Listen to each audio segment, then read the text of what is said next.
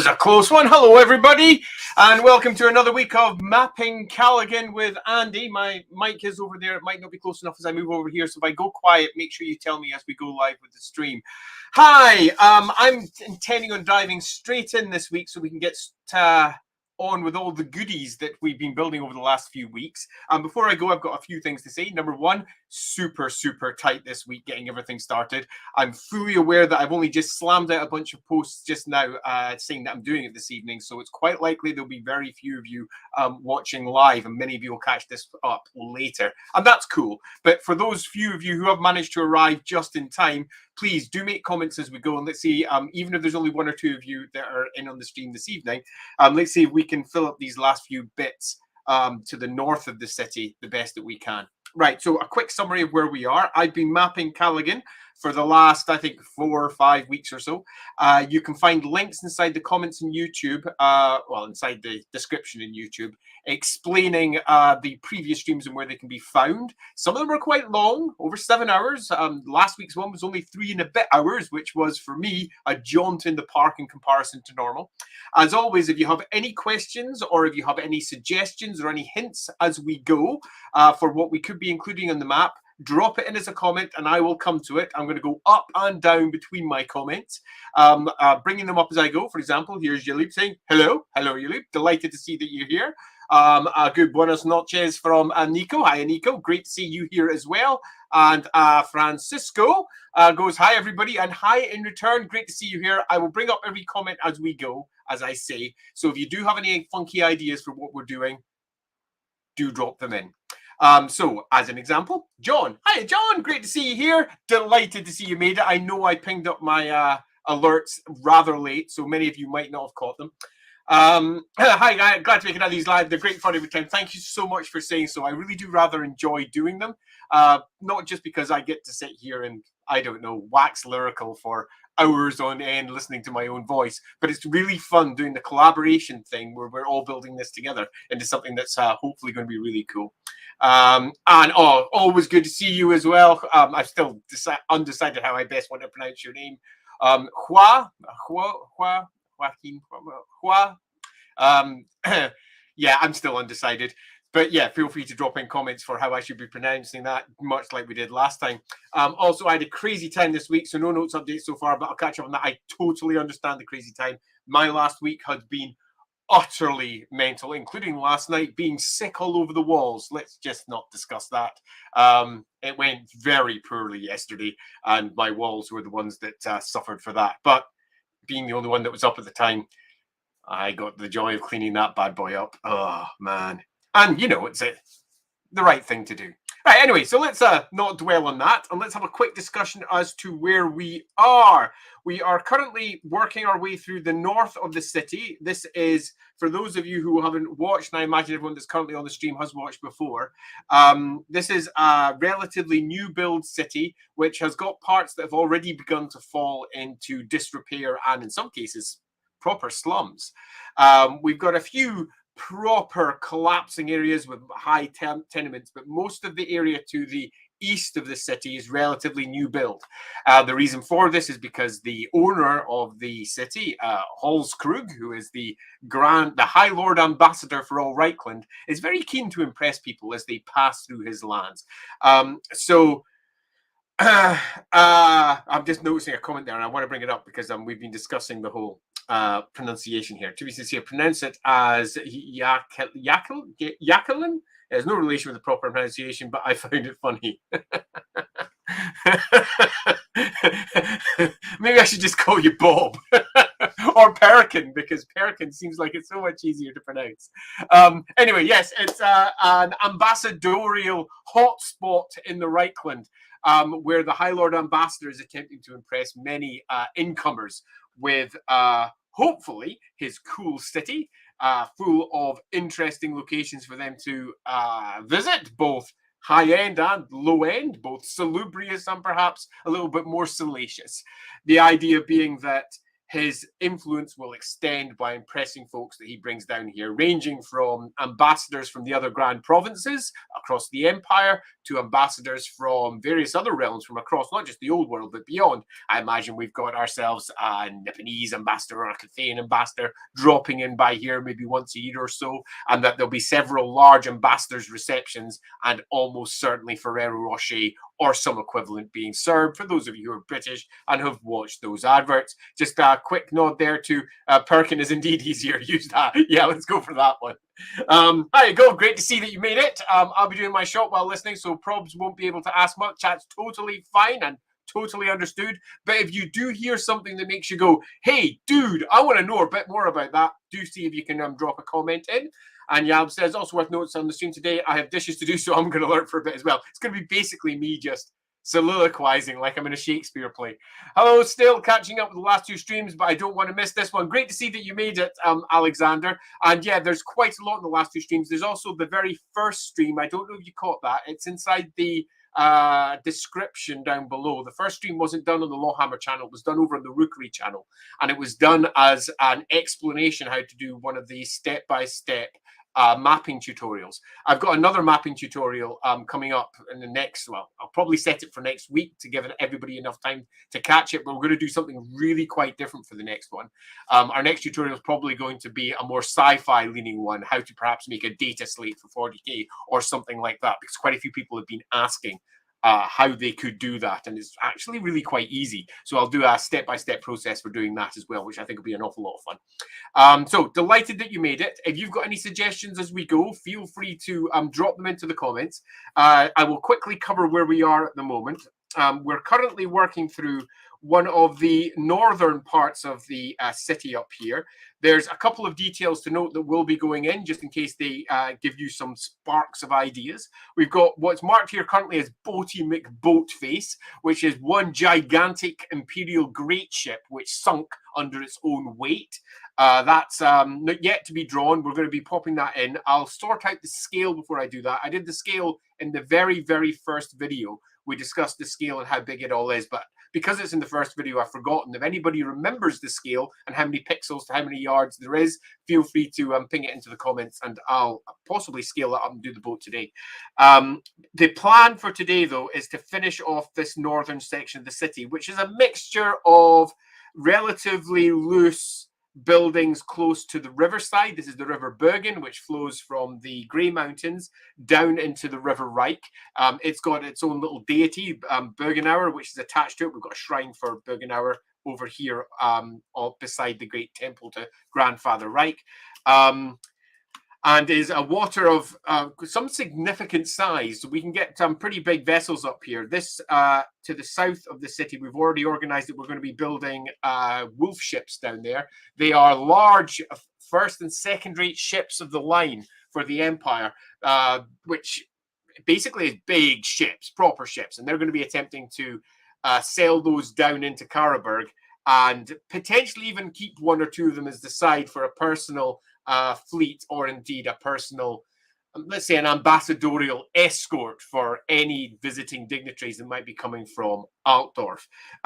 So we're looking at locations that are beside the river here, which we've loosely already done a bunch of. We've got ourselves a large wood yard, the deal porters that are down there.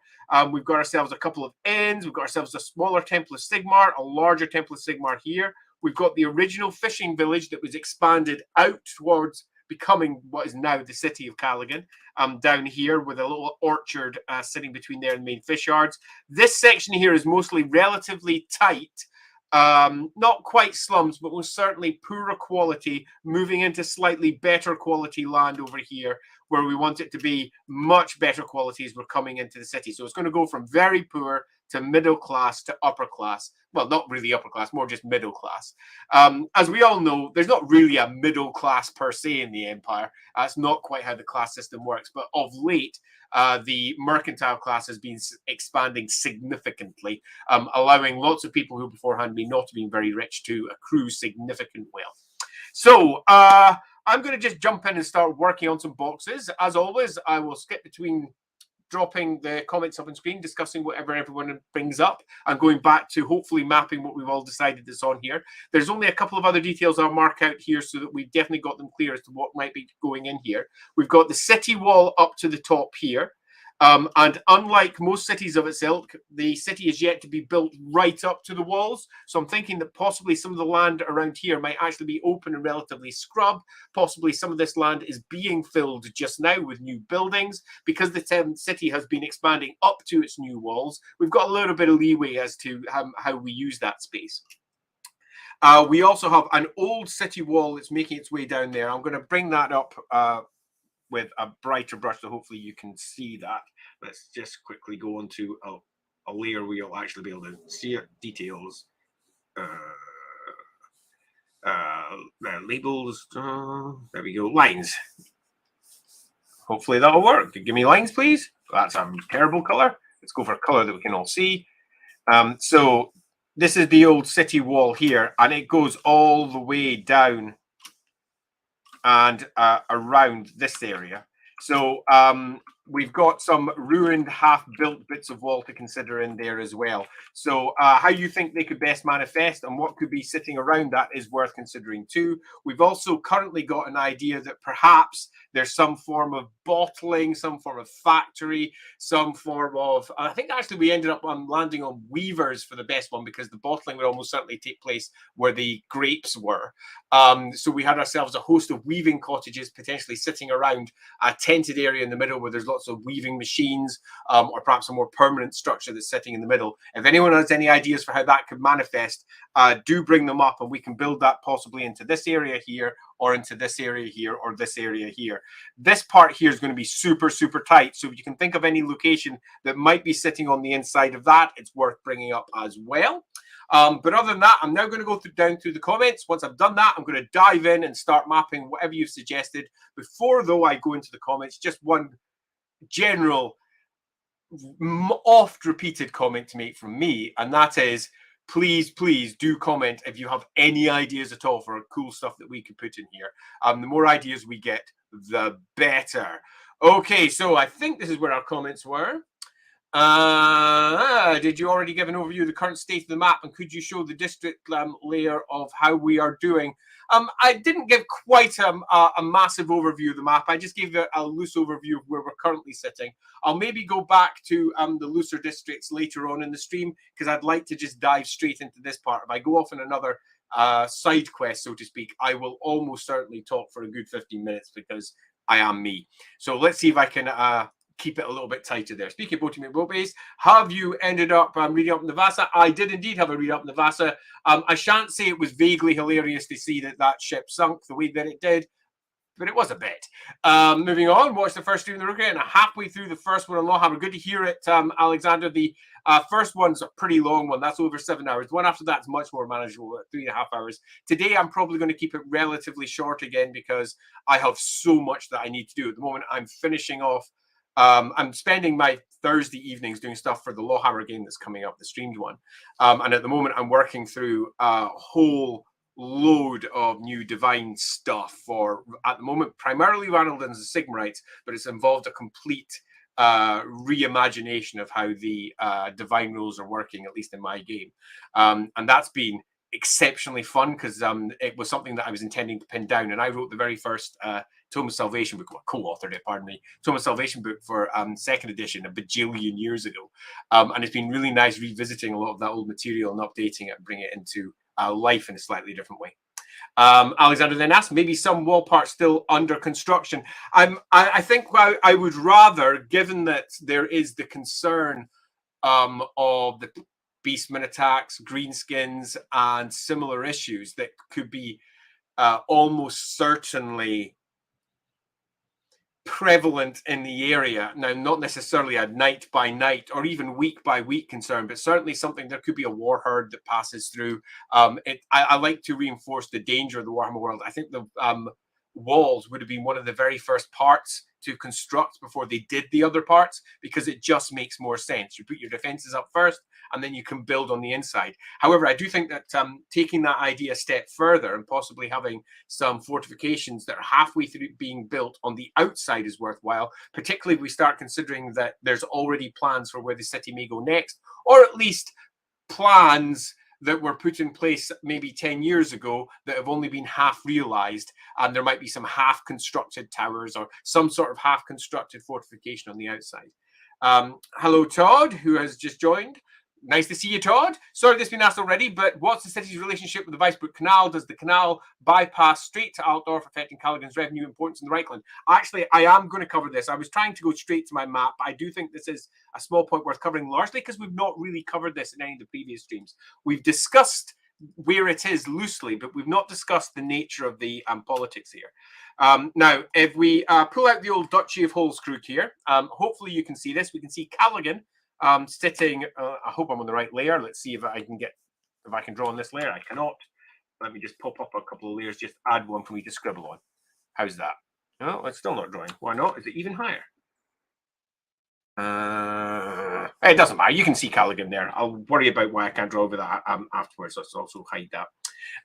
So we've got Kalegen sitting over at the east, and you'll notice the Bergen, which connects Karabberg there, all the way down through Weisbruck, the important one, and across here. Now, Weisbruck has its own barony, and the barony of Weisbruck is inside the Duchy of Holzkrug, which means that, at least according to this and the maps that were lifted from this when Cubicle 7 posted theirs as well, the barony of Weisbruck is a fief within Holzkrug. So that means that the Baron of Weisbruck swears fealty directly to the Duchy of Holzkrug, the Duke, that's Leitmund Holzkrug, not the Emperor. So if he swore directly to the Emperor, that would be a prime estate of the Reikland. If you want to check what the prime estates are, that's covered inside the good old core book.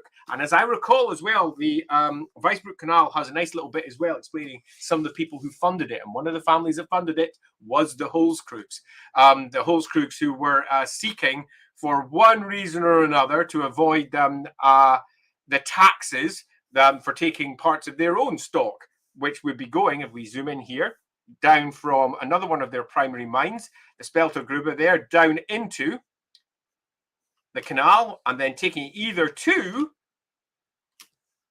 Altdorf or alternatively away from Altdorf and down to Karabberg, potentially dodging the taxes of the capital entirely. So does the canal bypassing straight to Altdorf affect Kalegen's revenue importance in the Reikland? It does, but not necessarily negatively, because that canal is partially controlled by the Holzkrugs, or at least partially funded by, in the same way that the Oswig-Schliestens were one of the primary funders of it. The family that rule Weisbruck, the Grubers, they were, as I recall, installed by the Oswig-Schliestens anyway. They were given the right to become dukes. They're a very new family, barons, pardon me, a very new family indeed. They're seen as new money by many. They're loosely covered in the starter set as well, because Ferdinand Gruber, the amethyst wizard that's inside the starter set, he's part of that family too. And there's a few extra details about the Grubers in there. So the canal actually brings potentially significantly extra wealth to the Duchy of Holzkrug as a whole, if not necessarily Kalegen. Because not only is this a canal that potentially bypasses Kalegen, but it's also a canal that bypasses Altdorf, allowing goods to be taken directly from the Herzogschwart up there down into Kalegen. So it's a bit of a two-way street.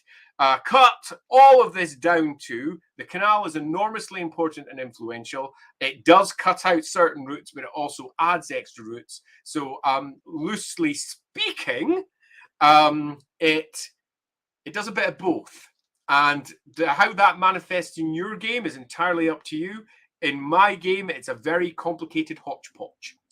Moving down to Alexander's last comment before we go to the map itself. I think Weisbruck is owned by the house ruling this city.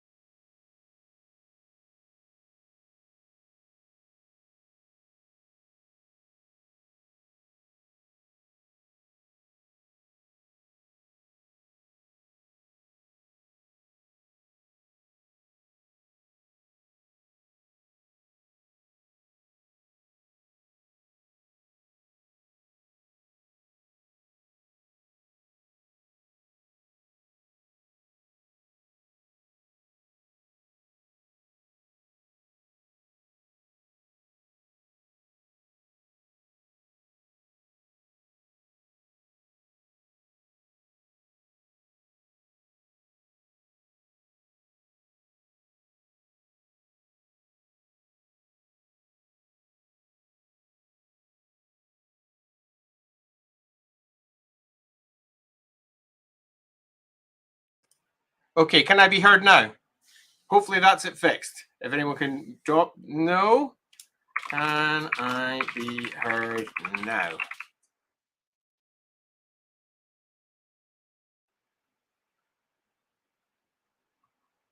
This is a disappointing mid-part. Excellent. Okay, superb. Now, I apologize for disappearing there. If somebody could tell me where I was, I'll quickly reiterate the little bits that I was describing there. I apologize for that. That obviously wasn't the plan.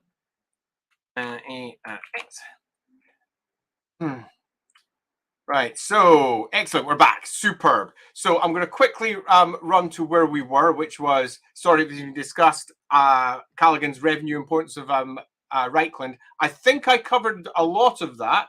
How much of it did you hear? If anyone wants to drop a comment, I'll come back to it later if we've got anything that we need to discuss there in particular. But to cut a long story short, the canal both brings extra traffic and also takes traffic away from Kalegen. It's a complicated situation. And the canal is not owned by House Holskrug. It's owned by the Grubers, who were largely put in place by the Holswig Schliestens to help monitor that canal and ensure that the local dukes did not have too much control. Just because they swear fealty to the Holskrugs does not in any way, shape, or form mean that they are beholden to them. It's a complicated relationship. All right, so let's just double check if there's any other comments concerning that before I move on. You started talking about the Death Mage in the starter set and then it cut out, so I'd reached that far. Fair enough, yeah. The Grubers are loosely discussed inside the starter set as well. Ferdinand Gruber there is part of the family that is responsible for maintaining Weisbruck. It's also worth noting, though, that as a wizard, he is completely taken outside the line of succession because wizards cannot, under any circumstances, inherit. Last time there's audio, you were just clicking the drawing tool. Yeah, I imagine I must have accidentally clicked something else in the background without even realizing what I was doing there. These things happen. You were just talking about assumption of ownership. Yeah, I'm just double checking over here to make sure none of my settings have gone weird. No, it seems fine.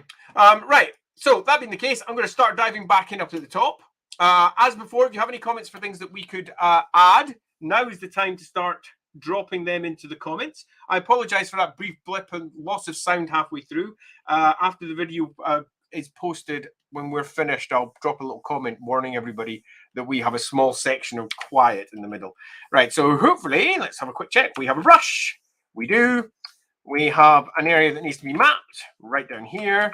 So let's chuck in now. This first part is going to be super tight around the back of a relatively new build temple that was squeezed in to this area as it was blocked off from this temple. So we're going to be blocking off all of this, probably with some form of tenement with poor to possibly no connection running through to the temple at the side there. So a long tenement mirroring the tenements that we have down here as well. We're probably looking at these tenements being about 3 to maybe 4. And then we can have a last building that ends on a tower. About 3 to maybe 4 stories. Yeah, that'll do. A bit creaking now, a bit warped. Oh, my. With old chimneys leaning. We're probably looking at some veins sitting across the top. Almost certainly with comets of Sigmar, given that we are in the Reikland and Sigmarism is prevalent everywhere. And when we're doing our Reikland towns and settlements, it's always worth making sure you reinforce the idea that Sigmarite heroes and historically important figures will be popping up everywhere. You can have saints being sunk into some of the walls as statues, creating small shrines that people can make offerings to as they make their way down the street. Always try to remember that we're not dealing with the real world. This is a fantasy world where polytheism is at its very core. So for all I'm stressing my Sigmarite aspects here, try to also remember all the other gods too. Your average city of this size will have major temples to many of the gods that are sitting on in fact, probably all of the gods that are sitting on the Grand Conclave. If you're aware of the Grand Conclave, if you're not, go check out the core book. It's mentioned there. The Grand Conclave is also mentioned inside the Tome of Salvation. It was originally added to the setting to ensure that the polytheistic nature of the empire was reinforced, that the emperor was not just a figure of Sigmarism, but was a figure that was supported by multiple cults at once. And again, reinforcing just how much of a significant change that Magnus the Pious made to the empire during the course of his rule, because he was the chap who set up the Grand Conclave. If you want to read a little bit more about that, it's in the core book inside the Divine Magic section, as I recall, in its setup chapters. So worth taking a little look in there. All of those cults, that's the big 10 of the empire, will almost certainly have some form of representation here. And you'll probably find upwards in your average town of 10 to 15, maybe 20 minor deities will be represented in some form or another. Some of them will just be small shrines that are outside in fields, that are worshipped by local farmers or peasants for whatever personal reasons. There will be shrines throughout the town to, again, deities of local importance, whether that's attached to various crop types, whether that's attached to various goods, whether that's attached to what is considered to be spiritually important locally. Designing these gods was part of the reason that the Tome of Salvation existed, and a small nod in there too to the original Lost and the Damned, where there was rules for creating your own chaos gods, all the way back in first edition. Something that many a teenage lad, because it was at that point mostly lads, spent their weekends and evenings doing, creating gods using the god creation rules. There was for a while going to be god creation rules in the Tome of Salvation as well, but it was considered to this wasn't a Games Workshop consideration. This was a consideration of the authors. We considered it a bit too confirming regarding all the lesser gods as to exactly the nature of their existence, because the more rules you apply to a thing, the more it becomes a real thing. And we didn't really want to do that. We wanted to leave the minor deities and how they express up to individual players and their individual games. It wasn't considered to be our place to tell other people how all these minor gods and goddesses and the things that may lie in between manifested inside their game. So rather than provide rules for it, we just gave lots of hints and tips to the various ways that these gods and goddesses may or may not manifest inside your game.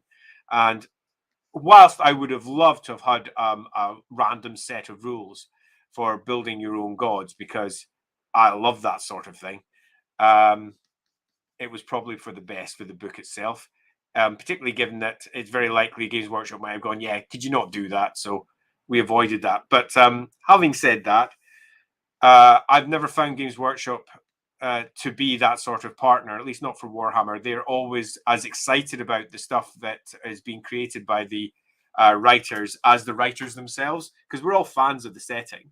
And many of us have been fans for the setting since we were kids. So going to Games Workshop and asking to do a cool thing generally gets the response of, yeah, go and do the cool thing. That would be awesome. As I've said multiple times, the gnomes that were inside Rough Nights and Hard Days, that wasn't our idea. That was Games Workshop's idea. I mean, I could say I offered it as an option, in that when we were planning the book, I discussed how best to deal with Glimbrin, Odd Socks, and I gave Games Workshop a host of options, which was make Glimbrin a halfling, or make Glimbrin a gnome, or make Glimbrin someone who's something completely different entirely. And they got back and they said, yeah, it'd be great if you could make the gnome work, because I think that'd be loads of fun as long as it matches the most recent editions of Warhammer, and it feels super Warhammery. Why don't we do that? And it can just be in that book, possibly in other books, if we can make that work. And away you go. So I got to have the joy of writing up an update for the gnomes, which I'll admit, was a lot of fun. I've expanded a little bit on that in the Lawhammer blog. I've already put a couple of extra locations out there for gnomes and how they could express across the Empire. I originally planned for all of those places to be added at one point or another inside the game, perhaps even just as little small asides here or there, but that obviously didn't happen for various reasons. Okay, so we're building up this sort of area here. Do we have any ideas for things that we could include in here? This is a relatively tight, I imagine, mucky, dirty area. I'm going to add a couple of extra roads to connect the few loose bits we've got there, and then put our fences and block small outhouses and buildings and similar. But if you've got any ideas for locations that could be in here, so I don't know, what would you find in the tight back streets behind the tenements here? I can see we're probably going to have a road going in there, so I'm going to drop the roads in now before I get caught up with adding in more building detail. As is always the case when I enter the map for the first time for a while, I forget where I put my road layer. Let's just pop that in there. I can see a road coming out here, possibly curving around. We want the idea that this place is twisty and turny. You're going to get lost in it. We've also got the potential for the weavers, which, given where I'm drawing at the moment, looks like it's probably going to be over on this side. So, yeah, if you've got anything else you think should go in there, now is the time to add the suggestions. We're looking potentially at locations. So this is places of interest in the area, not just we've got another shop, we've got another temple, we've got another building, although most of the temples will probably be locations of interest. We're looking for something that's a little bit different. Now, that could just be another shop, but there's a reason that it stands out from being different from its peers, and there is a reason we mark it out as one of the locations in the game that in this map, pardon me, that we're creating. So I will quickly walk back to my lines. I'm going to pop into the comments in around about 2 minutes. Just going to finish off this little section here. So now is the time to drop a comment. If you've got any ideas for anything to go in here, or if you've got any questions or anything you'd like to discuss, drop it in now, and I will get to it when I move over to the comments. I'm beginning to get a feel for this section. I can imagine what it's like to live here. It's going to be well grotty in the back here. I'm imagining quite muddy, couple of old stones. It collapses to marsh in a few places, much like we've got marsh land around this area down here where the water table is really very high.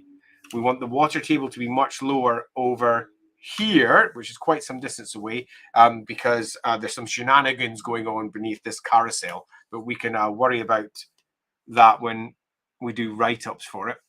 That was covered in an earlier stream, and indeed does involve those nasty rat men, the Skaven, which don't exist, so maybe it doesn't involve them. The Empire's worst kept secret. So yeah, any other ideas for stuff here? I'm about to stop this little section. I'll check all the comments, and once I've checked those, if there's anything that needs drawn immediately from what's come out in the comments, I will draw that, and then I will move on to colouring out this section. I think I want to go up to the line, possibly of the temple there. Get the idea of a small ground at the back where they could maybe do a little bit of mustering, a little bit of training for the local militiamen. It's not much space, but it's a little bit.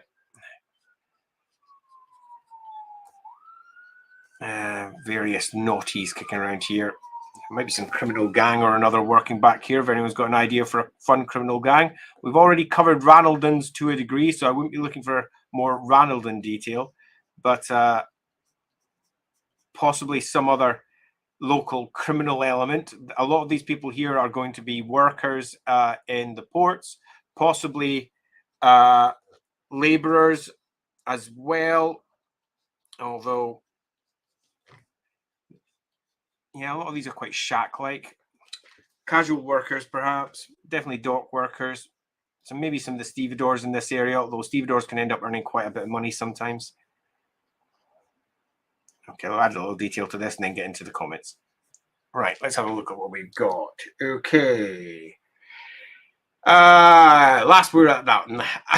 Are the secrets in the card sheets of the starter set canon? I mean, because that includes an extra sum for the young Freuds. Yeah, so are they canon? So are they in the canon of work that has been published? The answer to that is yes. Are they an official part of the background? Only in so much as anything is. One of the great strengths and weaknesses, depending on your perspective of the Warhammer setting, is that everyone, as they've come to it fresh as a writer, tends to overwrite what came before because they haven't necessarily researched the past or they don't want to be constrained by the past. And the extra bits and pieces that are in the starter set are as real as they need to be. Are they real for my world? Absolutely. Is there a bastard child of the young Freuds kicking around that was sired upon House Drakenberg, as I recall? Yes, there is. And it's a complicated little situation. And given the, if you could imagine, even more complicated situation that has arisen because of the seizure of Ubersreich, and everything that has fallen out from that, for my story at least, it was going to be a primary potential storyline. I will be covering this in the stream game when I do a stream game online. So yes, for me, there is an extra son in the young Freuds. And in my game, the game that I'm going to be streaming, we intended to start it just before Christmas, but because we've got a new player, we're going to skip it on to just after Christmas now. We've got one of the players in our game is playing a young Freud, Gerhard Young Freud, who is indeed mentioned in the starter set. Super excited to see how that manifests. Andy, and you're Andy Hammer. How big and serious is the conflict between the Stigmites and the Ulricans? How are other major religions linked to it if they are? It's freaking enormous, Nico. It's a manifestation of hundreds of years of dissatisfaction and war. We are talking about the source of the wolf emperors to the north during the time of three emperors, and the electoral emperors in the south and Altdorf. And the enmity that has arisen from that is significant, long-standing, and it has been rising since the time of Magnus's death and been growing worse and worse and worse. In my Warhammer, at least my Andy Hammer, so to speak, the game that I'm going to be presenting at the very least, the tensions between the Cult of Ulrich and Cult of Sigmar could hardly be higher if they tried. And it's made, if anything, worse by an emperor who largely just supports the Sigmarites, appears to be largely under the thumb of the Sigmarites. And that is something that, well, I imagine that doesn't go down very well in the north, particularly because Boris, as it currently is, he's the current Elector Count and will be, if you follow the established Games Workshop setting, he'll be the Elector Count to pretty much the end of the Warhammer world. Boris Todbringer and the head of the Cult of Ulrich, Karl Ulrich, only have 2 votes, balanced out by the Emperor and the 3 votes of Sigmar, plus all the people who vote with them anyway, meaning that they're a little bitty like Scotland inside the United Kingdom. And by that I mean they've been given some measure of power in the north, but it's not really much. And whenever they try to do anything, they're constantly stymied.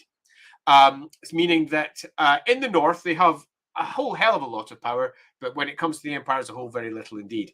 And the Sigmarites are constantly trying to pressure Sigmarism outwards.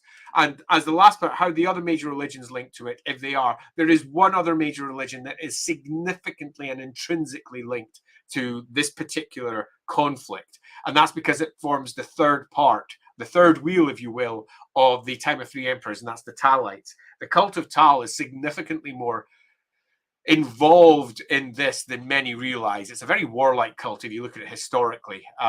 Taking a look into the Tome of Salvation for some of the discussion on exactly just how warlike the cult of Tal was, as it just spread out and subsumed many lesser cults and said, no, you're just worshipping Tal. No, you're just worshipping Tal. Upsetting many locals and many deities as well, one could argue, if you believe that the gods themselves are manifest and real. The Talites ended up becoming at the center of the Ottoman Empire. So that's the Ottoman Empire, the Electoral Emperor, and the Wolf Emperor. So that's your 3 primary groups during the time of 3 emperors.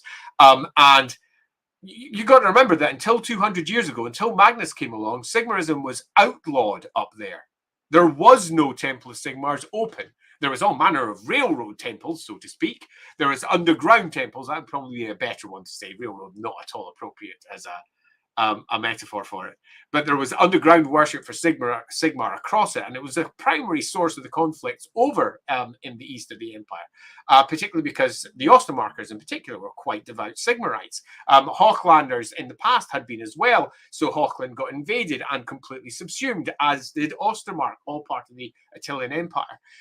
So the Talites had their own, let's say, version of how things should be done, and they were largely allied with the Ulricans. So they've got their own long-term and long-standing issues with Sigmar. One could argue they're even worse than the Ulrican issues. The big difference between them is that Ulric is far more likely to lash out than Tal, at least in the current modern political climate.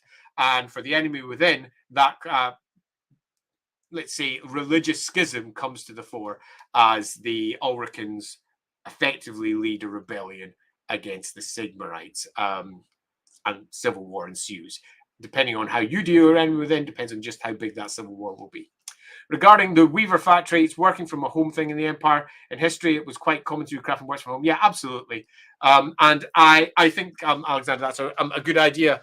One of the things, though, that when you're dealing with maps and attempting to characterize an area is that cottage industries are the sort of thing that often get dropped into background material, as in this district, which is a upper, lower, middle, whatever particular class district. There are lots of cottage industries that do this, and this.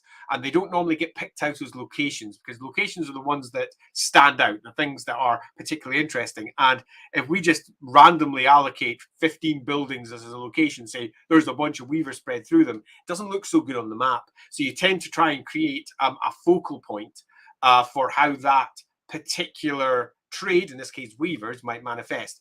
And we had a discussion in the last stream for how we could have potentially a circle of cottages working around a central area, not quite the same as we did with the halflings down to the south.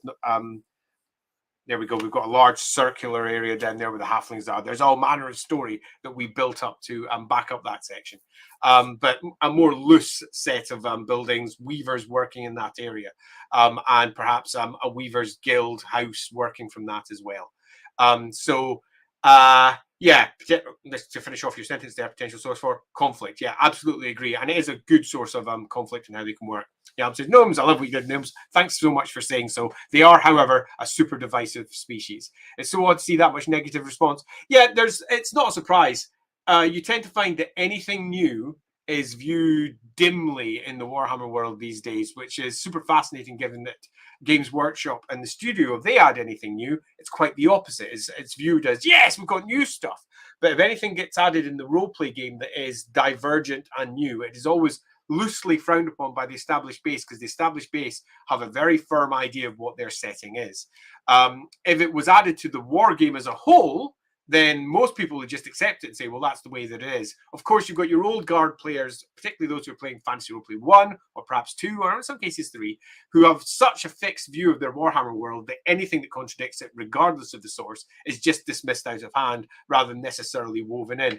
I've always been, as a gamer of Warhammer Fantasy Roleplay, someone that tries to include as much as possible from the various sources. And if there's any source that I don't particularly like, I'll just adapt it into something that I do like, so that it becomes something new and fresh and exciting for our players.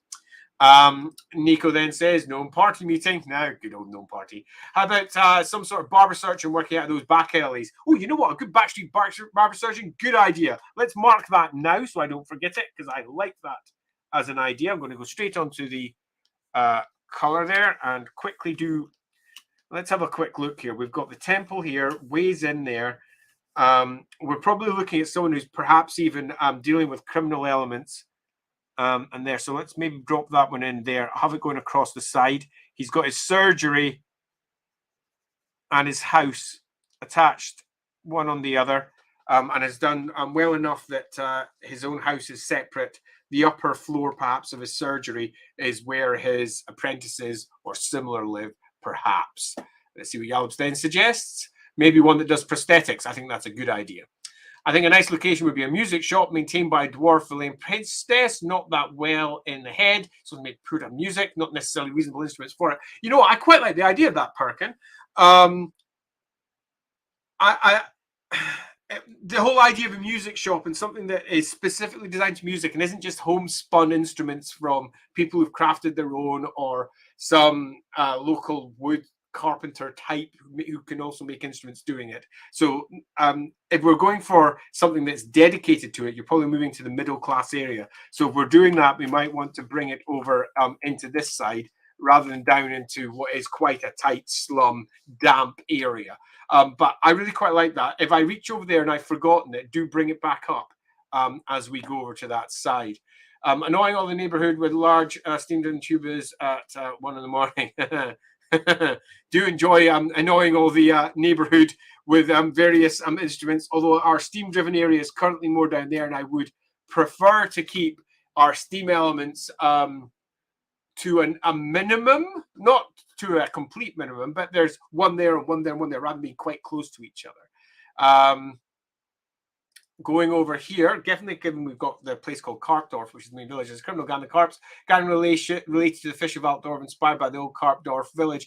I wouldn't like to attach it directly through to the fish in Altdorf, because I'd rather keep the Altdorf gangs unique and fresh and interesting for themselves, and anything that we build down here to be, again, unique and interesting, because if we make them connected, particularly when they don't have a direct route between both cities, there's not a canal that links point to point, you'd have to go through Karaberg, or you'd have to go all the way up the Weissbruck and through into Altdorf that way. That's going to cost a ton in tolls.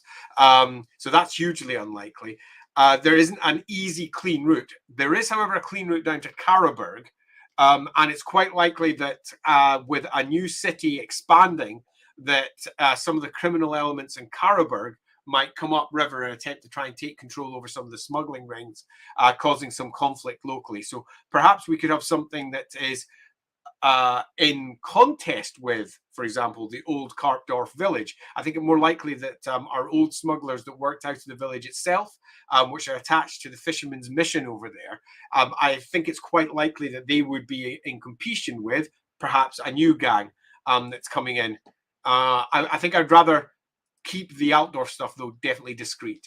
Yab suggests another idea is a racketeering ring, having a hideout here, sending their people to the businesses south and west. I think there's definitely something in that as well. And perhaps that's how a local sale of criminals that were originally sourced from Karaberg could be making some of their side coin. That could be a good idea.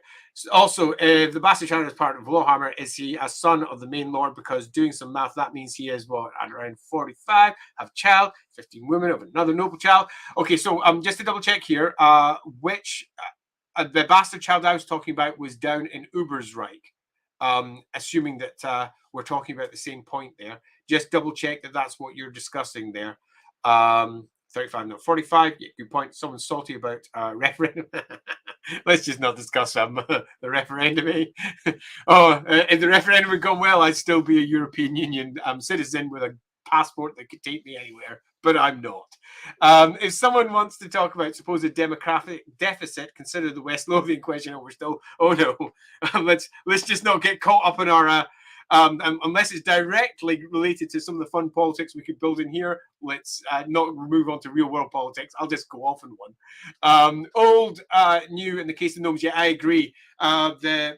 Just as a small comment to finish off on the gnomes were not a new addition to Warhammer, which was why for many it was seen as and not just an acceptable addition, an almost welcome addition. But for those who had grounded themselves firmly in the second edition of Warhammer Fantasy Roleplay into the third, or alternatively who had ground themselves into the more modern versions of Warhammer, the idea of resurrecting one of the old species was just a step too far for some of them. And that's fine. You just don't need to include it in your game if you don't want to. Gnomes were in one of your articles. They absolutely were. They're inside the core book of first edition. And they also had an Out of the Garden article written about them inside White Dwarf, which was published in a few other places. So yeah, gnomes were definitely a part of the first edition. Very old, forgotten about those because of general relevant. That's unfair. And finally, yes, with the Bastard Child's talking about the Young Freud one in Ubersreich. Yeah, so I won't delve too deeply into the Ubersreich one purely because that's something I will cover in my gaming streams, because it's actually core to one of the characters that are going to be playing in it, because he is a young Freud, and he's also on the run because of all the horrors that have recently occurred in the seizure of Ubersreich. That's a really fun aspect of that part. So I'm going to start coloring this in now that I've reached the bottom of the comments. I will quickly just fill up. I'm going to move over to a different brush. Fill up these areas. We have a potential criminal element that we want to add in here. I quite like the idea of a gang of criminals related through to Karaberg, unless somebody thinks that's a bad idea. Drop some ideas for how that could manifest. We're probably looking at them working from an area where they can access both the nasty back streets and the more open front. So I think I'm actually going to turn one of these buildings into just get rid of that. I'm going to turn one of these buildings into the I'm on the wrong there, into the center of local crime. Possibly two of them, and they've tunneled a hole between the walls between the two of them. They've possibly got something going on down in their basements. Well, their cellars. That would be a better way of putting it. If anyone can think of other way that could manifest over that area, they've got routes out to the front for those who want to do a more, let's say, salubrious entrance. And for those who are coming in from the back, they're criminals. Yeah, there's definitely a lot of potential for how that could manifest. So if anyone has any ideas for that, feel free to bring them up. I'm just going to quickly dump that comment so that it doesn't cover the bottom of my map. In fact, no, given that it doesn't cover the bottom of the map, I'm going to leave it on so I remember where the comments were last time, just in case anyone throws other comments are, and I don't lose track of where we are. So I'm going to fill in this area. If you've got any other ideas for anything that could be down in these back streets, drop them in. I think we've probably got enough location for this set of back streets. So the next area we need to start thinking about is moving out of this tight, warren, damp, muddy, horrible part of Kalegen and moving into slightly better streets. The individual roads will still not be cobbled or paved in any way. You'll be looking at packed mud and filth and the good old detritus of life that's flung out the various windows. But nevertheless, we'll be looking at a far more middle-class area. It could be tenements. It could be looser townhouses. We won't be looking at townhouses with their own individual gardens, though, because we're not quite that posh in this area. We're definitely dealing with an area for those who are working in service in some fashion or another, or working in various trades. Again, because we're in the Warhammer world, it's slightly more advanced in some respects than ours. Many of these places will be full-blown shops, places potentially the PCs could visit. We could have an area or a shop in the next section, which is of direct interest to the PCs because it's somewhere where they themselves may visit frequently. So we could be looking at anything from some form of hardware, camping, general store type thing. We dropped a couple of those into the Ubersreich book, as I'm sure some of you will recall. We could have something similar to one of those. We've had some pretty fast expansion in the area. So we could have somewhere that was originally next to the walls that no longer is.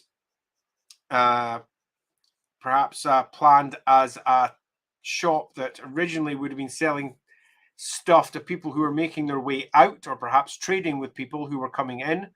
And that shop is now stranded deep inside the city wall. So there could be something interesting that could be pulled off from that. Again, if you have any other ideas, drop them in as comments. I'll get to them in a mo. I'm going to finish off the coloring of these buildings. I'll do a quick bit of highlight and shade on those as well, so that that's all in place before I turn to the comments. That should largely finish this area to at least a decent amount. I'll then do a little bit of extra detailing and add maybe a sunken lake, or not lake, probably a tiny pond or two. And we can call that a day for this section. So I'm now going to do the quick shades on that. Again, if you're interested in knowing how I'm doing all the various things that I'm doing, I did a tutorial for this. I'm not sure if that one's going up. Can you tell me, Yala, if that one's gone up? Because I fell behind in the going up because of the things. If that one's not gone up, I'll put that one up tomorrow, because that one should be up, where we were discussing how and teaching how to do maps like this. I covered all the techniques in that. It really should be up. I'm not sure that one is.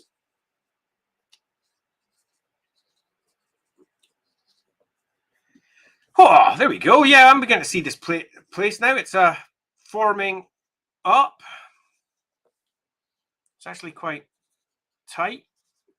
Again, as we discussed in a previous stream, even though there's quite a lot of what appears to be land sitting between these buildings, if we didn't do that, it'd be very difficult to read it as a map, and it'd be difficult for the PCs to go, well, I'm going down this street and down that street.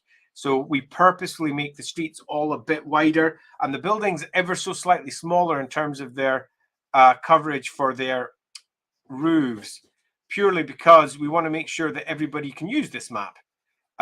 We could create something that's 100% accurate for a location of this type, but it would be so tight that nobody would be able to read it, or indeed figure out where they could go to the various buildings. So I'm going to finish off this set of shade, which I'm just about done. I think I'll stop when I've done the shade, check the comments, and then go do the highlights and the extra details, and then check the comments again, because there's quite a lot of shading on this one, and I'd like to get to the comments again. Let me just cover this little section here behind the temple. And I imagine we've got a little square that they can go into there. Occasional run-ins with the priest and the local criminal element. Possibly they're connected. Maybe the priest comes from one of the criminal families. I think we already discussed that priest in the previous stream, but there's no reason that we can't add extra detail that builds for a better story. Okay, that'll do for just now in the shades. Let's go to my comments. Right, where was I called? Oh, quite some bits. Let's run down here. Do we already have a place for coaches where lines start and end? Their stables? We don't actually, Alexander. That's a really good point. Let's go take a look at the reference map. And here we go. So Kalegen, right. So the roads on this map first. All roads that are brown on the master map are primary roads for coaching. These are where you will often find several coaches passing up and down, going from place to place, pretty much on a daily basis until we hit terrible weather. These are where all the primary coaching lines go. The grey ones are places, are roads that are sufficient to easily take a coach, and coaches go there less frequently. Kalegen, being a new town, doesn't have as many coaches, and you may note doesn't have an obvious connecting line, but it will have one almost certainly down to Karaburg, possibly. I mean, if you take a look there, there'll be coaches that go down there, maybe to Shattenlass. One of my old characters came from Shattenlass, actually. Let's have a look where Kalegen will almost certainly, let's see where it goes. The road stops down at Gramdorf, so we're not going to have an easy way down to Bergenhafen, but it's quite, you just take a boat, barges down there. But I imagine there'll be several traders that might want to go Kalegen to Weisbruck and then take a different coach from Weisbruck up to Altdorf. So yeah, there's going to be some coaches. There are going to be at least 2 coaching houses. There's almost certainly going to be room for expansion here as well. Given how close we are to Karaburg, you'll be looking at some of the Middenland, at least one Middenland coaching house. And given the fact we're in Reikland, at least one Reikland coaching house. So if anyone's got any ideas as to which ones would be the best ones for that, that'd be worth having a look at. Perkins says, talking about something completely disconnected, the Free Territory of Frugelhofen, yes, I know it well, does have more people than at times of Kemmler, because if not, it presumably has more bandits than peasants. It's one of the reasons the reason it's a free territory is because neither Bretonia nor the Empire cut a long story short, there were treaties to keep it free so that neither Britannia or the Empire claimed it, and that there was a neutral zone, so to speak, that lay between the Empire, lay between the Dwarven Holds and Britannia, and no one claims it. And yes, absolutely, it's an area where those who are seeking to escape the law almost certainly will flee.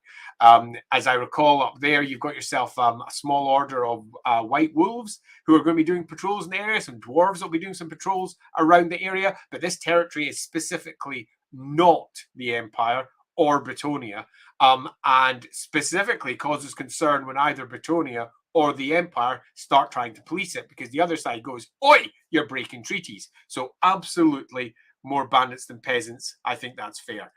Depends on how you define peasants, though. Alexander says, could be more of a local coaching houses as the city is not along the main routes. Yeah, I think I agree with that completely. In fact, I think I'm going to pull up a possibly perfect extra in for this one. We've got ourselves, let me just double check, a coaching house that I built for one of our patrons over on Discord.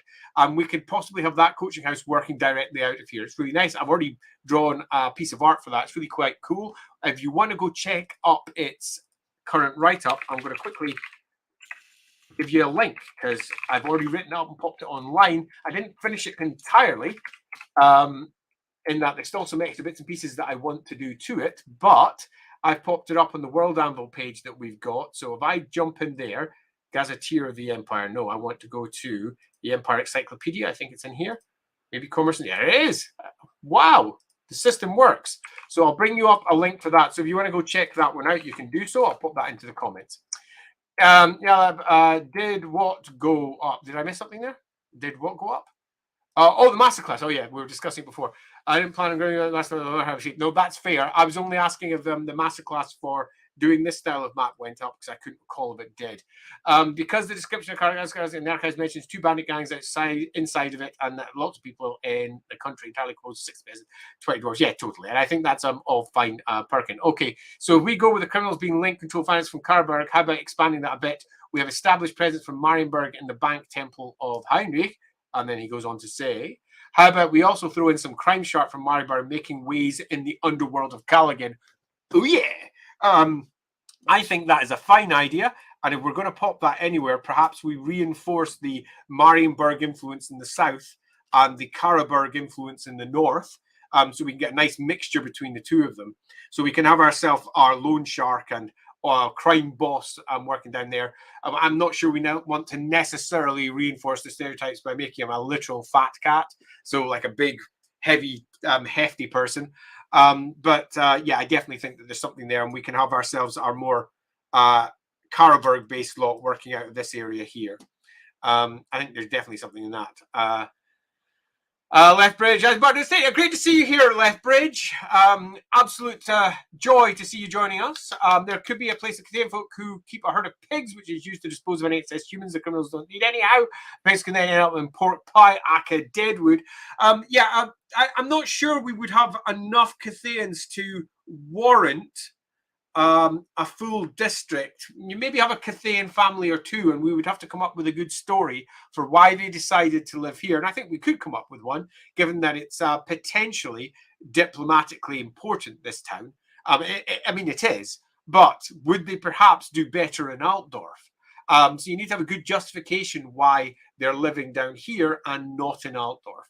And that's, I think, very easy to do. We can build up a really nice story for a potential Cathayan family. It might be nice as well to go with maybe Nipponese, just to change it around a little bit, because it's often Cathayans that people turn to first, often because the Cathayans got so much extra detail added to them in Total War just now. It does, however, make it a little bit easier to figure out exactly how your Cathayan should manifest, though.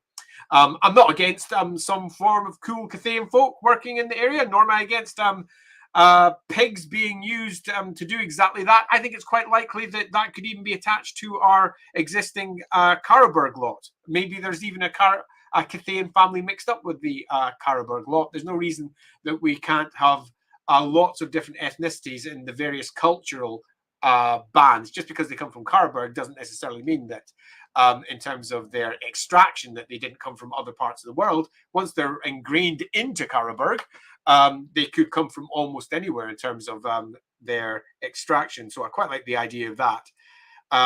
Potentially as well. Maybe it's even someone from Cathay or Nipponese extraction that leads those gangs from Karlberg as well. So there's lots of ways we can mix that up. Est Isna, I'm not sure I'm pronouncing that right. EST Isna, whatever. Great to see you here. Thanks so much for making a comment. The Karlbergers could be two rival gangs who had to ally in Kalegen because of the amount of resistance from locals. They may be allies, but all bad blood. I like it. Perhaps that's a nice way to manifest the two buildings as well. They're both sitting side by side. One gang on one side, the other gang on the other side, with holes riddled through that building and possibly underneath the ground as well into the cellars, which are almost certainly damp and a bit boggy down there. And possibly they have decided to work together because, well, you know, me and my brother against my cousin. I think there's definitely potentially something in that as well. This criminal gang up here is beginning to get a bit of flavour. So we're looking at small coach houses north and south gates and the old one probably. I think I agree. One possibly by the main gate up to the north and another one down to the south. And if you want to characterise them, you'll maybe one to the main gate over on by the east as well, because we could turn that into the Reikland one. The northern one could be the Karlberg one, so to speak. And then our southern one could be the dwarf anvil one down there. So we can add that as a little extra down there. I think that works relatively well. And most likely one more in the new part of the city. Yeah, totally. That's exactly what I say. Great minds think alike, yeah. Totally agree. With the Duke being somewhat ambitious, somewhat, I imagine he could have financed a way too big coaching house that is barely used. You know what? I quite like that. I quite like that a lot, actually. And it speaks to the over-ambitious nature of this whole project. In fact, I think that I'm going to mark this now so I don't forget it. And what we can do is we can create a pretty sizable, around here somewhere, coaching house that they'll have got some joint funding. It'll largely be funded by the Hallskrugs and with some connection to probably one of the Midland coaching houses. And a deal was struck. So the Midland, and it's bleeding money. But the Midland coaching house, having had the whole thing built for them, are tied in potentially through some form of contract, and they're looking for a way out. So we've got potential adventure hooks there for how the place could be burnt down or how the place could be somehow damaged. And it's something that the people who are running it very much want to occur because they're only running maybe one coach down here a week from Karlberg. Everyone's going by barge. They've got some enmity with the local barges. Their place is far too big. It's probably cold. It's not well lit. They've got no money. I think there's all sorts of fun things that could be added into that. Moving down to Perkins' comment, proposing names for the gangs. The original one called the Car Porters. A first Karlberg car called the Hungry Noses. Hungry Noses is an interesting choice of name. Any reason why you'd go for that? The Carp Orders as well, adding the word order to carp. I'm not even sure they necessarily need much of a name, given that they're attached to the fishermen. They may end up just being called the fishermen, because often the simple names that are the names that build up over time. People rarely go for grand titles unless there is a reason to do so, trying to make themselves appear more grandiose than they necessarily are. Often the criminal families are named after just their family name, or alternatively, their ethnicity. Wherever they happen to come from. So it'll be the Karlbergers and possibly the name that's attached to it. If you're going beyond that as a name, you generally need to come up with a good reason for doing so. There's many of them. I mean, it could be an older family name. It could be religious reasons. There could be cultural reasons for it. There's all manner of ways it can be done. But if we are adding a name that's more than the obvious, we should come up with a reason for why we're doing so. The second Karlberg called the Angry Boxes, again called the Box Noses. It amuses me. But again, we need to come up with a good one. And the fifth line is not right. Cool. Thanks. I'll get that sorted for tomorrow. I've got a good couple of hours in the afternoon to do that. I'm going to write myself a quick note actually for that now. That goes up. Thanks for that, Yalb. For a not fat cat Murray Burger gang, we could call them the Slim River Sharks. Again, my name I'm going for previously. Probably much as I said previously, I'd like any names that we have to have a reason for existing. If it was a religious group, then definitely. If it's a bunch of kids who are trying to make themselves look cooler, then definitely. But we need to build up a reason for that. The more serious-minded gangsters, so to speak, are far less concerned with the frivolities of a special name or anything similar. You might find an individual gangster, though, might be very much up for that, perhaps taking on a name to terrify their counterparts in other gangs. But yeah, you got to balance it out to make the best story. Sorry, I meant the sixth mathematical. Yep. And that's one we'll go for. Nice Garda. Hi, Nice. I presume it's pronounced Nice. Delighted to see you here. The Southside Underworld run by mysterious man known only as the Fimmer. Oh dear. That's an ill-portended name. I'm not necessarily against that. I am always a little bit leery of using the Fimmer. Graham Davis and I have discussed this at great length.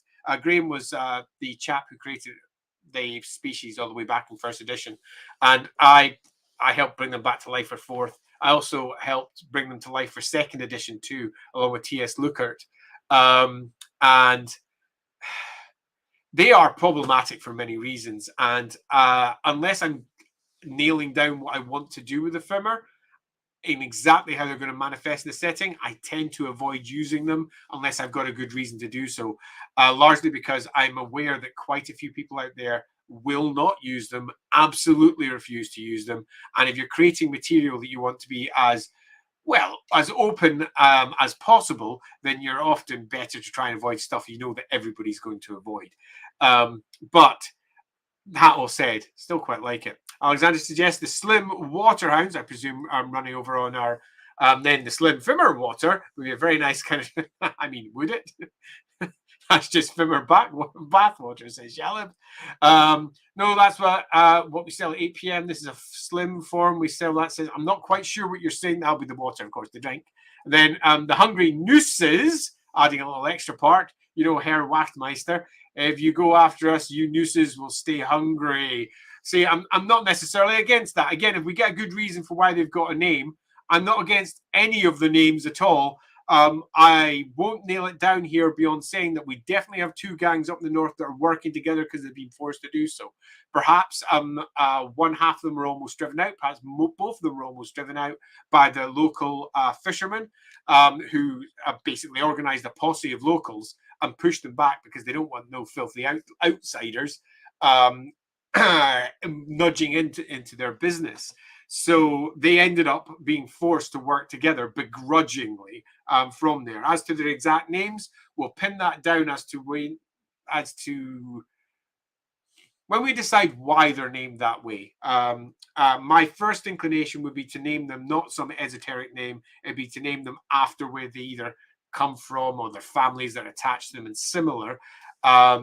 But if you've got a good reason for why our fish and our hooks equivalent are named so locally, then very much let's do that.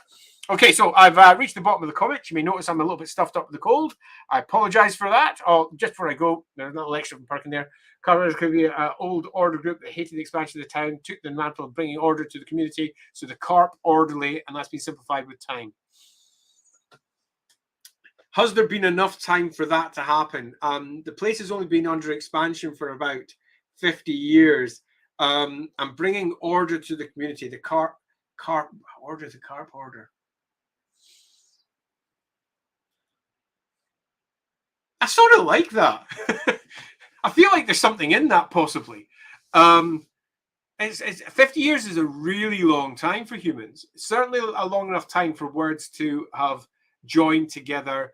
But you tend to find that people tend to go grander rather than less grand in that amount of time. I mean, it's enough that it'll still be in living memory for many, particularly the old high priest or priestess. I still can't recall who said that in. So the conflation would be corrected until the people who were responsible were dead. And I'm not sure we've got quite enough time for that conflation to be eroded in terms of its name.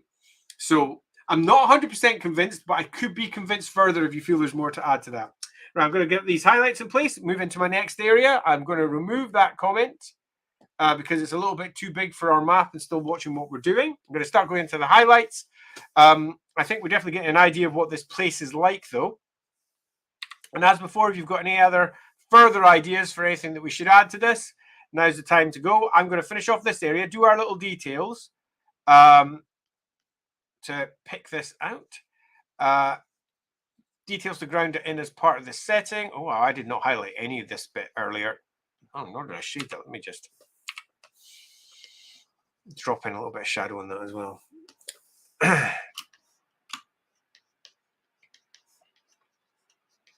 There we go. Drop in these here.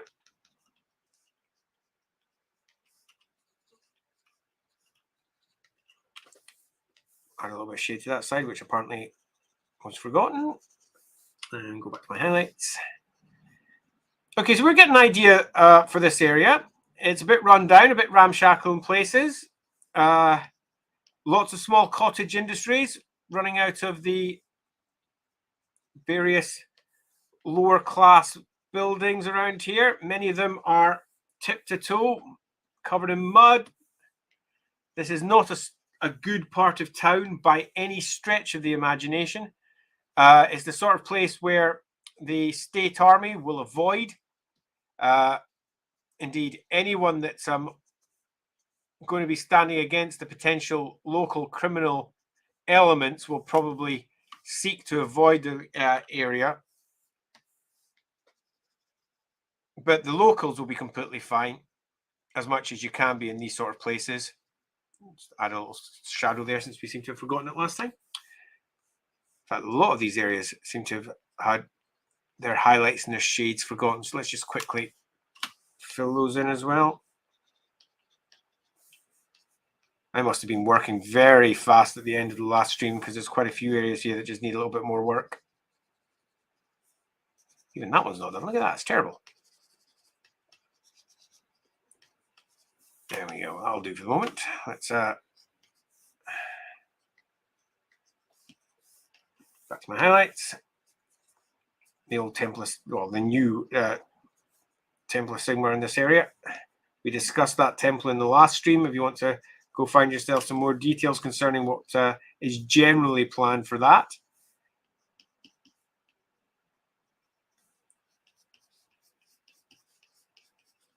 I think I'm going to hold up a couple of these as well, make them look a little bit more ramshackle.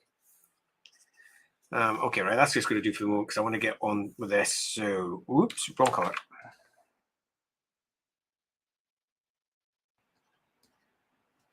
The idea that there's some holes in this area, a little bit of texture to the ground. The idea that there's some detritus spread around here at the back.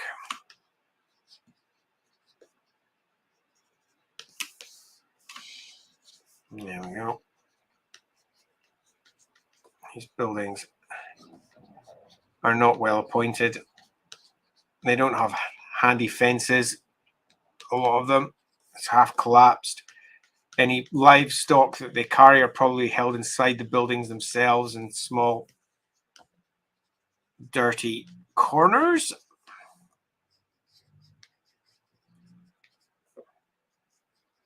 Yeah. Yeah, this is beginning to look like a place. And add a few extra roady bits around here as well.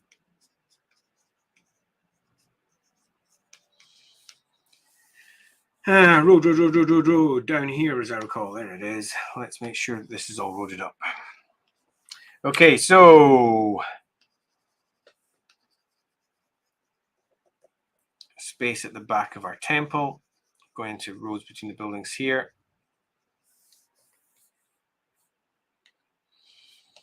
We are nearing the end of this section. If there's anything else you think should go in here, now's the time to bring it out because we're about to slap on some quick tree bits to add in a bit of extra detail, and then we're moving on. A little bit of water would be good as well. Where have I got my color layer? There it is. That's not good enough. We want it about there. That's better. A little bit of brackish water. sitting at the back of the buildings. Yeah. And let's pop onto our tree layer. We'll quickly grab some leafy McLeaf faces. Again, if you want to know how to do that, you're going to need to go check out our tutorial for that. There we go. I'm going to keep this relatively simple to then opacity. About that. And bigger brush, 5.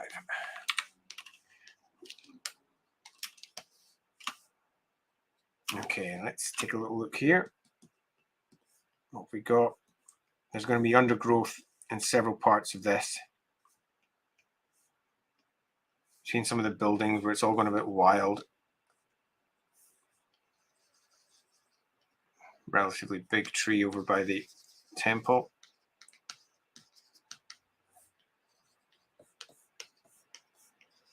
Background of one of the places.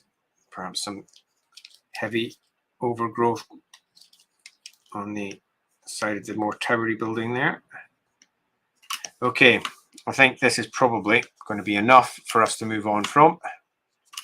So I'll quick check over here. Let's add a little bit of, since we're right by the water there and it is fresh water, so there's going to be life all the way along the edge of that too.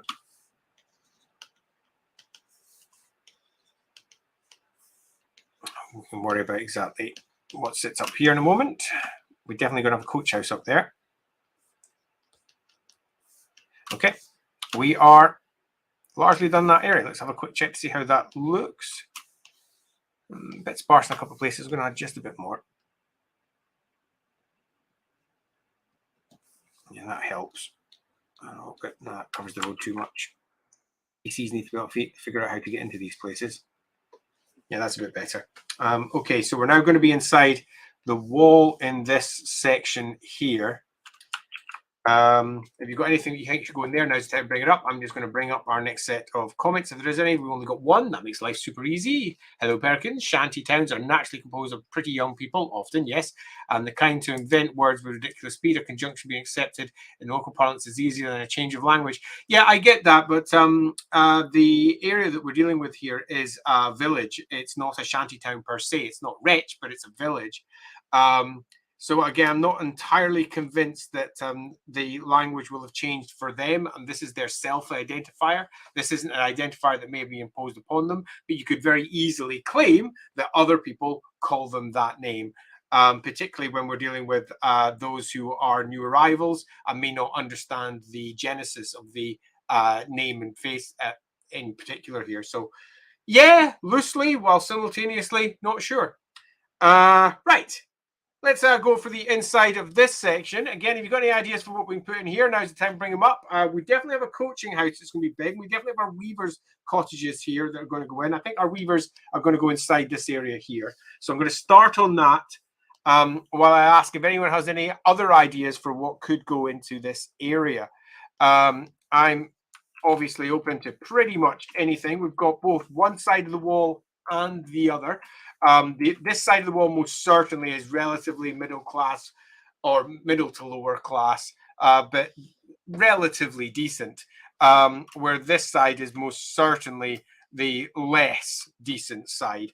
And again, if you can think of any locations that should go there, let's put them in now. I'm going to get our small cottage industry of weavers working in this area. And rather than go a full circle, I'm going to go sort of a half circle here. Perhaps there's an outlet here. They've got themselves their central workplace that they're all under. No, I don't think I'll manifest like that. If you take a think about it, it's going to be more of a workshop, which is open to the elements. Stakes to either side, with a roofing running down from that, rather than. That's more like it. And we're also going to need to have a place for them to dry off much of their work, which is better handled out in the fields. So we can have maybe a dyers out in the fields that they work with, and that they can lay out their stock there. that also loosely works quite well. So yeah, if you've got anything else that you think should work with this, now's the time to bring it up. I think maybe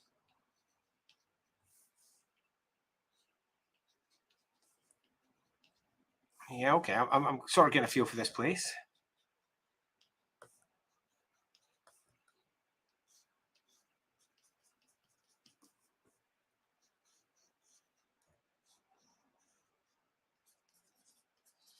Okay, I'm going to come and look at the comments once I finish drawing this little triangle, once we've got all the bits that we need in place for that.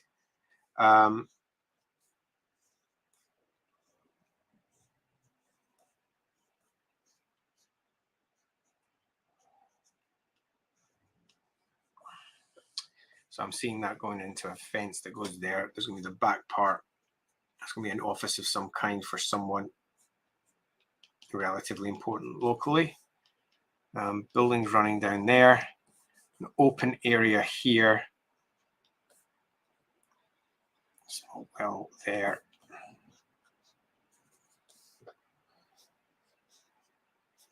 And they're going to wall off parts of the back.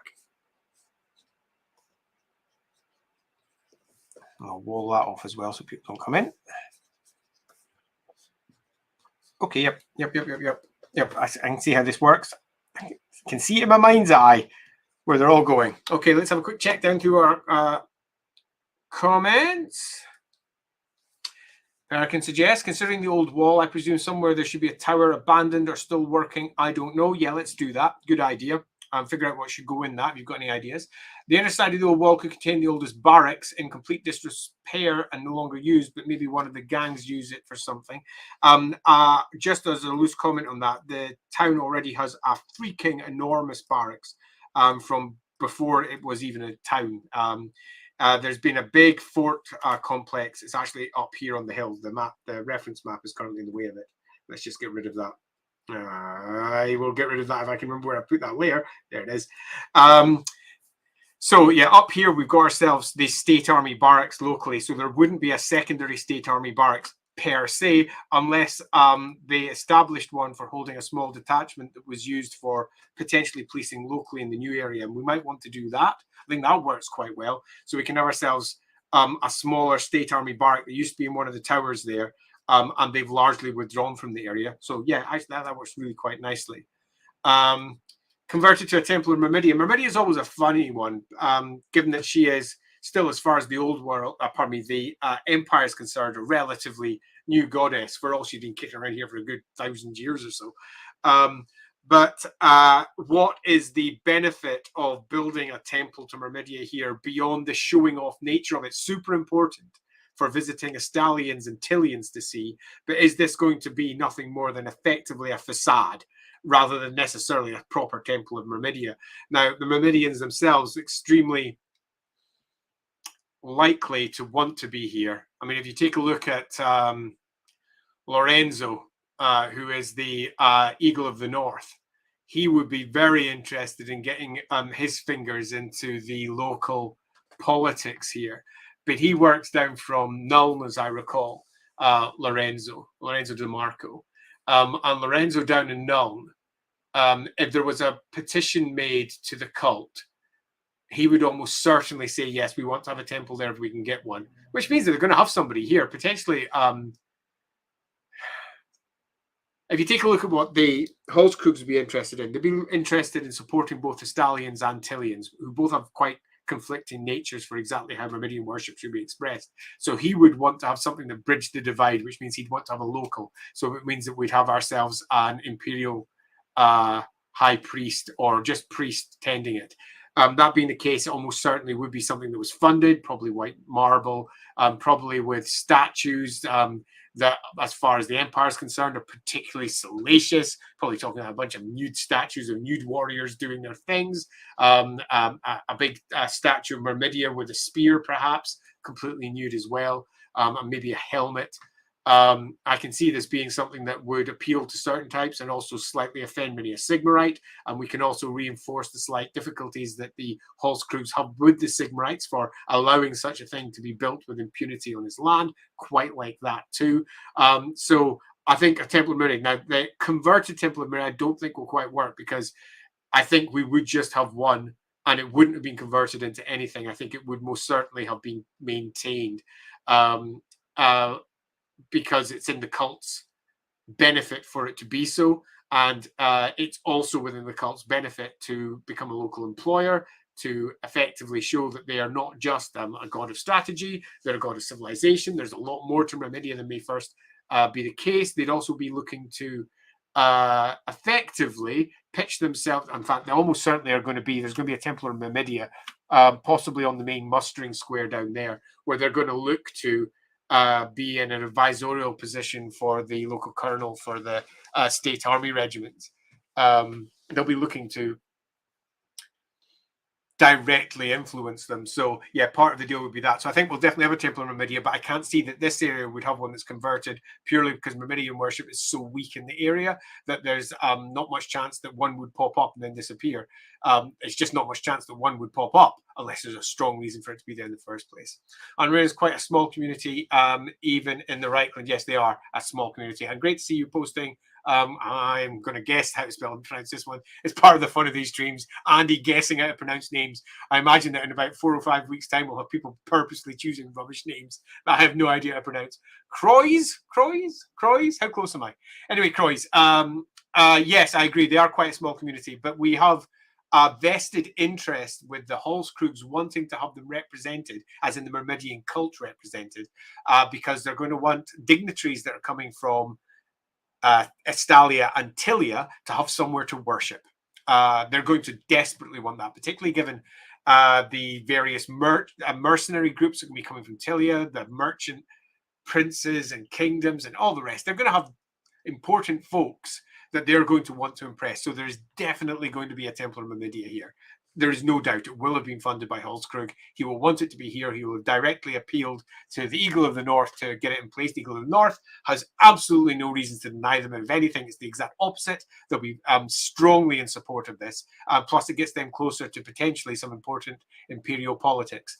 So I think definitely going to be in there. They still have pretty patriarch and null. The Eagle of the North, yeah, totally. The Eagle of the North. So they're pretty relevant gods. Yeah, in the south, definitely. But we're not really in the south up here. We've moved out of the classic south area. And we're also in a new place, so we've got no reason to say, for example, oh, in ancient times, a wandering knight of the blazing sun happened to do something important here, and there has been a temple or a shrine marking this for the last 200 or 300 years. It's just not that important a location, and if anyone was to be doing that, it almost certainly be Sigmarites in the local area. And even if it wasn't, and say it was originally a Myrmidian, it wouldn't surprise me if it had been converted into Sigmarism over the course of the intervening centuries, which could make a really interesting plot, adventure hook type place, something that is relevant to a completely different god that has been completely replaced by Sigmar in modern times. And given the gods are real, that's going to cause a couple of issues, assuming your god's real in your world. Alexander suggests, overall, I think there should be more stuff that is under still construction. Yeah, definitely. That's going to be up to this area up here, definitely around that area. Strongly agree. 50 years since the start of the expansion, not that long. Again, I agree. Building churches and temples can take several decades. Yes, it can. And we've got, you might have missed it, but this entire purple thing here is a big half-constructed monument temple that never quite came to pass for Verena. So this is basically one gigantic structure that is nothing. Where the orphanage down here being the center of Verenan worship now inside the city. And the local Verenans being completely in support of that, and the Hallskrugs not being. They would love to finish this off to have something that is particularly impressive to wow anyone that might be coming to their place, but funds ran out for it. And the local cult of Verena were happily funding their orphanage instead. We weren't quite finished with everything Alexander was saying. It takes several centuries, particularly for larger ones. Yeah, I agree. But we're not really speaking truly large here. This would also highlight the young nature of the larger town. It has a lot of room for conflicting different guilds and building styles. I mean, broadly, yes. But I will add one thing that's different about the Warhammer world over the real world, and that's that construction can take place much more swiftly, and we've already accounted for this with some of the expansions that we've added down in the south of the Halflings and the Gaffers Guild that are responsible for the ogre labor in the city, which were attracted purely to help with the construction efforts that were happening across the city.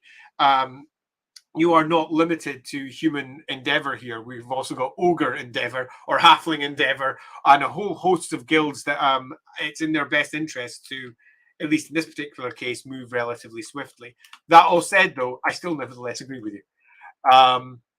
The closer I get, close enough. It's like the German word for cross, so cruise, I don't speak German. Greetings from the subreddit. Absolute greetings to you too, and I'm really happy to see you here. It's always nice when people come in from some different places. Right, so we've had quite a lot of chat here, and I think the general chat sums up with, we've got our old wall, which, as we know, is being slowly but surely taken apart over time to help build things on either side when the city expanded. As we head up towards the walls up here, we're going to be moving into areas that are perhaps a bit more scrubby and not quite completely built. Our palace grounds are here. That's going to take up probably the majority of this area. So we don't need to worry about that at all. We're going to have some sort of towery type thing kicking around this area, which was originally a watchtower on the old walls, which was originally housing, when the old walls were still of importance, the state army, a small detachment of the state army, but has since fallen into disrepair and is perhaps used by another body, but definitely worth dropping in. We don't have anything necessarily on the inside here, so you've got anything else to add, feel free to drop that in as a comment as we go on. Big fan of your blog, full of views up. Delighted. Really love how the map's coming along. Keep it up. We intend to do so. With that being the case, let's jump in and do a little bit of keeping it up. And thanks so much for saying that. It's really nice of you to say so. It's been quite a fun one, this one. So I'm going to turn this one here into our half tower. And I'm going to have wooden slats broken there and leading down to lower levels, which have been properly blocked off, but the upper parts are half ruined. If anyone's got any ideas for who's working out this tower, now's the time to mention it. But let's have the idea that there is still some form of a little like trebuchet type, not trebuchet, pardon me, a bolt throwery type weapon sitting at the top there. That'd be quite fun. Okay, but what's there? Why are they there? What are they doing? I don't think they're going to be part of the state army anymore. Someone else has got this location. That being the case, what are they doing with it? Quite like the location in general. I'm just not quite sure how it's used. We haven't got any further ideas for our weavery area. So I'm just going to fill in a couple of extra details before going down here. Now, this area is going to continue to be relatively tight. So let's add our roads in now. And if anybody out there has got any suggestions for anything that could go into this area, pop them up as a comment. I'm going to connect that. Do I want that to connect through? No, I don't think I do. I think I want it to connect through what would have originally been an old way through there that would have gone through to the main one. But I'm not wanting to connect it directly down to the main road here, because that's still a relatively short distance for everyone to make towards the old Temple of Sigmar that's there. We want to make it a right pain in the arse for people who are living in this area to get to the temple without passing through the temple's orchards, meaning that there was a concerted movement, particularly from the locals here, who were seeing their church being invaded, their temple army being invaded by all manner of outsiders from this area. There was a concerted effort to help fund and organize the next Temple of Sigmar here. As we've mentioned in the previous streams, we're probably looking at about at least 5 or 6 Temples of Sigmar in a city of this size.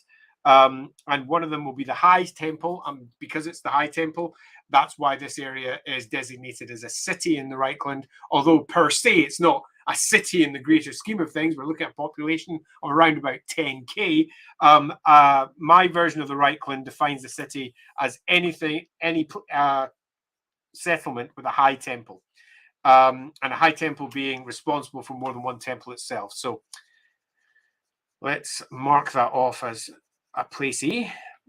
And I'm going to get the idea there's a couple of things butted up against in here. I don't want it to connect that way, so I'm going to have one going in and then possibly one going in there. Possibly looser ground on the outside here. So a couple of nice towny housey type buildings there. Yep, I've got an idea of what this place looks like. Before I go fill that in, I'll see if anyone else has got an idea. Estisna, I still haven't decided how to pronounce your name. Maybe one of the reasons the wall is still standing here is that it is somehow used for some kind of production the weavers making really long pieces of cloth that need to be stretched. You know what? Perhaps the weavers have got, perhaps it's used as a boundary, as in the weavers have got the right to dry their carpets after they're completed or dyed or anything similar out in the common ground. And this used to be on the outside of the walls, and that's not gone yet, which would give us an excuse to keep some of this area here actually empty. It'd probably be filled up with all manner of new cloths, a couple of small warehouses, but basically that's Weaverland, and this is where they're doing all their work and where they live. So yeah, I think that's actually a pretty damn good idea. I quite like that.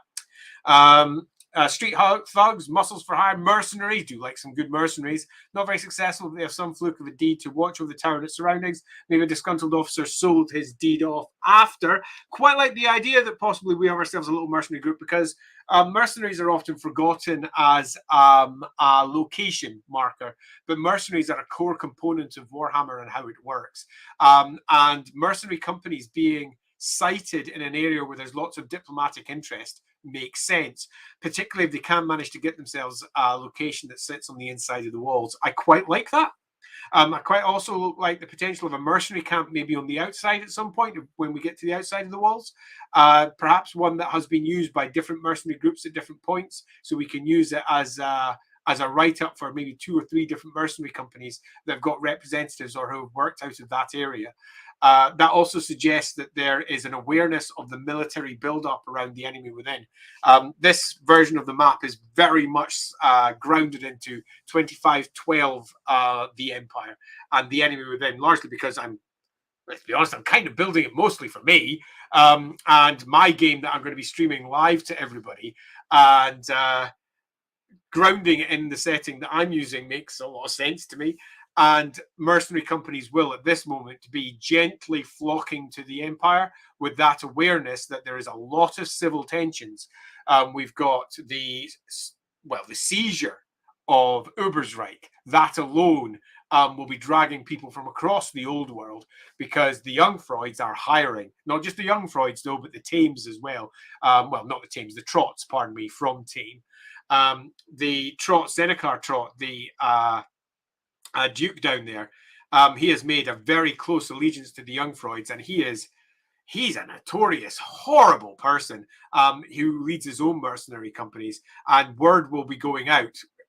Come, there's money to be made. Very likely there's going to be civil war in the Reikland concerning the seizure of Ubersreich and exactly what that means for all of the lords, who beforehand felt completely safe and now feel like the Emperor may at any point somehow finagle it so that he can somehow steal their lands. They're not going to put up with that at all. It's utterly unacceptable, and is broadly illegal.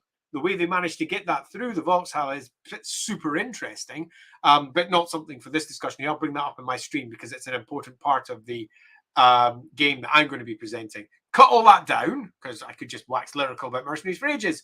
I think having mercenaries in the area and possibly being bolstered and possibly hiring, it reinforces the civil conflicts that are currently plaguing the Empire, and also reinforces the differences between the Holzwig-Schließens, the imperial royal household that rules the Reikland as a royal household and rules the Empire as an imperial household, and balance that off with the Holzkrugs, who were once a royal household and no longer are, and very much would like to be. And if there's going to be a civil war where the Emperor himself is potentially attacked by another, it's quite likely that the good old High Lord Ambassador might not side with the Emperor, because he has long hungered for Altdorf and believes he should be the Prince of Altdorf. So we could have some lovely adventure hooks here where the Holzkrugs themselves, whoever is currently responsible for running everything from the palace, is going to be making quite a lot of tentative reach out there for trying to hire locals. So possibly he'll be funneling money down towards them to start building a mercenary company. Now, you do have that small one of why don't they just build another state army regiment? They quite literally, legally can't. They have a limit to the number of state army regiments that they are allowed to raise, which was imposed by Magnus the Pious. The whole state army formation was designed to not just protect the Reikland and all the various other grand provinces from outside invasion. It was also to ensure that civil issues could never get large again. Each one of the prime estates has a very tight, strict limit to the amount of men that they're allowed to raise as a permanent army. After that, it's militia only and not properly trained ones, and mercenaries. And all manner of state army, let's say, officers will be currently forming mercenary companies so that they can legally start forming large regiments of troops without falling under the state army model. So there's all sorts of fun politics that we could examine by creating that as a mercenary location. Adding to that, the tower is no longer used by the state army, but as the document holds official no one cares, as they're not that much trouble. Pardon continues, maybe a mercenary group could use a tower and a house at the side, more or less, or maybe an old veteran, senile, a lot of money providing a place to have a lot of fun. Always good to have a senile veteran, although we did that in Ubersreich for was it the Reichsguard chap who was down there? I think so.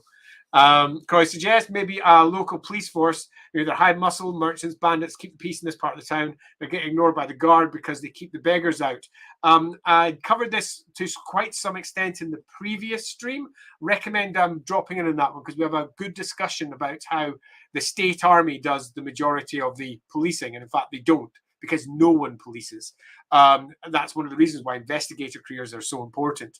Only large cities like Altdorf have got a permanent police watch force, and exactly how that manifests.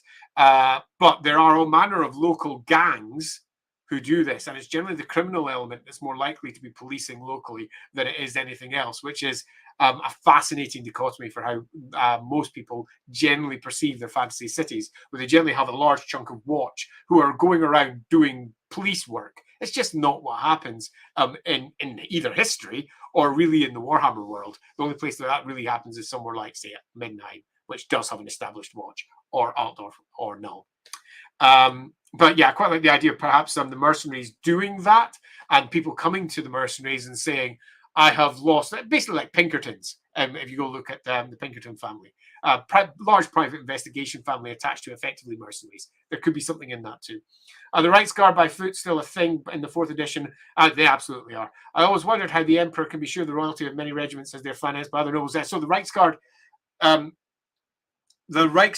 are much. The Reichsguard won't be here. The Reichsguard are a particular set, an order of knights, a secular order of knights with strong relations to Sigmar, that are primarily cited in a couple of locations, depending on which background you read. Some of them, they're sitting in the Reichsfang. There's another one, they're sitting up in Castle Reichsguard. In other parts, they're sitting inside the Imperial Palace. In other parts, they're sitting in the barracks of the Imperial Palace. There's another one, they're sitting at the foot of the big mount that the Imperial Palace sits on. There's lots of different variations for where the Reichsguard are cited.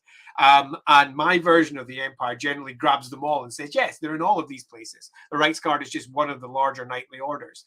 Nowhere near the richest by any stretch of imagination, but absolutely the Emperor's troops. So how they are not financed by other nobles and houses, in as much as taxation or alternatively somebody's got themselves a position in the Reichsguard, so thus they bring their own money in. There's all manner of complications we could add to that, but loosely speaking, they are a regiment that swears to the Emperor. And not strictly speaking a regiment, they're a knightly order, pardon me. Does the state army with the regiment limit the regiments referred to the prime estates only or minor lords? It absolutely does. The prime estates includes everyone within that. So the prime estate of just to go back to the reference map so we can make this as clear as possible. Let's grab our reference map and discuss that. Let's go and zoom in that in a second. Okay, so we have got sort of two prime estates, three of them marked here. We've got one prime estate, or Reikland estate as they're called in Reikland, which is the Princedom of Altdorf. But because that's also the Prince of Altdorf, anyone that swears to the Prince of Altdorf becomes a Reikland estate. So that includes the Duchy of Holzkrug, which is inside the Princedom of Altdorf, but because he swears to the prince, it's also a Reikland estate. Now, that duchy has got a limit to the number of regiments that it's allowed. None of the duchies, or indeed any of the prime estates, have got a fixed number. And by that, I mean it's not like all duchies have got 3, all marches have got 4, all baronies have got 2. But loosely speaking, it sort of sits in that area. Each one of the duchies have got, each one of the provinces, pardon me, has got its own historical setup for how many they are allowed. And often that was balanced off with favors with emperors or favors with other people or whatever was allowed to occur at a particular point. If we go, for example, go down to Helmgart, which is on the border of Bretonia, and a march, I suppose. Is that a march? I can't recall. Whatever it is, as I recall, it's got dispensation for 8 state regiments, which is freaking huge. Largely because it's the primary route of invasion from Bretonia. Ubersreich equally has got a larger dispensation for state regiments. Across Ubersreich, there's somewhere in the region of about 12 state regiments kicking down there. Schaffenburg's got a couple. But they are split across all of the minor fiefdoms. So say, for example, Holzkrug had 3. That would be 3 for all of Holzkrug, including the barony of Holzwig, including the barony of Weisbruck, including the barony of Osterkrag or whatever. Ostgag is, I think that one is. So that's spread across the lot. And it's almost certainly the case that the local duke will be wanting to keep as many of those for himself to order and control as possible. But for various historical reasons, you might find that one of the baronies that swears fealty to him, that baron may have the right to raise a regiment, so that'll be included in his number. So it's slightly complicated to run out in a stream there, but hopefully that was enough of an explanation. City watches are largely concerned with keeping the fire watch where they exist. Yeah, that's certainly the case. But again, the city watches, there's so few of them in general in the Warhammer world. Almost all of them are the state army. They're not, strictly speaking, a city watch. But there are private fire concerns in a few places. That's been popped up in a couple of times in some of the, I think one Black Library novel mentions them at one point. They get mentioned here or there. Are Reichsguard loyal to the Emperor? Pretty much, yes. Absolutely. But they're comprised entirely of nobles that swear fealty to their own lords as well. But of course, they go and join the Reichsguard, so they take on new oaths, so they're meant to distance themselves from that. But they are all nobles from their own family backgrounds. Just because you're meant to be X doesn't mean that you're not going to be Y. The Reichsguard, because they are proliferated with nobles, are one hotbed of politics. The bloke person, hello, the bloke person, great to see you here. My GM and I both agree that with something you said in a previous video that the old world should be larger. So on that topic, by how much would you say we increase the scale of the older maps twice as big? Right, so not that much actually. Some of it yes, some of it no. We set the scale to answer this specifically and not spend too much time next. I'd like to finish off this corner that we're working on. We set the scale for the Warhammer world in 2nd edition. And I'll say when we set it, because it wasn't set at the beginning of 2nd edition. When 2nd edition first came out, there was a loose map that was provided by the studio. It had a scale on it, and we looked at it, and we went, that's possibly a bit small, and spoke to the studio, or at least spoke to the representative studio, and said, there's some potential issues here with the size. Do we want to address this, or do we just ignore it? And at that point, they said, just ignore it. The first spate of 2nd edition books came out. And then Sigmar's Heirs came out, and that was the big one. Sigmar's Heirs made a pretty tiny empire. And the map that it concluded was absolutely proliferated with errors. So many of them. It was enough that me, being the type of chap I was, just couldn't take it and went to them and said, this is all the problems that you've accidentally created with your map. Perhaps we should fix this. That would be really good. All of these things are wrong. And I think I gave him a list of, let's just say it was a lot. And for one small double page spread map, it was stunning just how many errors were in it. That turned into a fairly long conversation about the maps behind the scenes. I was speaking to all the people in Black Library at the time. And then through that, I was speaking through to the studio. And through that, I ended up writing some extra areas to try and cover up the holes and pretend that these were cartographical errors and various other things. Then I got hired, because of all my mapping complaints, to do some of the other maps. And as I got hired, I had already been collating information from across the books to show why the maps were wrong and to show why there was lots of errors in the existing maps. And that became my master map. In particular, as I'd already written about 2 books by this point, I'd mapped a bunch of things. Black Industries, got a new bunch of web staff that included Dave Allen, who you might know if you've seen any of the books. I think he was behind the Middenheim book, at least he was when I left. I believe that he's working directly for Cubicle 7 now. And Dave Allen got in contact and said, hey, you don't mind sorting out more of your master map and just turning this into a thing that we can post up on the site. So I ended up doing a bigger master map. Through doing that, I realized that the maps that had been presented up to that point were a state. So I consolidated it all and then pinged them back and said, here's the consolidated size, and it would make a world that's approximately this big. I ended up having a big long chat with people down in Nottingham, and we consolidated the Warhammer world as probably, without being firm, without saying it definitely was, I'm never saying it in any book, but behind the scenes we worked at a world that's about 1.2 times the size of the Earth. The sun is bigger as well. The orbit is 400 days, so it goes around their sun, Sul, a little bit longer. Each of the individual planets were organized at this point as well, because they'd all been detailed inside various Bat Library books. So I organized the entire solar system.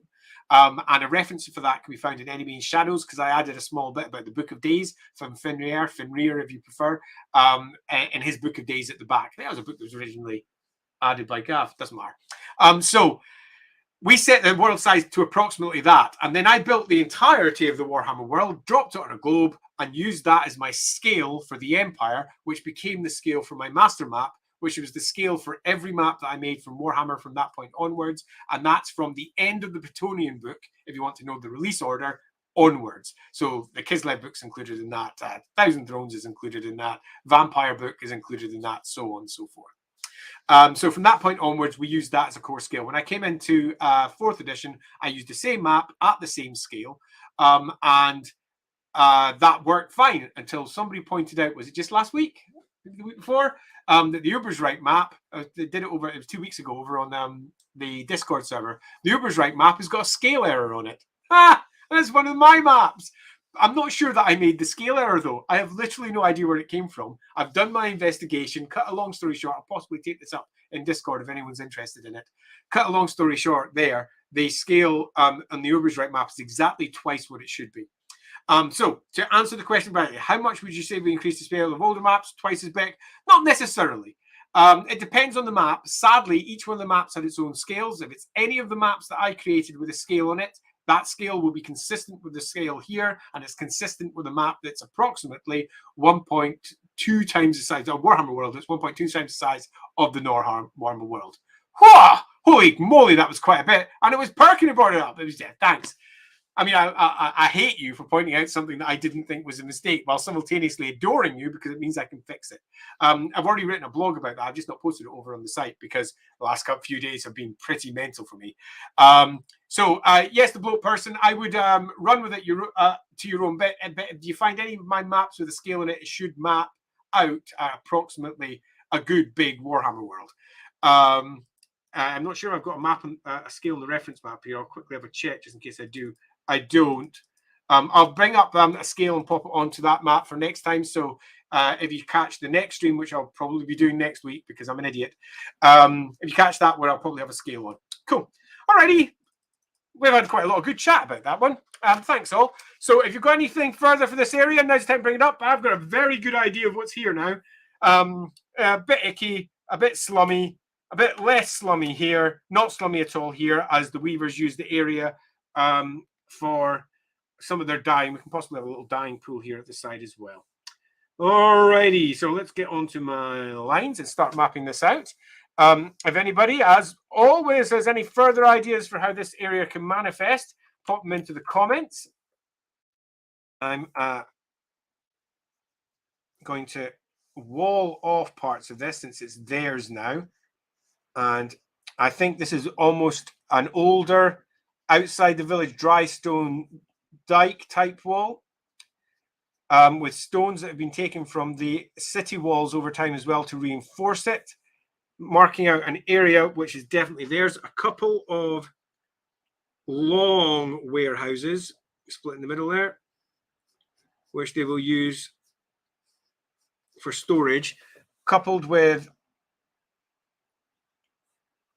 somewhere to stable our horses as they're coming in.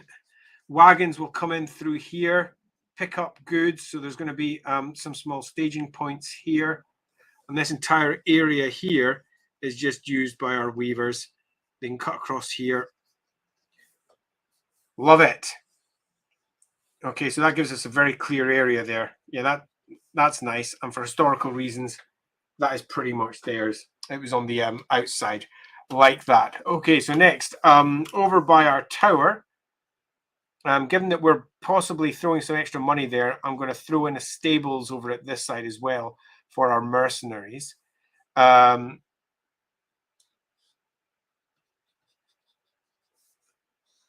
Drop a coaching house as well. Perhaps ostlers and serving staff can work from there. Okay, yeah, cool. Okay. And then we move into the tighter areas. Now, I want this to be a town house, possibly. Let's mark that like so.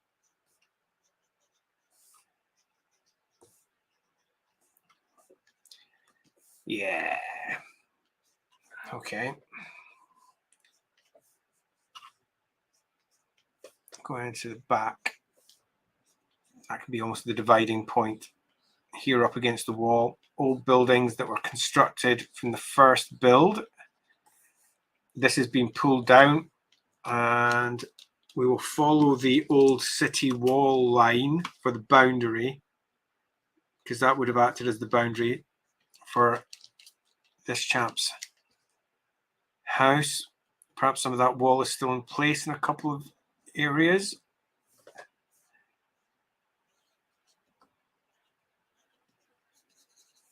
And then we can have a second one here.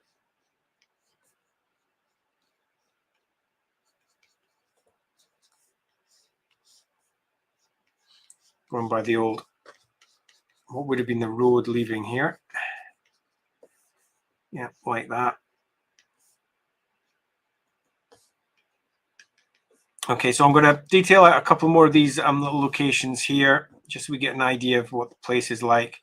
And then I'll jump in the comments just in case anyone has any further ideas for bits to go into this area. I think this is just going to be loose land on the other side, which is yet to be built on. A couple of loose stones that are just sitting there. That'll work well with what we've got on the other side too. I can maybe add a bit of color to the land around there as well. Yeah. Alrighty. If anyone's got any questions on my slightly garbled discussion concerning scale earlier, feel free to pop them into the comments and I will pick them up. I want this to continue on as a frontage that you can't get past. Okay, and that would have been the walls there, so we go much looser there. Yep, that works perfectly. Okay, so some shops probably sitting here, stalls that'll be sitting on the outside. Upper levels holding housing. We're probably looking at 2 to maybe even 3 to 4 layers here. Warmer World does love its tenements, its high tenements. We can muddy this all up a little bit with a slightly tighter areas at the back.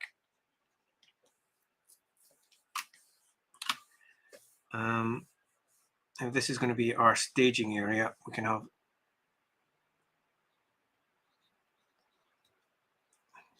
some loose suggestion. An area where they're doing their dyeing and similar. Yeah, okay. Let's fill up some of this back here, right? So I'm going to fill up some of this back and then come in for the comments if there are any, and then return and hopefully finish off this entire section in terms of the drawing. And then we can mark on our locations and decide if there should be any other location that sits in this area. I think maybe one at least. We've got basically this one. That's one location. This is a second location. We possibly want one in the back streets over here. So if anyone can think of anything that would work really well in the back streets, as I bash into the mic there and something become much louder, I apologize for that. If anyone can think of anything that should potentially go there, do drop that in as a comment and I'll get to it. Because I think we need something else back here. So I'm just going to butt in there. Let's drop a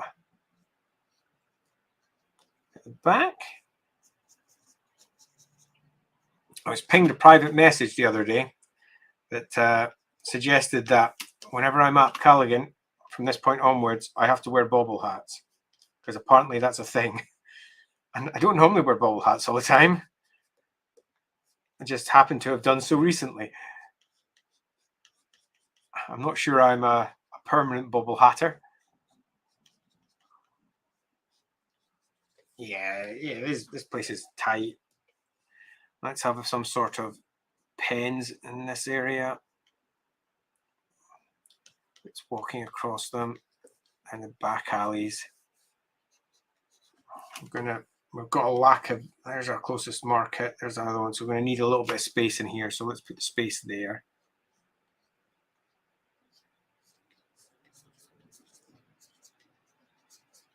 Yeah, that'll sort of do. We can do that on the other side as well. Lead that out from the temple. Okay, I'm going to go look at the comments in just a moment before I start firming up the rest of this slightly tight lower class area. So if you've got anything to say, now's the time to bring it up on screen. And I shall start jumping through those. Yeah, I'm getting a pretty good idea of what this place looks like.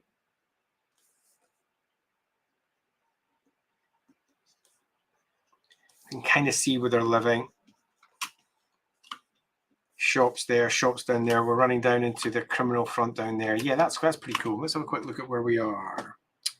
Okay, I think that's where we was.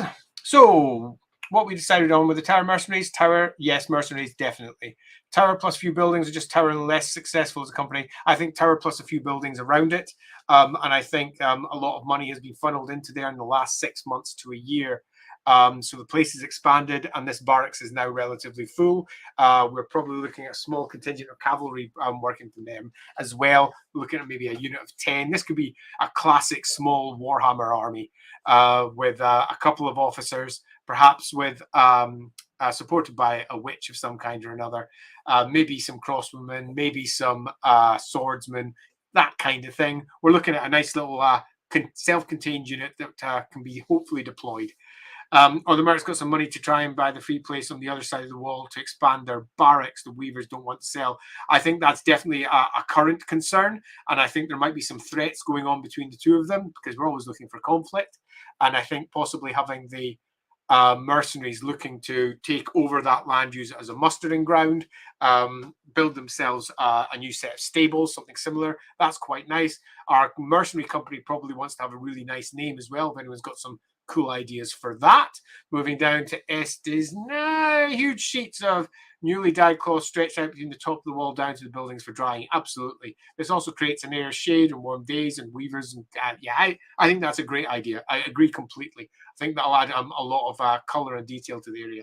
Although dripping dye might be undesirable on your face, but it does make for some interesting NPCs, particularly if you've got yourself a couple of dyers with their hair all in funny colors and they're wearing particular clothes to represent the fact that they're the ones that are allowed to dye because they've been given the right to do so. They're part of a dyer's guild, that kind of idea. We could have somebody with an old grey beard that's multicolored because of the length of time that he's been doing the dyeing, or an old woman who has got like permanent effective like drippy tears down her face from her dyeing. That could be quite fun. Alexander, I'm not sure with the dyeing thing. That would normally be very smelly and you'd need a lot of water nearby. And you're close to a more wealthy part of the town. I agree completely. And we are a little bit close to it, but I quite like the idea that they have a right from the previous Duke to continue doing the work here. And the water is very easily organized by just having, there's a very high water table here, and just having wells sunk into this area in the middle will, I think, resolve that. And I think it's quite a fun problem for them to try and deal with, particularly given that depending on how depending on the nature of the where are we? We're upriver, so the wind's going to be mostly going in that direction, occasionally that way and that way. You've got the hills there, so it's going to be coming down from there.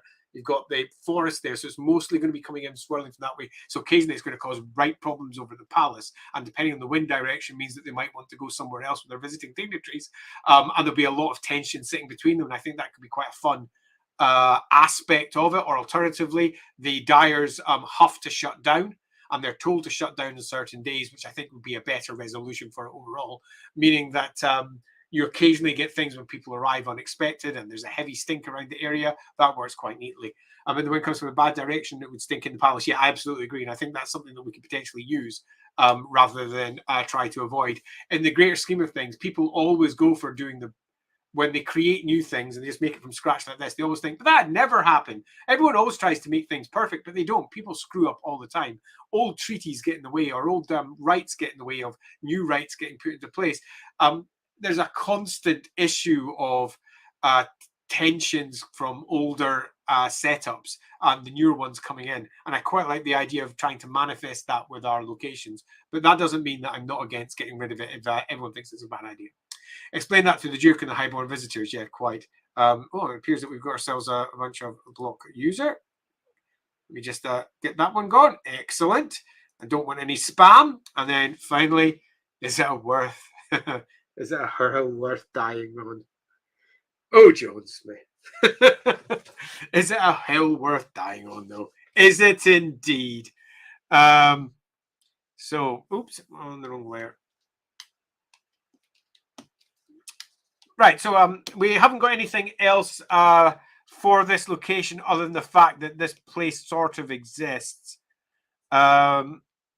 So if anyone has any further ideas for new locations that could be added on this more slum side, now's the time to bring those up. Just loosely popping in some. I mean, some of these are really huge. They should be much smaller, but whatever. Just give the idea that the area is full. Right. So yes, if any, oh, no, I'm going to turn that into square. So yes, if anyone has any ideas for anything else here, now's the time to bring them up.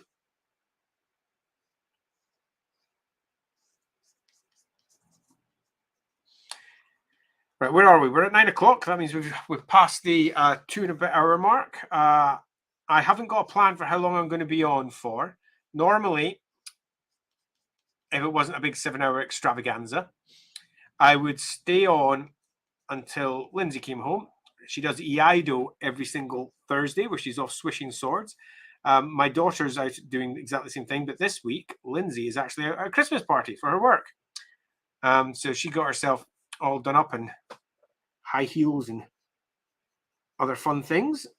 So she'll probably be out relatively late. But I also want to get back to finishing off my document for the spells that I'm working on, well, the miracles I'm working on just now. Plus, I also have a print hanging around in the direction, set of files being sorted for the game we mentioned in our birthday stream, Dark Deeds. So that's over on the Rookery. And we're sorting out print files for that just now. And I'd really like to see if there's anything that needs to be done to resolve that, because I'm pretty sure I've got some Discord messages that have come in saying, "Oh, Andy, go sort this for me, will you?" I'll be like, "Oh, okay." If you didn't catch our birthday stream, which was, I'll admit, a bit daft, we were all dressed up because our birthday stream for Inside the Rookery takes place on Halloween, pardon me. But we got all manner of guests in, and we all had chats about things that we were doing, and we also discussed the new game that we've got coming out. It's all finished, all completed. Somebody else is handling all the print for that, so we don't need to worry about that. So we can carry on doing things that we want to get finished. And it's well spiffy. Right, how should that work? If I go in there and have a... Sarah's going to make this place a little bit more salubrious. So there's some backyards, gardens, vegetables, animals. But it's all a bit tight and bashing against each other and ill-planned. This was in Lightman Halskrug's Father's Day, or maybe grandfather, actually, as they were spreading at the time for the first time. And there wasn't quite as good a town planning with that as there should have been. And afterwards, an attempt to grab more money, various rights were granted away. allowing them to build wherever they wanted. Right, let's get the roads up. Right, so again, if you've got anything that should go in this area, now's the time to say, because I'm about to sort out that area. Nice little square there. Right, can't get through there. I'm going to the back there. Small side back tunnel. That goes into there. That'll be cobbled off. Road going back to there. Yeah, that'll do. That'll do. This area here is going to be filled in as road.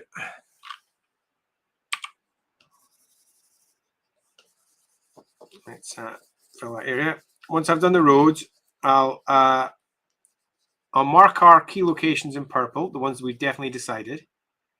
And then we can decide if there's another location in the area. And once that's done, we can color in and shade this part of town and be done with this. Move on to another fun area.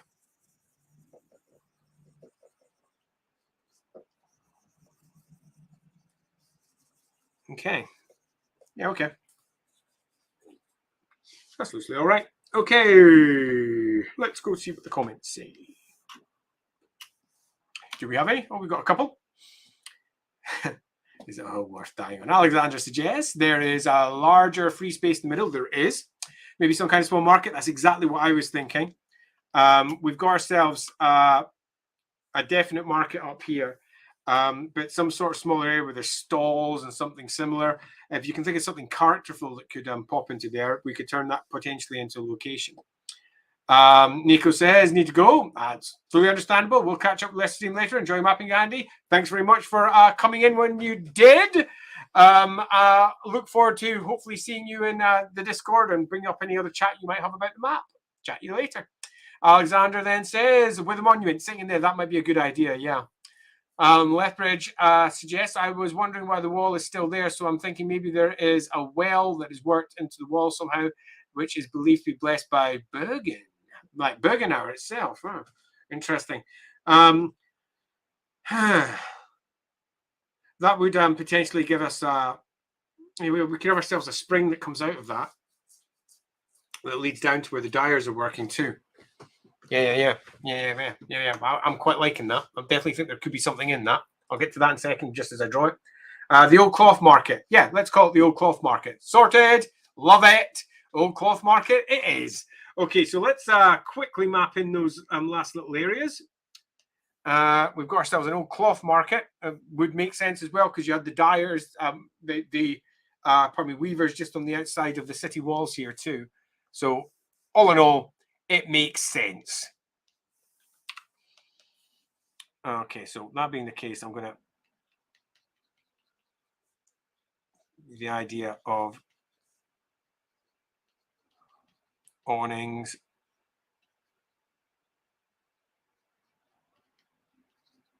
old stalls making their way through here.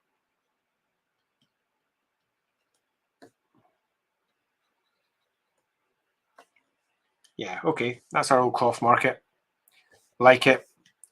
Love it, in fact.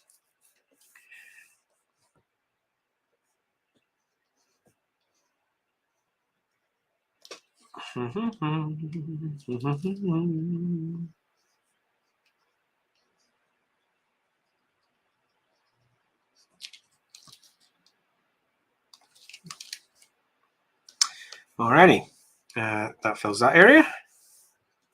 I do believe we're on to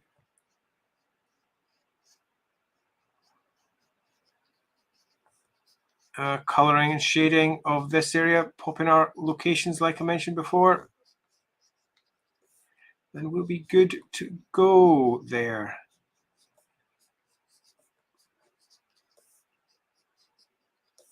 Yeah, okay. Color.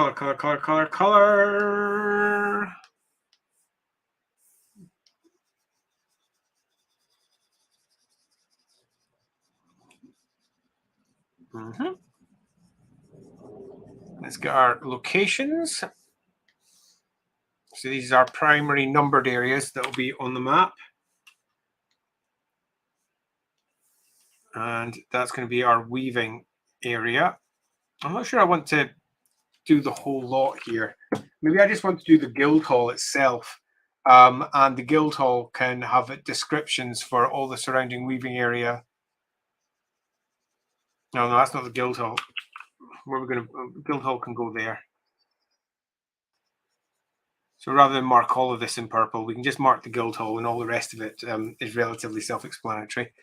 Our mercenary tower stroke house stroke thing can be there.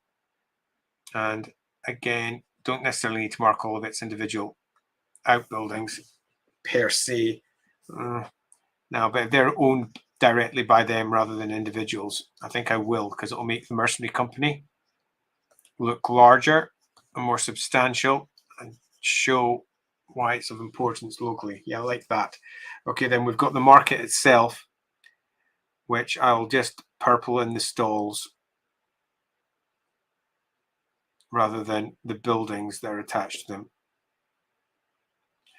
So we can see those. Excellent. That gives us a few locations. Now for the main building color. Before I go into the main building color, check the comments. You'll see there's anything there. Oh, there is. Nivek. Hi, Nivek. Nice to see you, Red Foxy. Really glad to see you here. You are using what program to draw? I'm using Photoshop, Adobe's Photoshop, using the most recent version, which costs £1 bajillion to rent. There are free versions, equivalents, not versions, but free equivalents like GIMP, for example, which largely does the same job. Or you can use any of a host of other pieces of software. The basic techniques that I'm using for this map, and I am keeping very strictly to basic techniques, are ones that you can do on pretty much any program. And if you want to know more about that, I did a tutorial for it for Inside the Rookery, which I'm going to be popping up online tomorrow, because apparently it didn't go up. So I'm going to go get that sorted. Yeah, so it's interesting how we ended up with the north side effectively split into two separate segments. It is interesting, isn't it? It sort of happened almost organically as we've talked out on the different areas that we've got. Also, I never want to anger YouTube's gods again. I mean, who does? Alexander suggested on rainy days there's so much water and all the old water with the rest of the colours flooding the streets. Well, it's a nice look. It stinks and not that healthy. Causes trouble if it gets into the gardens. Yeah, totally. We've got ourselves a nice wee area building here, which is potentially problematic and has potentially a powerful guild that's attached to it as well, that's very stubbornly not shifting because it's got land rights that are possibly old. Hulskrug's ancestors almost certainly provided it, although possibly in fact, if you want to make it really old, you could have them the guild having royal appointment from the Prince of Reikland, when the Hulskrugs used to be princes of Reikland over 250, 300 years ago. So if we do that, that means they've got royal appointment, which pretty much can't be contradicted by a ducal order, meaning that the current duke is incapable of getting rid of it. But there is an issue with our timeline there, because we wanted our walls, the older walls there, to be around about 50 to maybe 60, 70 years old. We could scale that back further, but I think that doesn't necessarily best support the story we've been building. But I definitely think there's something in that we could potentially organize out. Nivek says, you draw beautiful maps. Oh, thank you very much. Hope I can try to draw ones like this. Oh, that's very sweet of you to say so. Thank you. The techniques that I'm using here are all, in the greater scheme of things, they're relatively simple. They're ones that I think almost anyone can duplicate. So I do have a tutorial or two sitting up on the Inside the Rookery bits on their Patreon up there. So if that's the sort of thing that interests you, it's always worth having a little check up there. And I will get that tutorial posted up tomorrow. Right. Oh, we're still more comments. Oh, I'm way too ahead of myself.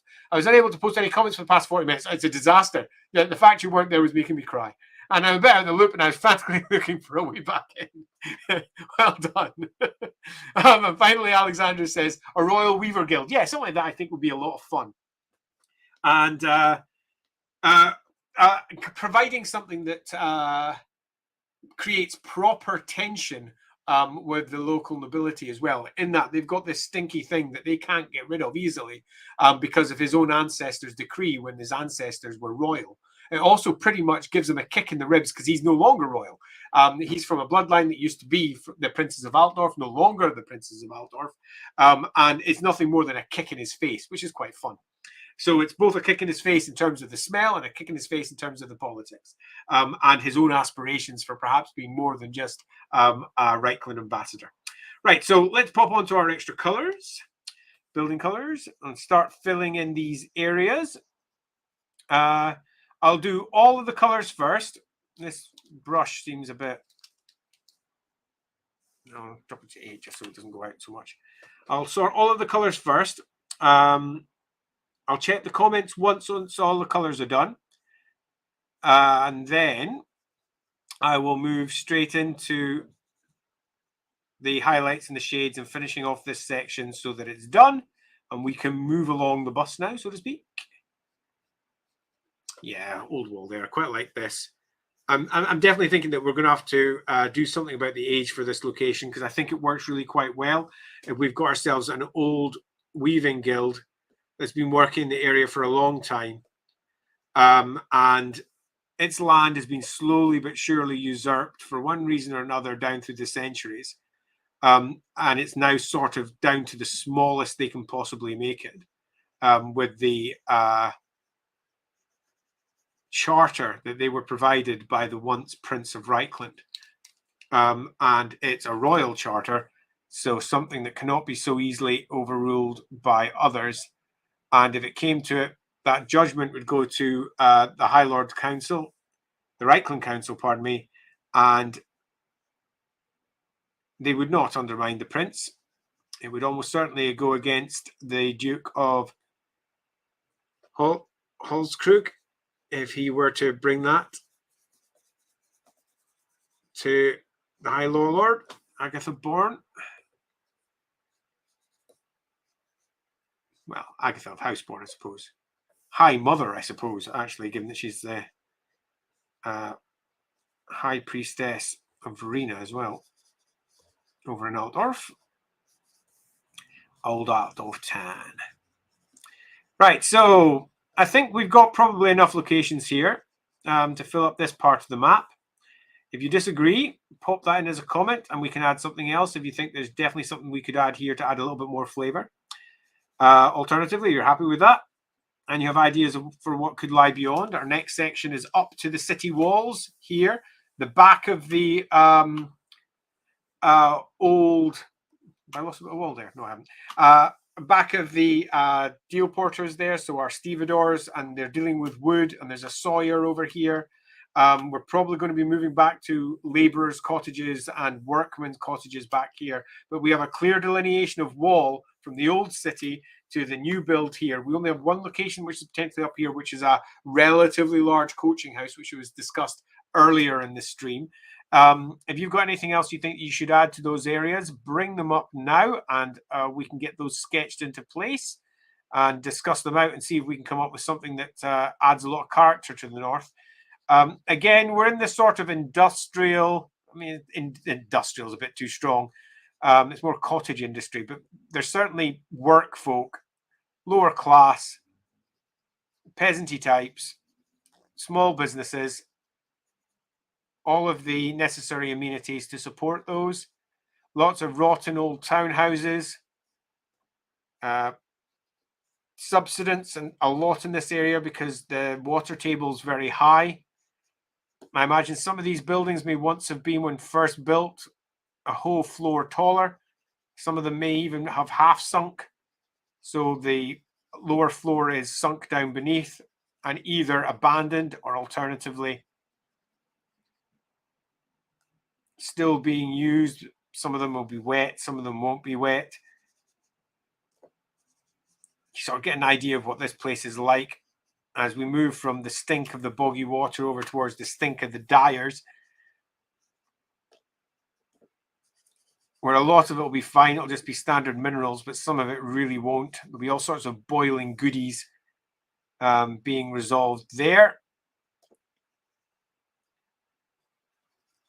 Potentially not as stinky as the south side, though, where we've got a lot of our tanneries. Possibly a candle maker down there as well, making use of what fats are gathered.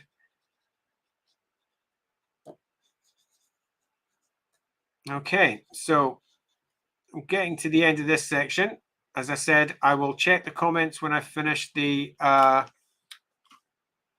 colouring, which again, I'm regretting doing quite so much at once before I start doing the colouring because it's taken quite a long time, even though the colouring is super simple in this one. So I'll check the comments then. If you've got anything you'd like to add, now's the time to add it, and I shall get to it. If not, then it's going to make the comment section super fast. Well, super fast for me. I think by now we've established that I tend to go off in tangents. We're almost there. I'll add a bit of colour to the rest after. Townhouse is sitting separate by itself. This is a classic sort of Warhammer Townscape building. If anyone remembers the old Warhammer Townscape set, it's exactly the sort of thing that you get there.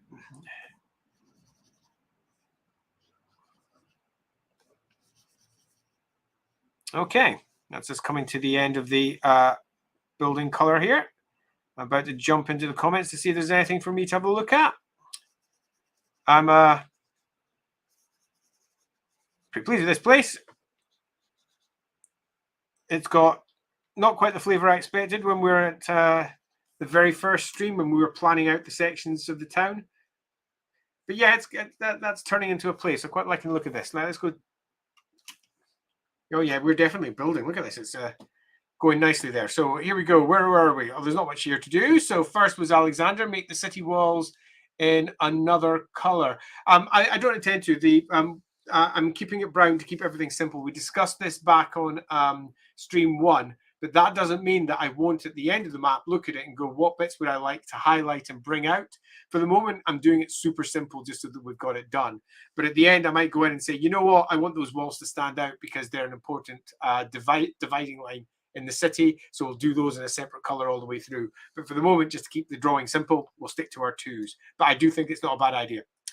Some carpenter, maybe an upstanding siege weapon workshop and a cooper, as it's so close to the place where wood is stored. Yeah, I think that's actually a good idea for what's going on up there. Yeah, this is a place that's got really good walls and is not intending to go to war with anyone locally. So it doesn't need siege weapons for attack per se. It's more for defense.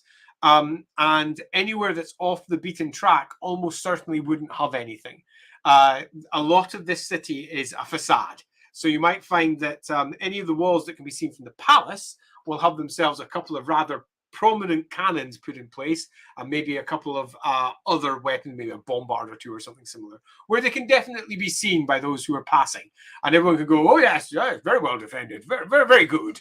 But when you actually go down the walls and go away from where places can be seen, I think they probably won't have much. So an upstarting siege workshop, a weapon workshop, is I think less likely than a cooper. A cooper, definitely. Given this is where the wood's going to be, perhaps a cooper in the local area, particularly if they can then float the barrels away, might be a really good idea. Agree with that entirely. Yeah, cooper's a pretty good one. We'd need to, if we're doing that, some sort of cool story to go with the cooper, though. Why are we detailing this cooper? If it's just a cooper, we can just drop that into the district information. For example, there are coopers up here. Job done.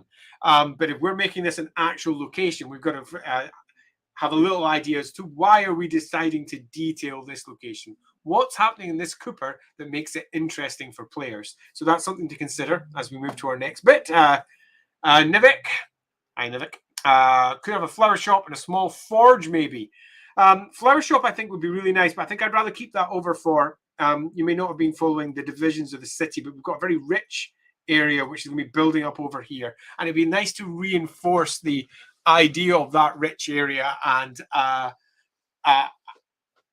an outlet where they are selling flowers that are getting shipped out to all of the very important dignitaries' places, so they're fresh flowers in all of their vases every morning. Supporting that with something that's relatively close to that side of town might be better than popping up here, which is quite some distance away. Having said that, though, if they're taking all of their stock from the north, you're going to want it relatively close to the outside city gates. You know what? I'm going to change my mind. I think that might work really well just on the outside of the gates up here somewhere, not on the palace side, but on the other one, perhaps beside the big coaching house there. Yeah, I definitely think there could be something in that. Is that all of our comments? Yes, it is. Excellent. Okay, so let's quickly highlight and shade this area. Again, if you've got any other ideas for what we've just discussed, or if you've got any alternatives to what we've just discussed for what's about to pop up there, drop it in the comments, or just have a wee think as to what you think would work best for that. I'm just going to run through and shade off this entire area. This area that possibly I should have done in 2 batches rather than 1 to have made this process a little bit faster. But, you know, this will do. We'll get there.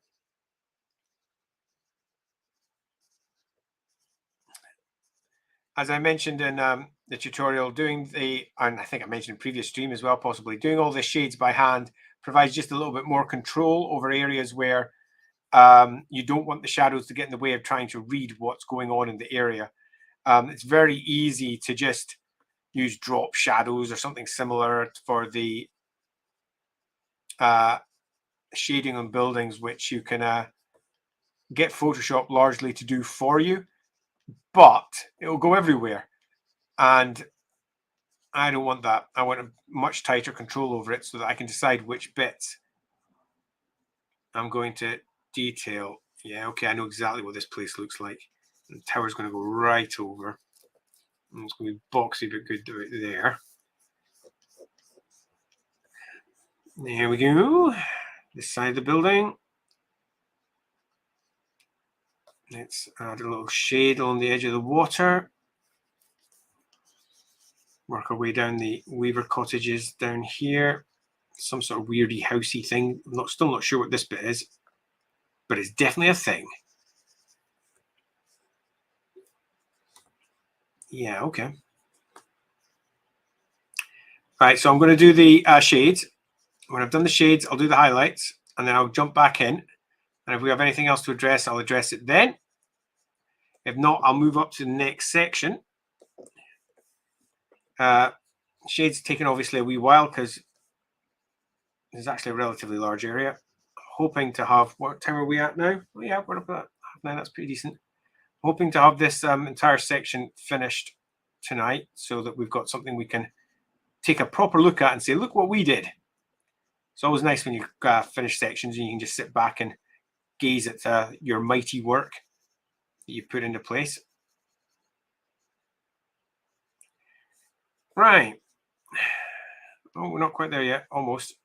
The townhouses that are here. The outside wall here. Surely we're done now. Oh, no, not quite. There's still some here too.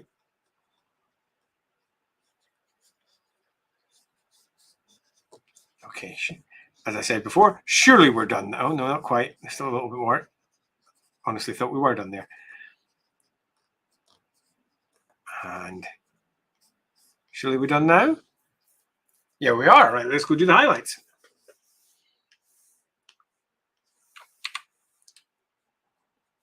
Again, these could hardly be simpler as highlights go.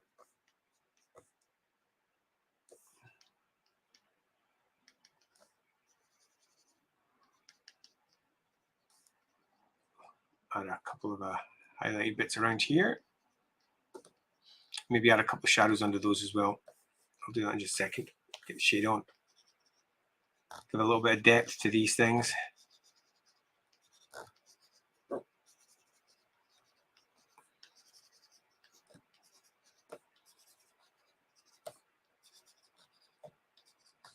Back to the highlights.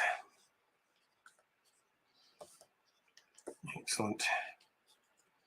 Okay, this won't take too long, hopefully.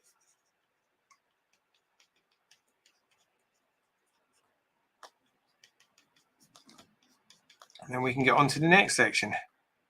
Right, once I've done these highlights, I'll do a little bit of color to help that building settle into the surrounding area. And then a few bits of foliage, and we'll call this bit done. However, before I do that, as I say, once I've done the highlights, I'll check the comments just in case there is any. we're in a bit of a lull moment here for comments because we're not drawing a new area, so I won't be surprised if there's not much there, but we'll tackle whatever is there. And if you do have any questions about anything we've discussed so far, now's the time to post it because I'll get straight to it. Okay. I'll keep that super simple. I don't want this complicated.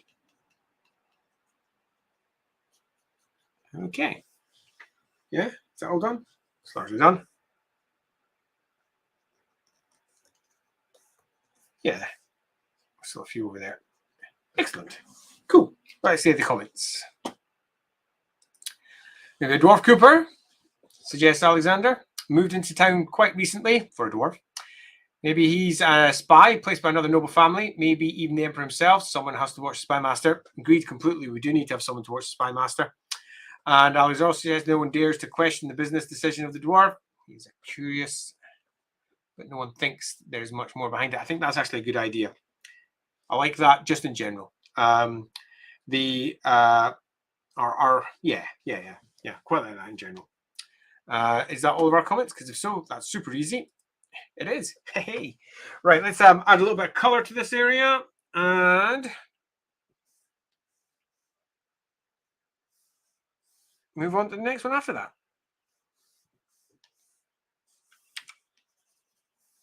So let's add some color first. A little bit more than that. A little bit less, slightly more brown. Yeah, that's better. A little bit of color around these areas. Not much, just enough to help pick it out.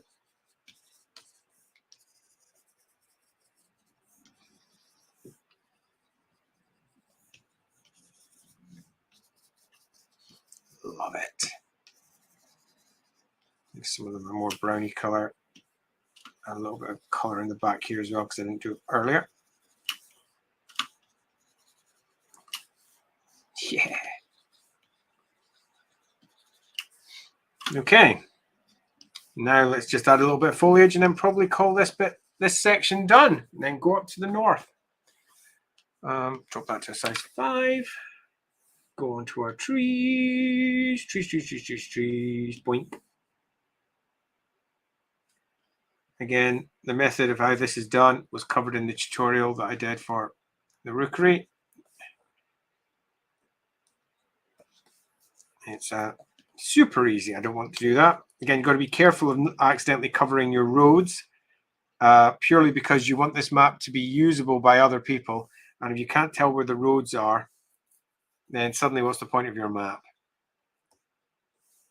You should be reinforcing the map's use, not diminishing it. A little bit of life along the edge of the there. Make that bigger tree that sits there. Take off the edge there so we can definitely see you can get by. A little bit up there. Okay, I think I'll probably do, unless somebody sees something else that should be added to this section. I think we're at a pretty good place there. Okay. Right, so next will be our 2 sections around the wall up there. I'm going to just gently take off the top there so we can definitely see our wall. That's a bit better. Let's have a quick zoom out so we can see what we've just added. Oh, wow, it's beginning to really form up. Wow. Wow. Yeah. It's no longer looking like just a few small little areas what we have added. We appear to have a green bit sitting over the road here. I'm going to get rid of that. Not sure what happened there. Imagine it's on that layer. It is. Let me just get rid of that. Excellent. Not so keen on that. Excellent. Right, so back up here. All right, we've had several ideas for this area. Check the comments to see if there's anything else. There is not. At the moment, it looks like we've got ourselves, for this section, this area here, a dwarf cooper, which is going to be pretty dang close to all of the wood handling areas that we've got here. Second is going to be a massively oversized coaching house, which is going to be fun. And then ourselves a florist of all the locations, possibly with a bit of ground at the back of it. Quite like the idea of the forest perhaps being off the main road the back there, the main part there. Yeah. So that's going to be the 3 locations. Other than that, it's going to be filling up this area with lower class working cottages and habitation there, with much more towny, housey, tenement style inside this section here. So that should finish off those 2 sections and take us up to the city wall to the north. And yeah, that's definitely building. Look at that. Right, before I do that, just check if there's any comments. There's only one. Excellent. It's from Alexander. Hi, Alexander. It looks awesome. Excellent. Thank you for saying so. Makes me smile when I see it. Me too. Good maps are like good books. Yeah, I agree. Particularly because with this one, you're getting to feel the story as it's developing and building. And I think that really makes quite a difference there. Do we want the oversized coaching house here or somewhere in the newer part of the city, perhaps the Westgate? No, definitely here, because this one was built with the connection through to Karreberg in mind, and this is where the Karreberg connection will be coming from. That was loosely discussed earlier in the stream, and it's definitely going to be on this side, I think. Alexander then adds, don't you want to let some free space with us? Oh yeah, I did, didn't I? So let's make that area there. We'll see how it goes as I pop it in. But yes, I did want that, so we'll do that too. I particularly like free space because of all the things to draw, it's one of the easier ones. You don't need to be too big or clever with a... Oh, I've got the wrong brush. I want a scattery brush. Let's go for that. Much better. Size 5. Perfect. Right. So first, the old city wall, which has been sort of ransacked, but here, probably, they'll have stolen the stone for building the new one, which means you're going to have a solid bit about here.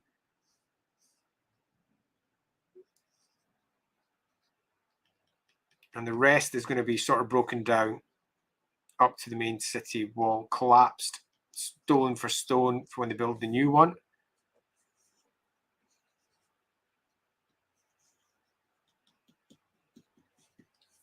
Primarily the foundation stones are the ones that are in place because they're heavy and difficult to get rid of, with one piece of existing external map.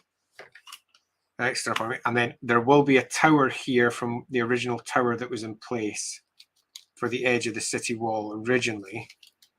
So we can drop that in place there. And we can also drop in our city wall that's making its way back this way. And it goes all the way to there, where it goes down into the edge. There's a chain that goes across there over towards the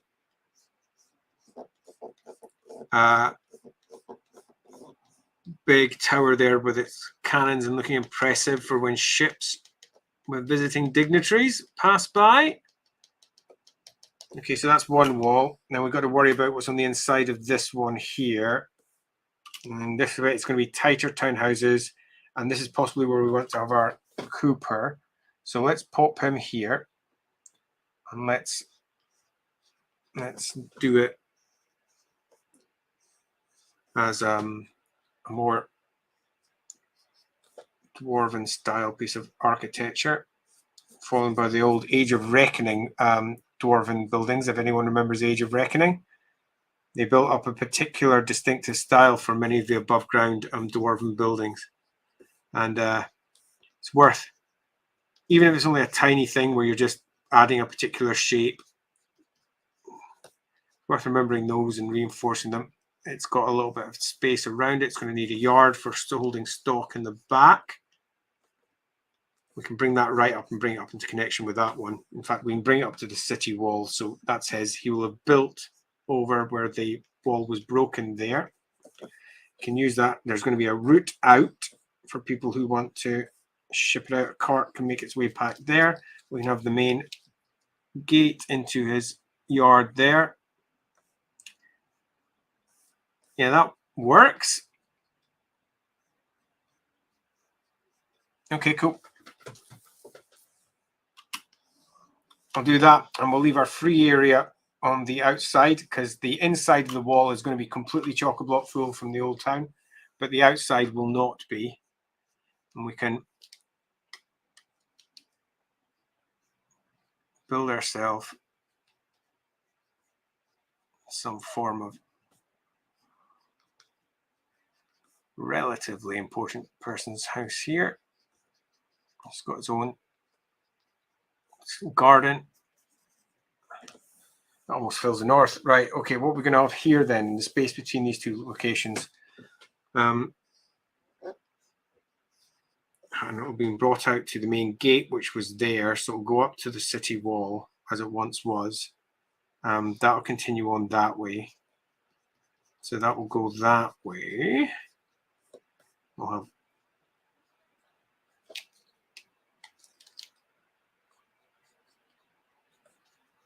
yeah, that makes sense. That means we can have ourselves a little back alley there.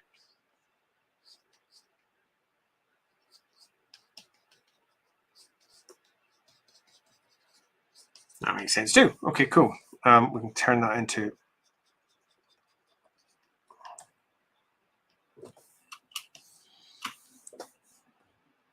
we'll continue on our tight, small hut style buildings around here and not necessarily nicest fashion. Let's leave that bit open there because originally that would have been the main gatehouse in for the road. That means we'll continue houses over there, possibly a couple of, oops, bashed the mic there, I apologize.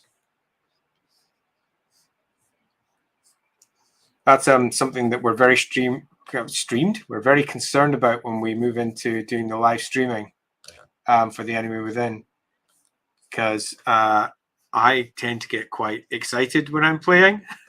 When I'm playing a character, I might be relatively flamboyant and loud.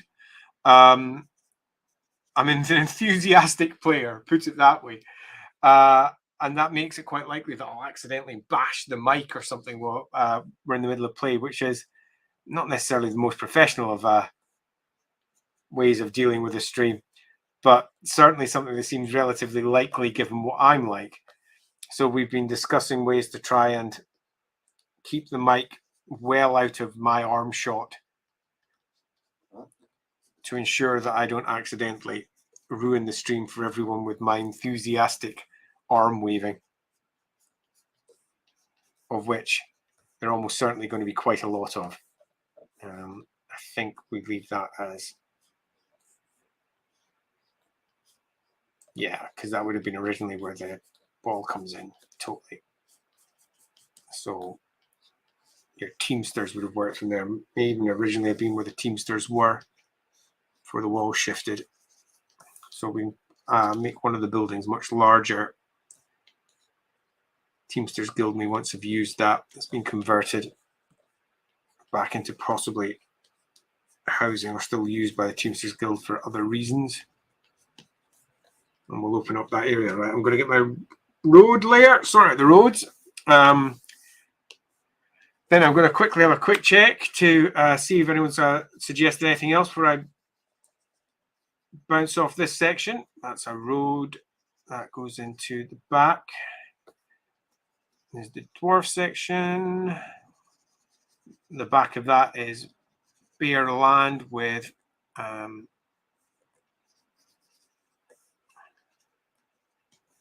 yeah, up there, nice. Across there, that'll do. And then the warehouses that would once have been near the edge of the town. Yeah, okay.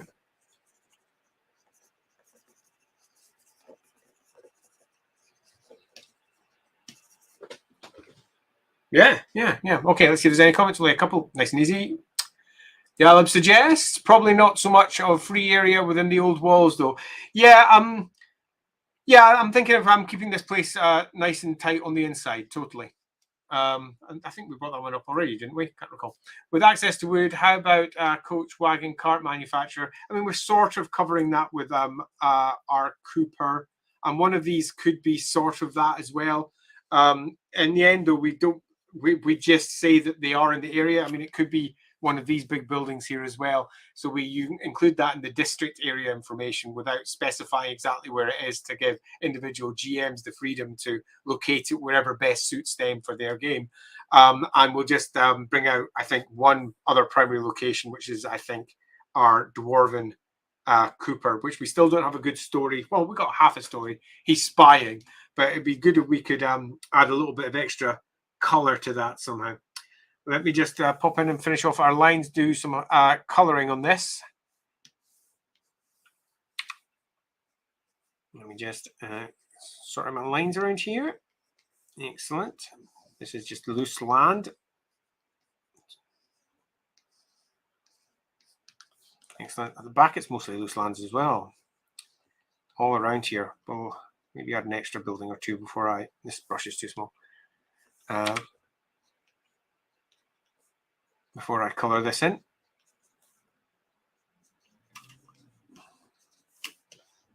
Yeah.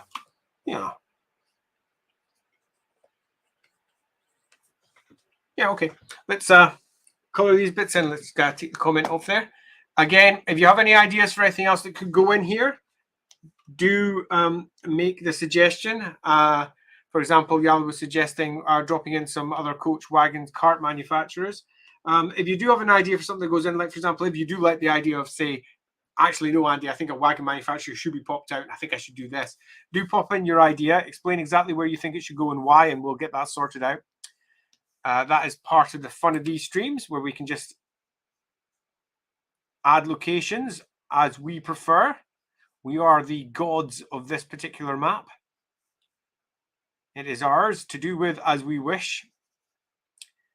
Quite looking forward to getting this bit done, because this is going to be an actual chunk towards the edge of the city, and it's going to look much more, not so much finished, but most certainly heading towards being finished in this area once this section is completed. And the same will be the case for the section that leads up to the road there. Once those two are done, it's going to be quite a step forward. We are, however, now moving towards our third hour. Thank you to everybody who's managed to survive so long. 3 hours and still going. As I say, today's not going to be a super long one. I'll probably be stopping within the next half an hour or so. I'm definitely finishing this area. Of that, there is no doubt at all. Beyond that, though, we'll see what we can squeeze in. I don't want to make videos that are so long that nobody ever watches the entirety of them.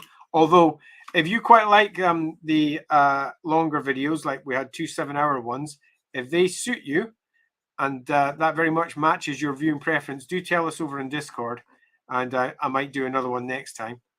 I do intend to continue mapping Kalegen pretty much every single Thursday, even if I don't necessarily put the post up in time, as I didn't this week, because this week has been quite the thing. And as I mentioned at the beginning of the stream, I was really sick yesterday. Long COVID for the loss. Although this wasn't really COVID, it was just my body being rubbish again.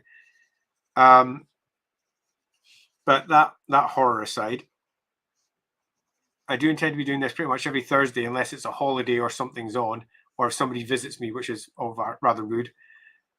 I intend to start at 7 o'clock every single Thursday as well. Again, there could be individual issues that cause issues with that, but the plan is to do that. Let's get our location in place.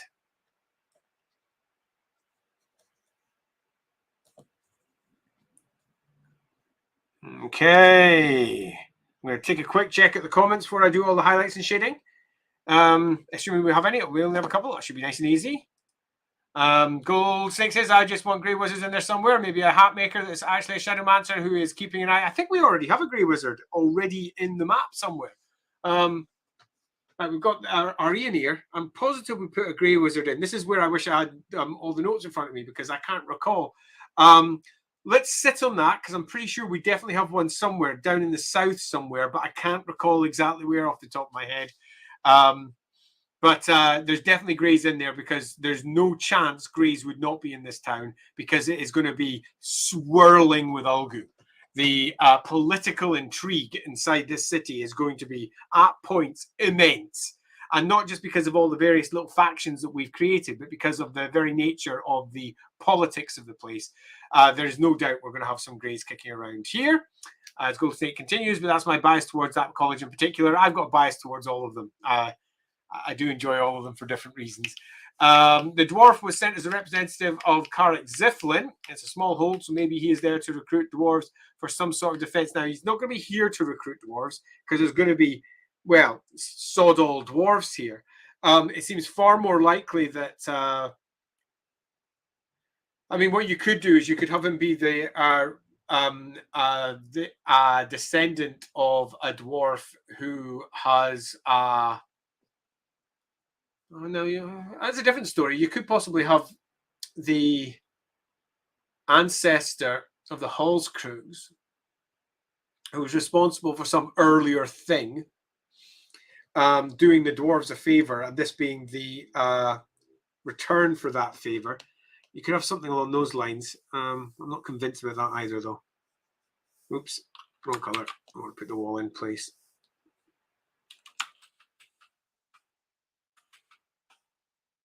Oops.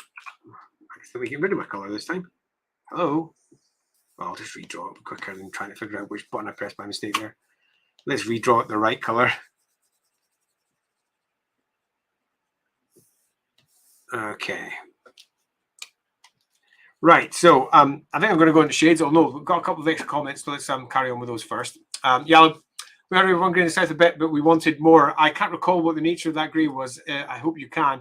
What if we had two and they don't recognise each other and they counter spy each other? Yeah, the chances of that are really low. For all greys are super sneaky, they still are awash with Ulgu. And other Ulgu spellcasters would be relatively aware of it. Now, they might not know each other. They might have different masters or be from different parts of the college or come from slightly different traditions. But they almost certainly would be aware of each other. Now, would they be spying against each other? Yeah, certainly. Greys are greys after all, particularly if they're both sent by different masters. There's supposed to be two greys, whereas one is in the slums in Smithy. See, thanks for recalling that. I have no recollection at all.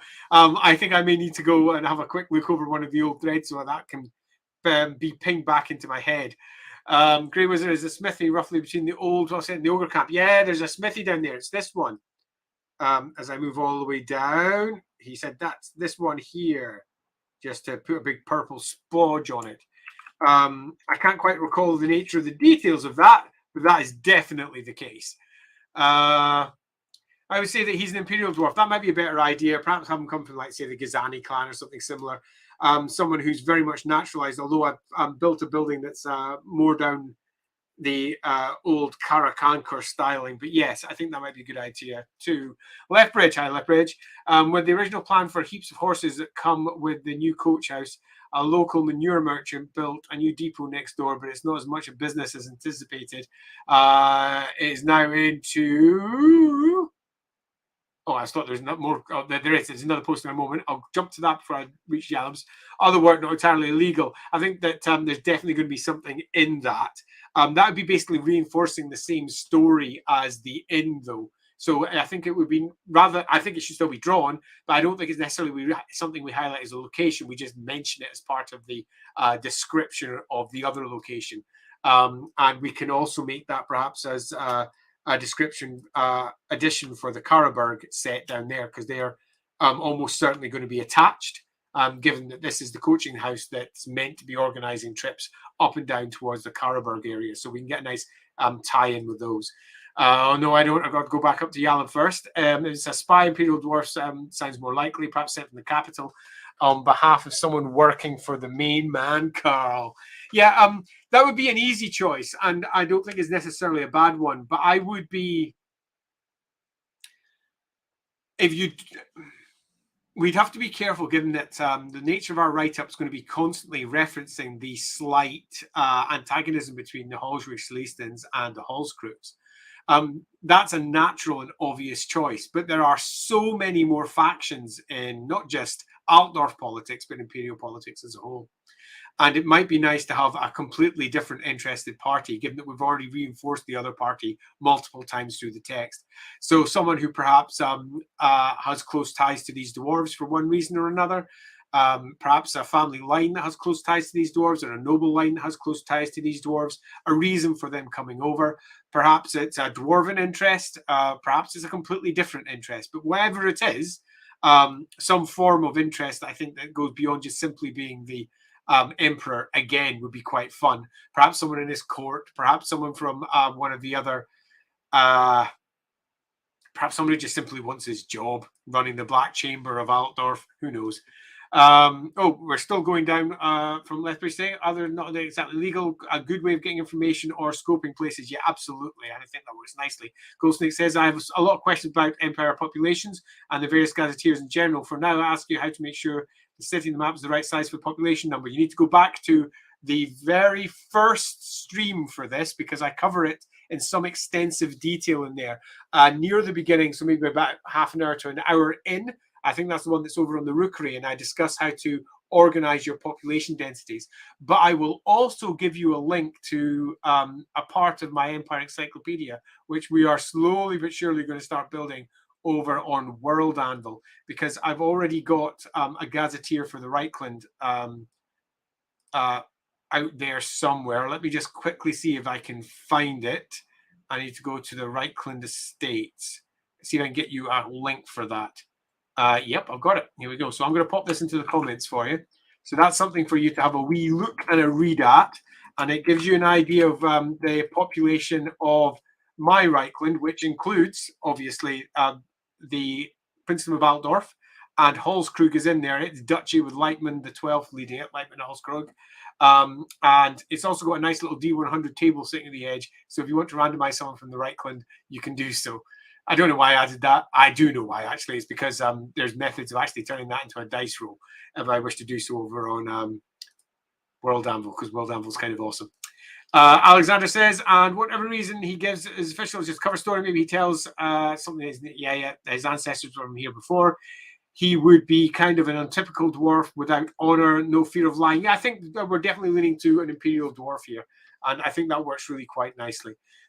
We link the grey in the south to the whole unfinished idea with something magical on under the halflings yet and investigating it. Yeah, you're totally right. Because something was going on there. I'm sure that will all make a little bit more sense later when I watch over that one. EST, still not decided what to call you. Naln has a fairly large dwarf population. It certainly does. I would assume it does. Manuel might be interested to know what's what. She's a little busy with Solid in 2512. Actually, she's not that busy with Solid in 2512. This is sort of covered in Rough Nights, Hard Days, wherever Rough Nights, Hard Days is sitting, where Emmanuel is a much more savvy figure than many give her any credit for. That was a part of a re-examination of many of the characters from first edition, which had lapsed heavily into stereotype, and almost every single female character was a negative stereotype. And we had a discussion about that multiple times, and it was deemed to be deeply problematic. Now, having negative stereotypes in Warhammer is not just common, it's pretty much par for the course. Almost every noble is corrupt for one reason or another, or almost every X is bad for reason X, Y, and Z. But there was all manner of heroic entities. Perhaps they were flawed heroes, but nevertheless heroic individuals who were male, but very few that were female or otherwise. So Emmanuel was gently repurposed, not heavily, but definitely gently. And part of that process was establishing how someone who was so extraordinarily powerful could still be so extraordinarily powerful. And the loose justification for that is she's really, really very good at what she does. Regardless of whatever other stuff she gets up to, she is nevertheless a very, very good broker of power. And what she's established in Nuln is really something quite special and something that she fights hard to maintain because it is her wonderful city, her jewel in the north, jewel in the south, pardon me. And her having vested interests here, I think, spot on. And it being a dwarf, no one would expect that. I think spot on again. I think you've nailed it. So yeah, I think possibly an agent of the Countess. And the Countess, as I recall, has one of her agents named inside the core book. I seem to recall I popped that straight in when we were discussing. It's in one of the careers. But that's largely because it's a character that's a long-standing character from one of my old games, so it was a very easy one to add and write. But I'm pretty convinced that the advisor career has a quick quote from Cramond. Yes, advisor to the Elector Count of Null, 2475, explaining exactly how the imperial vote's going to be broken down. And Cramond is also the advisor to the Elector Countess of Null, as she currently is. and as I recall, mentioned multiple times in second edition too. So having him organizing an Imperial Dwarf here is perfect. More than perfect. So nailed it. Love it. I think that nails the character in general. And we can have ourselves a super political dwarf that is really very unlike anybody's expectations there. Hey, Andy! Crammond shakes fist. Crammond has a long established history in our games and has manifested in different versions of the games in different ways. So you can never be quite sure if that character resurfaces again when it will be different. Much like Warhammer changes in almost all of its editions, the various versions of the Warhammer world that I presented for each of my campaigns have equally been just a little bit different. Where in one case, one lord was super powerful and influential, and the next time he's just not, and he's a chaos cultist and he's horrible.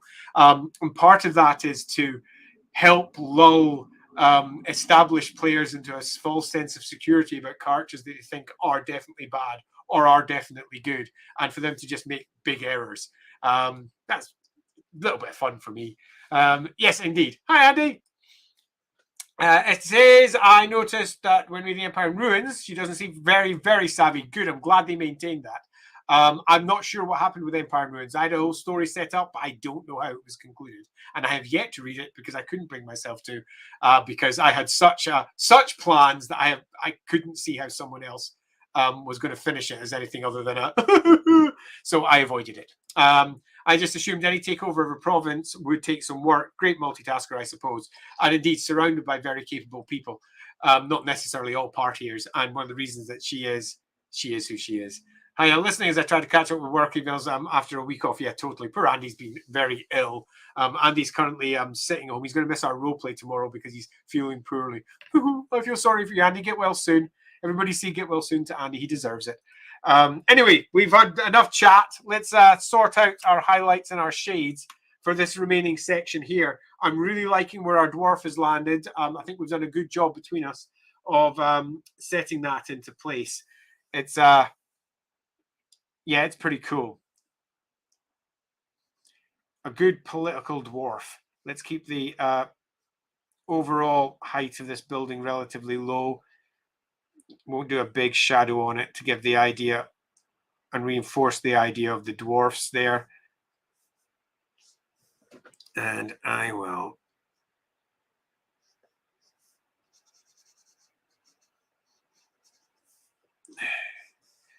we want the main wall on the outside to be a bit deeper. We want this to reinforce the idea that big walls to keep out those green skins and similar. They're also designed to be super impressive for anyone who might be coming from around. So this wall is fulfilling more than one purpose. It's not just here to look impressive for anybody that might be foolish enough to attack the place.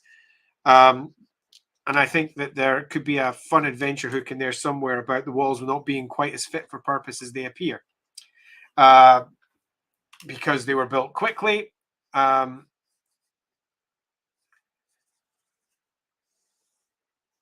To fulfill a purpose. And we could even have that as part of, if anyone wants to go for a particularly grand campaign, part of a potential campaign that ends with the city itself falling under siege or falling under attack, and finding out that the walls, for all they looked like they were super impressive, perhaps aren't in practice. Meaning that our green skins, or our war herd, or whatever else it is that we decide is going to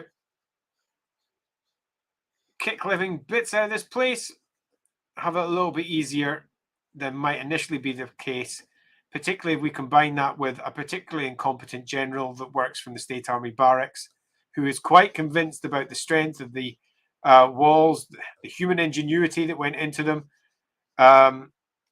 Perfect sort of thing for the PCs to find out about and then be ignored. Because, you know, they're PCs. And they're going to constantly get ignored because they're PCs. And even influential PCs tend to get ignored. Everyone's got their own concerns. Right, okay, there wasn't actually much in the way of shading to do there, so I'm going to do the highlights as well. Once they're done, I shall quickly pop back into the comments just in case there is any.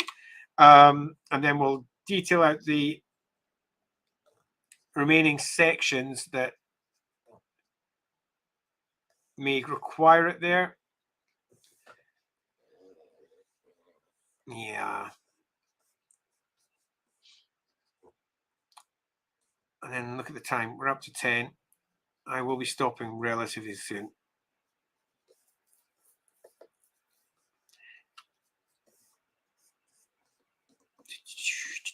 Almost there. Okay.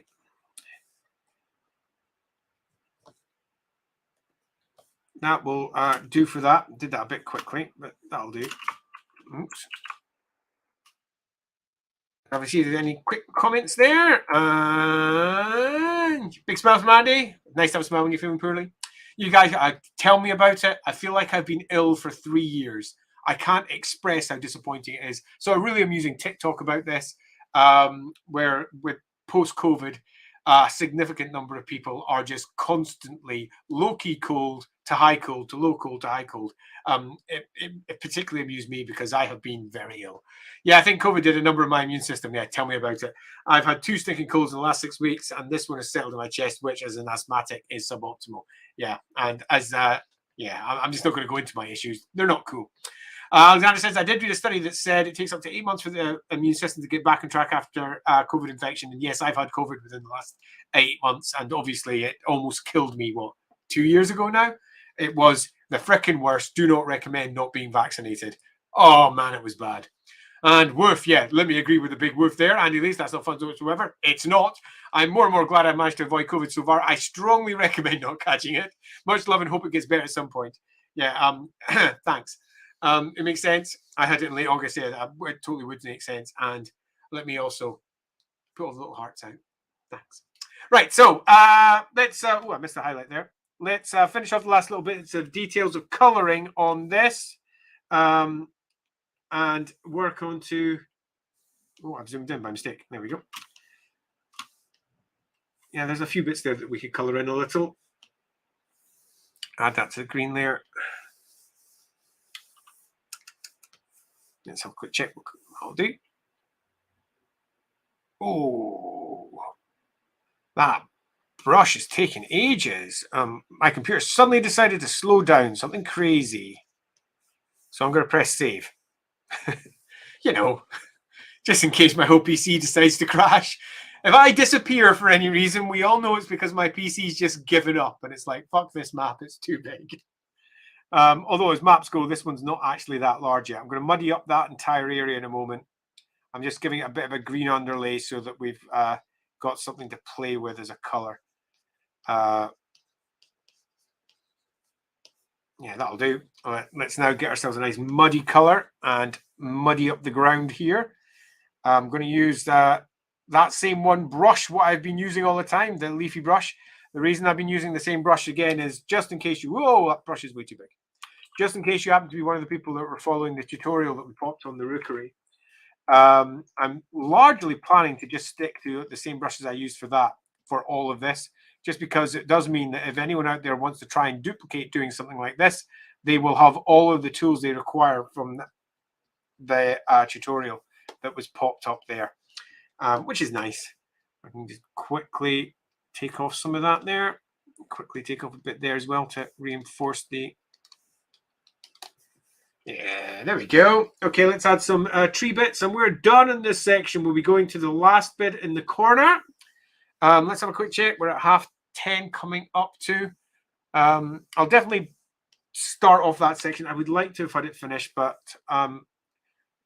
quite conscious of the time, and I don't want to go on all night tonight. Nah, do I really want to have that much growing up over the walls? I don't think I do. I'll have it on the older wall, which has collapsed a bit in places. A little bit of undergrowth in the corner.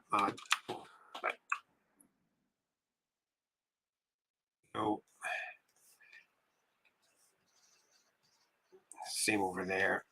Just a little bit to mix up a little bit and add a bit of detail. Oh, lovely. That'll do. I think we're finished that bit. Okay, I'll see if there's any more comments before I move on that one. I had a very nice idea. Oh, I'm pleased to hear it. What is it, Yalab? The Hallscrew Swan reminded me of something from Magic the Gathering. Interesting. In Innistrad, they have hippogriffs that have swans' heads instead of eagles. Maybe a local variant of that. Huh. Hallscrews tried to domesticate it while terrorizes local villagers, or maybe someone, or maybe actually exists in a faraway place.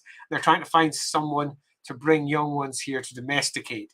I'm always a little bit reluctant to add new creatures for the reason that I mentioned earlier in the stream, and that's that it's not just me that's reluctant. Everyone else is reluctant. Most of the players of Warhammer are oddly traditional. There is what is Warhammer and what isn't Warhammer.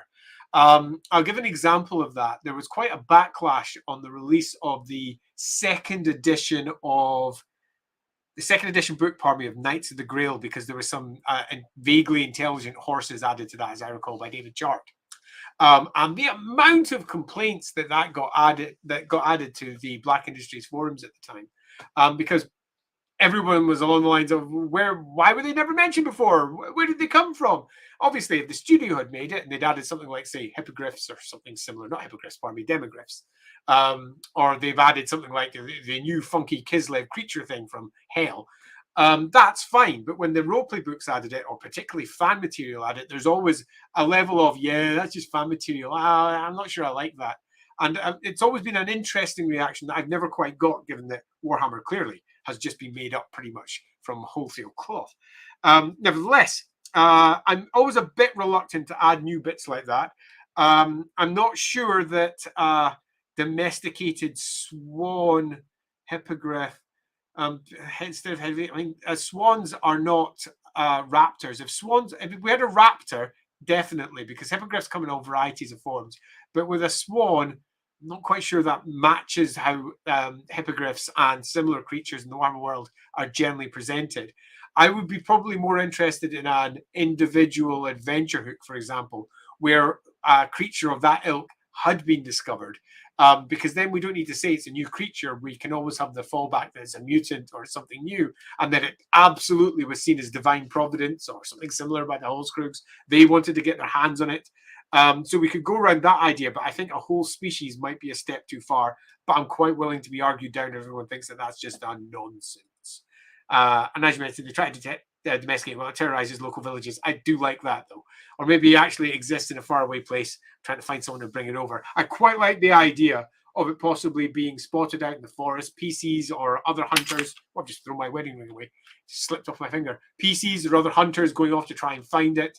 A little bit hunting for the snark type idea, or going after a jabberwock, some sort of local creature that I think would work really, really well. So rather than be something that's a fixed species and multiples of them, make it an individual that the PCs or someone else can hunt down. I think that works well. What do you think in return? Alrighty. Let's have a last look at our last corner. I'd at least like to get it figured out what we want here. Number one, I do believe we've got ourselves a truly ridiculously sized coaching house. Number two, we've got ourselves some sort of florist. Number three, the city walls, obviously. Maybe some buildings to suggest other industry that might be in the area. We had manure and various other suggestions. And also some open space up to the north side, given that we're now outside the walls.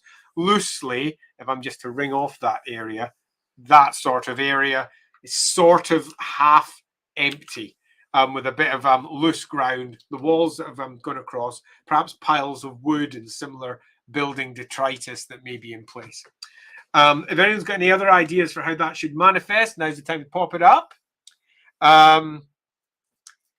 Oh, just before I start, Alexander's already dropped one, which was an impressive gatehouse gate. Yes, I think given that this is the primary gate that we're going to have coming through from Karaberg, so anyone that's coming through from that part of the world, let's have a quick check to see exactly how much foot travel this place is going to get on our reference map. There is really only two ways in, north and south. The rest of it is going up into the hills.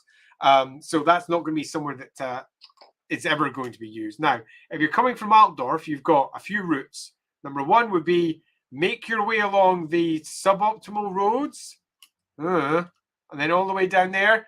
Not entirely sure that's the best option. So if I was going by coach, I would more likely make my way down the Weisbrook Canal, stay over in Weisbrook, head up, stay over in one of the villages, assuming that there's a coaching in around here somewhere, and then drop into Kalegen the day after. So you'll probably be staying in Edmgater down there and then heading into Kalegen that way. So I think most visiting dignitaries from Altdorf, if they're coming by coach, are going to be coming from the south.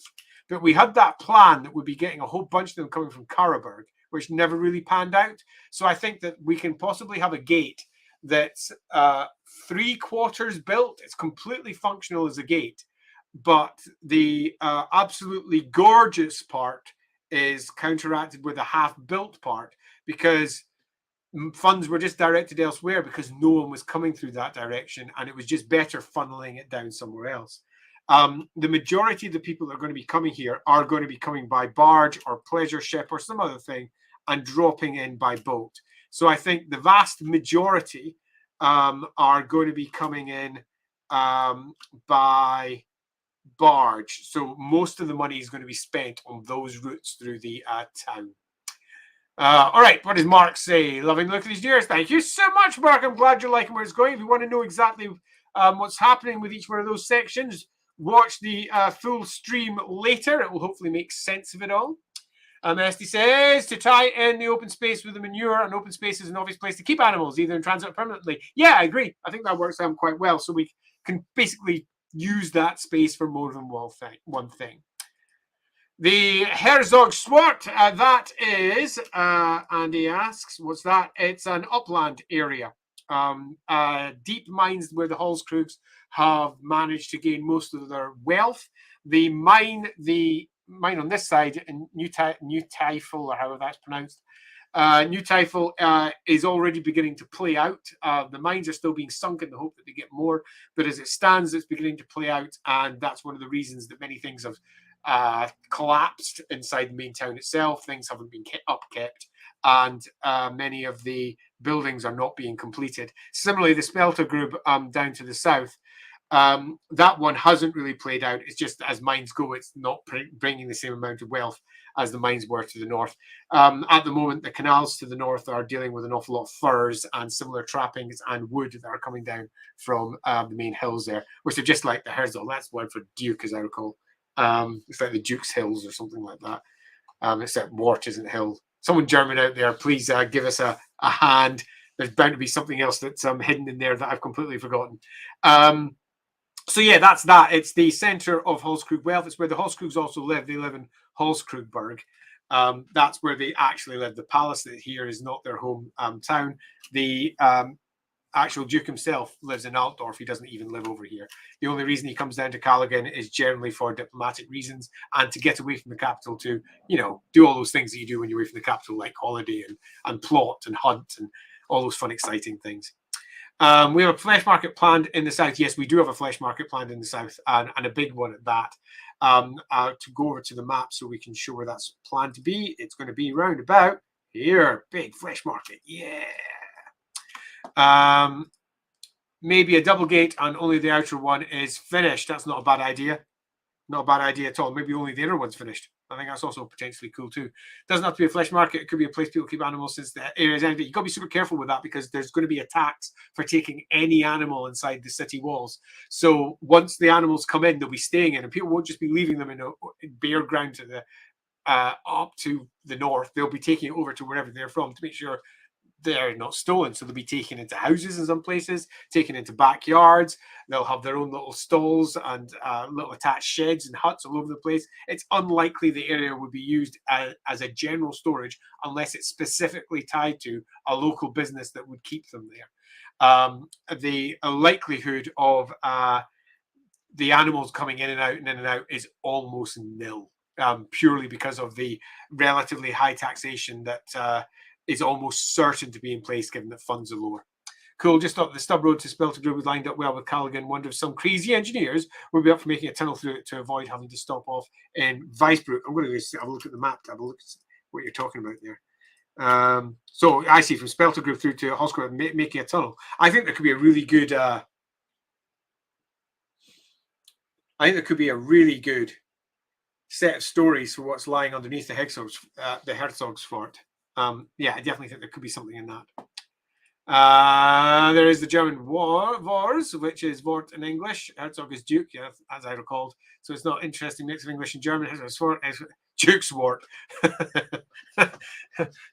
I mean, it does have a sort of circular appearance, doesn't it? I mean, that could very well have been what it originally was. That's not one that I named. So that may have been the original intention for all I know.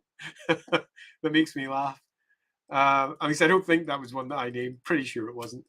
Okay, so we've got a good idea of what's up here. So let's go fill it out. So at least that bit has been done. So I'll do the lines for this section. Once I've done the lines for this section, I'll quickly run back and check our comments. So we're going to want something about there-ish. Oh, where's my line going? Why isn't my line showing? That's because I've got the wrong color. Let's get the right color. That's better. Okay, so loosely sorted there-ish.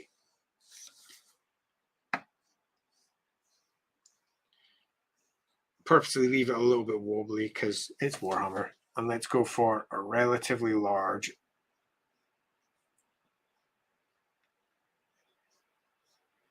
with an inner gatehouse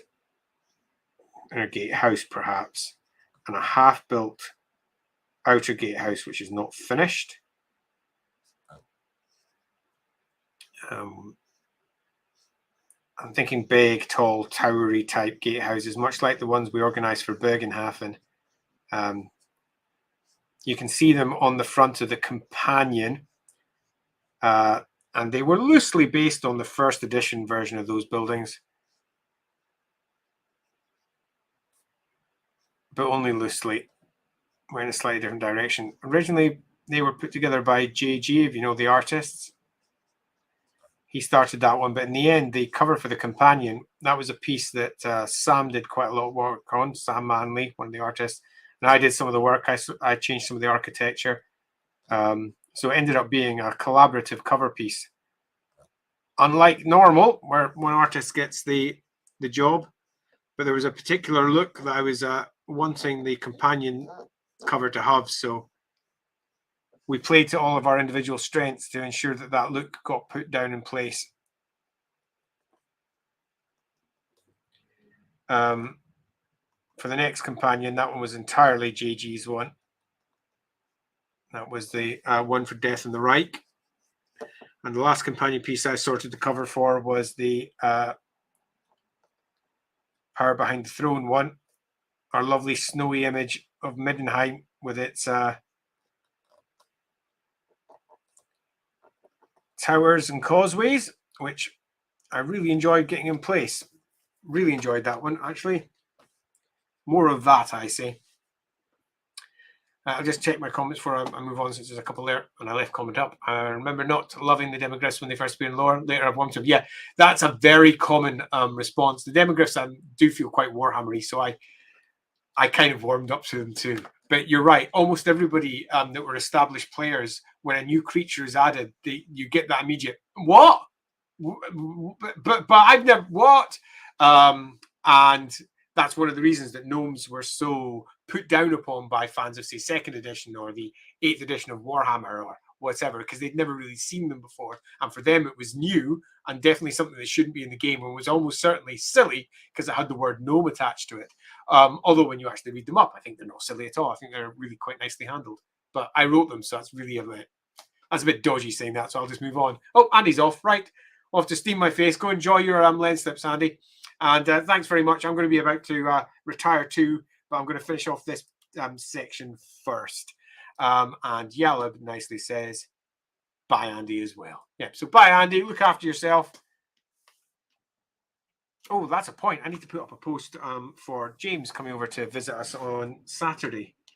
For those of you who know James Wallace, he is coming to Inside the Rookery on Saturday.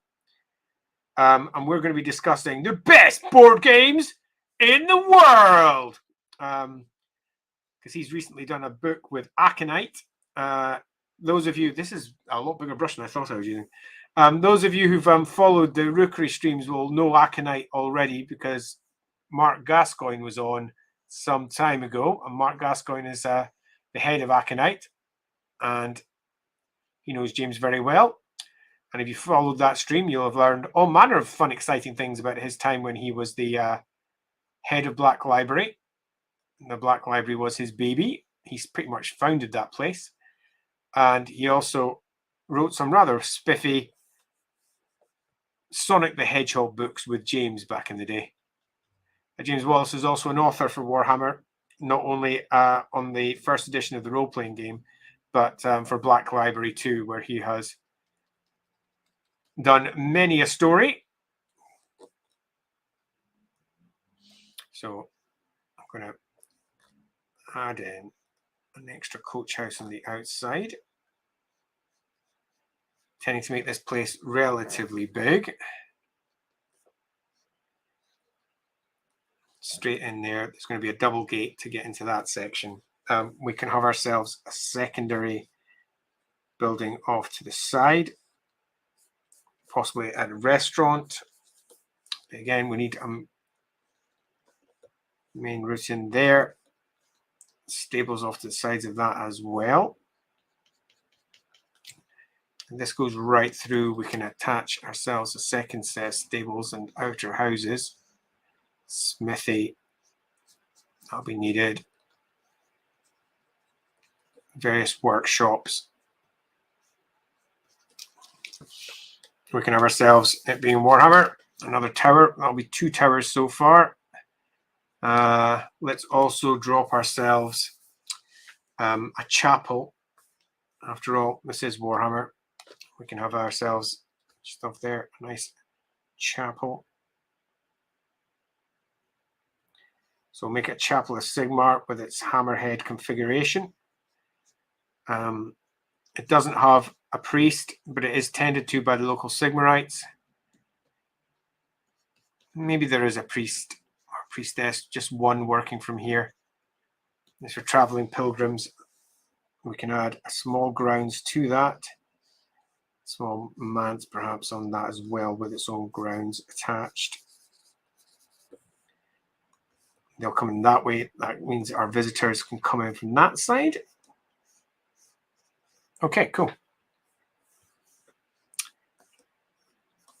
Right, so yeah, James will be visiting us on Saturday to discuss board games, because he just did a big book about board games. And I'm really looking forward to that because, well, I love James. James is great. He's quality chat. It's also, though, a bit risky because in London it's Dragon Meet this weekend. And James is going to be at Dragon Meet and then coming over to the stream afterwards. So it's quite possible to start a stream and James is stuck in a subway somewhere, which would not be ideal. It would not be ideal at all. Inevitable, but not ideal. Right, so I'm going to add in one main building at the back there to get the end of this particular complex, which is clearly quite silly. I'll make this probably, we're going to need somewhere for the road wardens in here as well. So there's basically a state army barracks for the road wardens in this somewhere too. Yeah, that's definitely beginning to look like a ridiculously oversized place. If you imagine this as being somewhere with multiple levels, we're looking at a large restaurant, there's another small hall, possibly even a small dancing area. You'll be looking at an easy, I don't know, 2 common rooms, 2 drinking halls, maybe about 30 single rooms, small suites for nobles. There'll be one near the top of the tower. The intention originally for the road wardens to be working out from here as well. Oh yeah, we could definitely got a lovely feel for this place.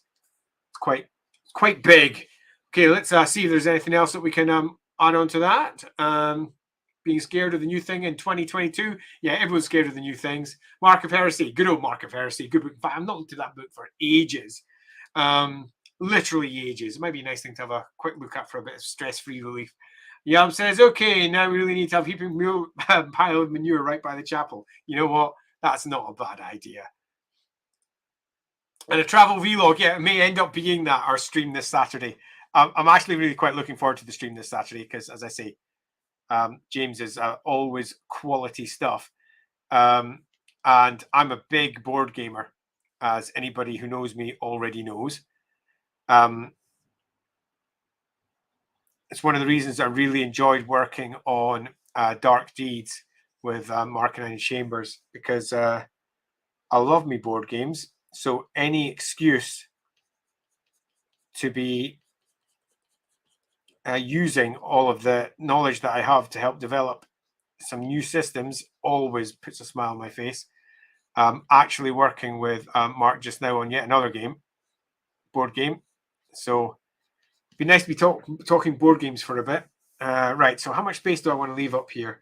We've got we've got almost certainly the main part there will be filled with whatever that is.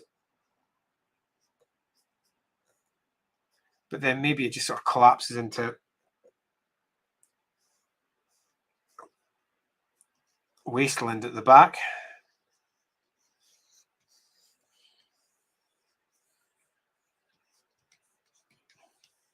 Okay, so a bit of land. I think that land there is rife for potential adventure hooks, though, that could manifest in a variety of different ways.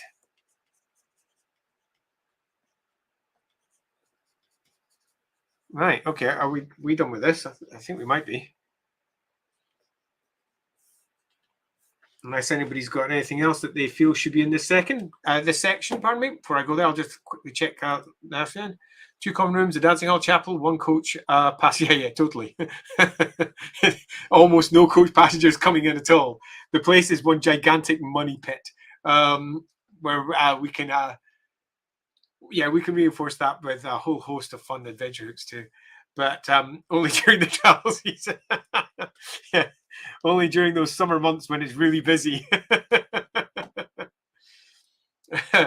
Oh, Jim said, could be an expression, taking a coach to Kalegen. In fact, I really quite like that as a local expression that's popped up over the course of the last few years. I've got a dictionary of phrases from London from the turn of the 19th century into the 20th. And it's just a treasure trove of local facts in London, and how many of the phrases rise and fall over the course of just a couple of years. So it's a snapshot of time for how people were speaking at the time, full of idioms and fun little stories. Absolutely adore the book. It's really, really good. And it's behind one of the, it's one of the primary sources behind the document that I built for slang in the Empire, which I've got a PDF for. I've not popped up the final PDF. I just wrote some articles for that a few months ago now.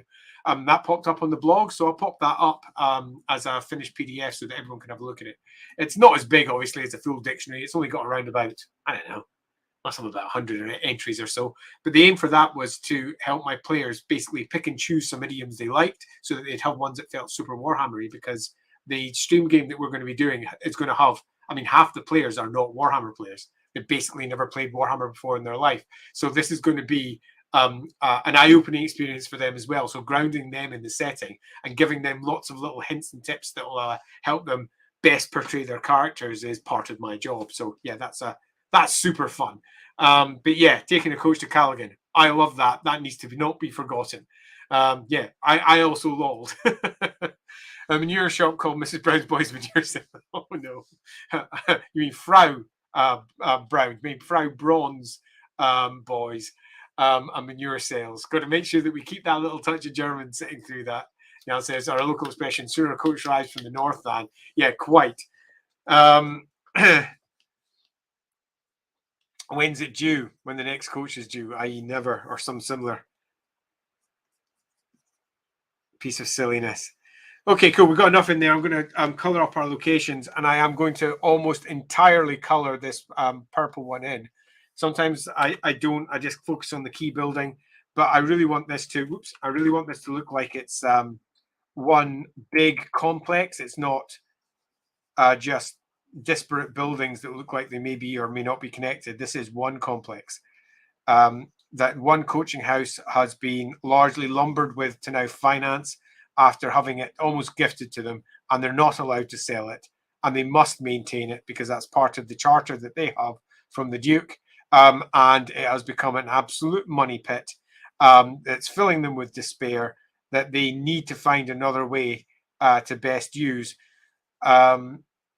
Exactly what their charter says, obviously, is to be detailed, but I'm thinking something relatively restrictive.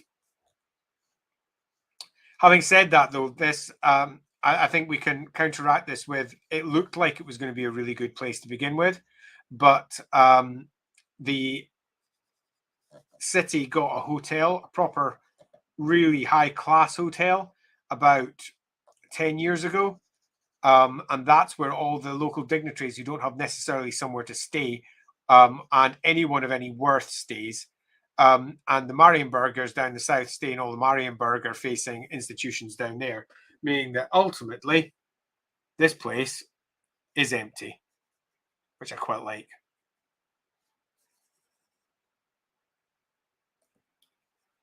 And that's our gatehouse, half built, crazy mess. Love it. Let's quickly pop in our other buildings. Once I've got these other buildings painted in, I will go check the comments again just to see if there's anything there to address. And once I've done that, I will probably just finish off colouring this bit. I think my plan will be to finish the highlights and shades and bits and bobs for this section, and then probably call it a night there so that we can go on to something completely new next time. That completely new can be decided when we start that next stream.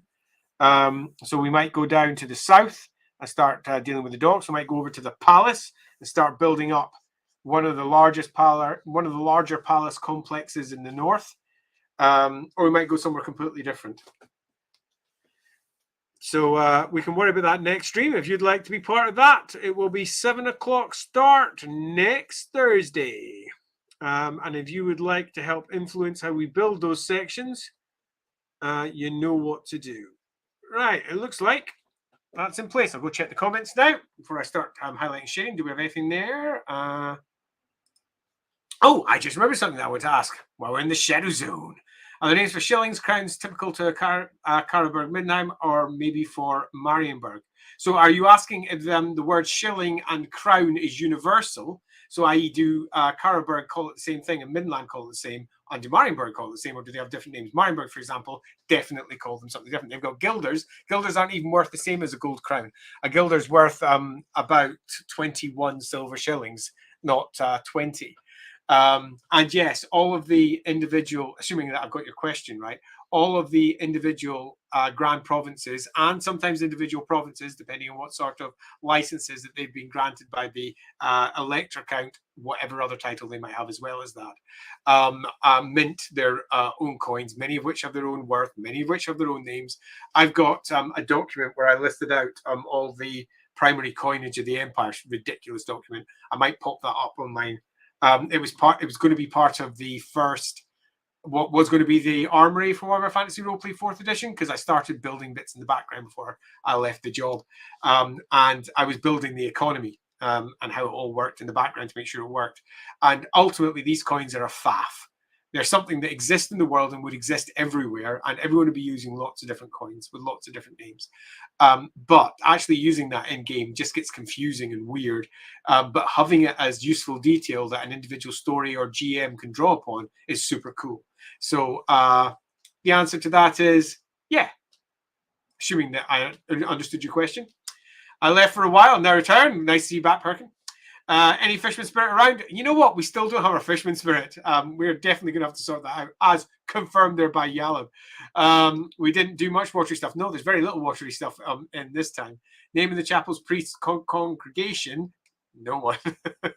Yeah, quite. They have to apply new paint every second season. Yeah, stuff like that. This building's got to look gorgeous, whether they've want to or not. It's just a giant money sink. We talked about going to either Southern Old Town, Garson Hill, or Moore's Garden. Yes, we did talk about all of those, and I'm up for any of them. I was thinking more in line of a common name that a person from there could use, not necessarily a proper name. And yeah, all the individual cities have, and it's just it's just like the real world, where the more you look into the real world and the more you look into their individual cities and how they manifested, they all had their own individual idiosyncratic names for everything. So if you want to do that for your Warhammer, yes. My Warhammer certainly does, but I wouldn't like to make any statements there, because the official version is not necessarily anything more than, yes, that's what happens, but we haven't detailed it. So make it up for your own. My idea was that the names of the caravan gangs that they would demand is payment racket. Oh, I see what you're saying there. Now I see why you were drilling down on that. And that's not actually a bad idea. We can sort of build some of our own lore for exactly how that manifests in practice. Yeah, I quite like that. Right, anyway, let's get our quick roads in for the areas that are going to be open. That's not that. That is, and this is too. We can then possibly have a road that makes its way over there, possibly coming in from that side too. Excellent. Let's just mark in those extra details. So I'm going to mark in these details, get them all in place so that we're on our final stretch. I'll then do the highlights and the shades. I'll then look at the comments one more time. Then we'll be in a place to just go into finish, and then we can say goodbye and end the stream. Yeah, I think this place is mostly muddy around this area. I don't really need much more in the way of colouring here. That's going to be green. That's going to be green. A little bit of detritus around the edge, but not much, because this place is meant to be nice. Oh, my brush is beginning to wear down a little bit there. Let me just flip that around.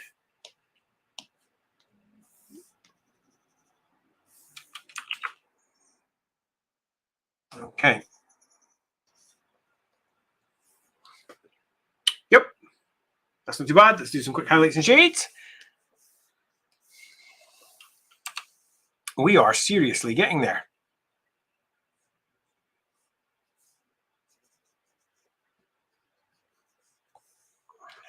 Continuing on with about the same height of wall, but we've got a slight angle to the wall here, so we can take it down a bit further with the shade, because it's a slight slope there that hits. We've got our super impressive towers, which won't quite catch that corner there. Oi, go away, you stinker. I did not ask you to pop up.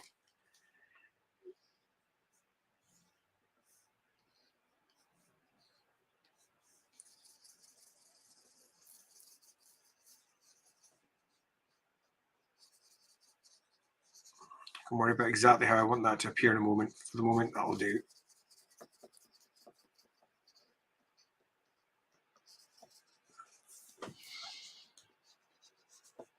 Okay.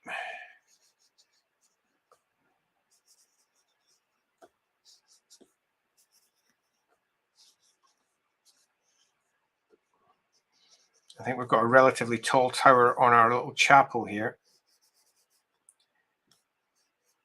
The bells will be ringing out from there. One common theme of my Warhammer games is I very rarely use o'clock or equivalent. It's generally always the 6th bell or the 5th bell, largely because the Temples of Sigmar are just so ubiquitous across the Reikland, and they are used to keep time, regardless of how accurate that may or may not be. That time is kept by the bells, and almost everywhere has got a Temple of Sigmar ringing out his bells. So it's become a standard idiomatic replacement for o'clock in my world. And that's popped into some of my writings here or there. You'll probably catch it. In fact, I think we wrote that into Enemy in Shadows as well. Things happening at a particular bell. All because of the good old Temples of Sigmar. Right, if I missed any walls, it should be casting more. No, not really. That's about it. Let's reinforce that this is a bit sloped with a little bit of extra shading. Yeah, that'll do. We didn't put a florist in here, did we? That's disappointing. We can put the florist on the other side. Hopefully someone can remember for next time that we need ourselves a florist.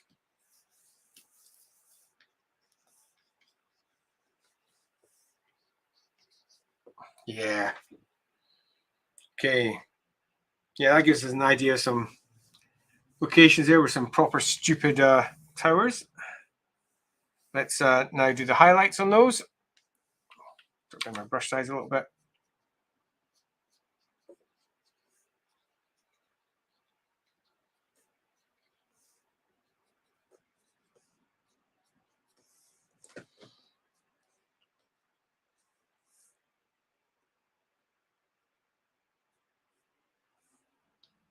This one's half built, not quite the way it should be. Excellent. Got the towers on top of our ridiculous overwrought inn, which is going to need a name. We haven't even decided the coaching house yet. That's something to possibly for us to cover for later. Okay, right, that's the main parts. I'm going to pop into the comments first before I go and do the last bit. Let's see what we've got next. It would be fun if the car burgers called coins, noses, and boxes.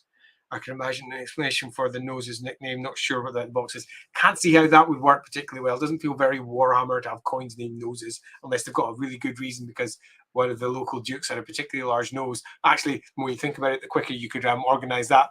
Definitely something to think on. Wait, those towers are like 4 times the height of the wall. Oh yeah, proper silly Warhammer towers. You know, it's just that. In fact, if I go for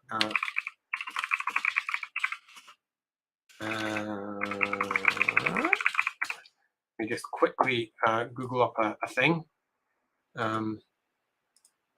Let's see if I can get that as a picture.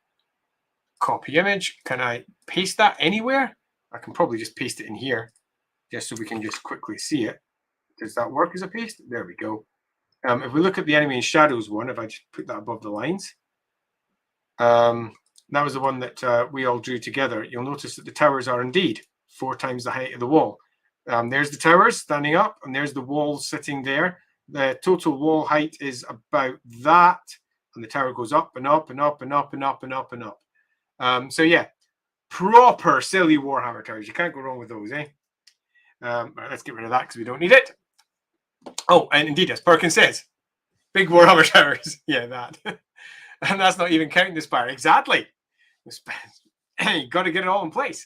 Oh, this time we're marking the florist on the map. Oh, yeah, indeed. We've got a florist to figure out to pop in there somewhere. Worry about that in a second. Are you writing the lower bits for the location of the map down, like the Grey Wizard, the Null Dwarf, and so on? I'm not. I'm sort of hoping that will happen by magic, and that obviously hasn't occurred yet.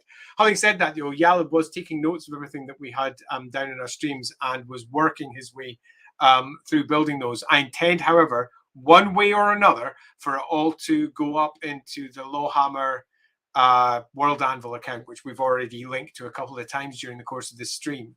And we're looking for writers to help build that. So if you fancy being a writer for such things and think that you're up to it, feel free to jump into the Discord and say, hey, Andy, I'd like to write up all those things, what we're doing for Kalegen. And we can organize that all up.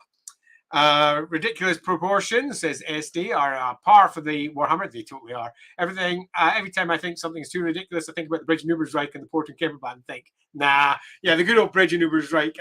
We were really lucky for that one. When the starter set was coming out, about 4 months before it was due, I was in contact with the lovely people over at Fat Shark, and they sent me through a version of Vermintide that I could fly through.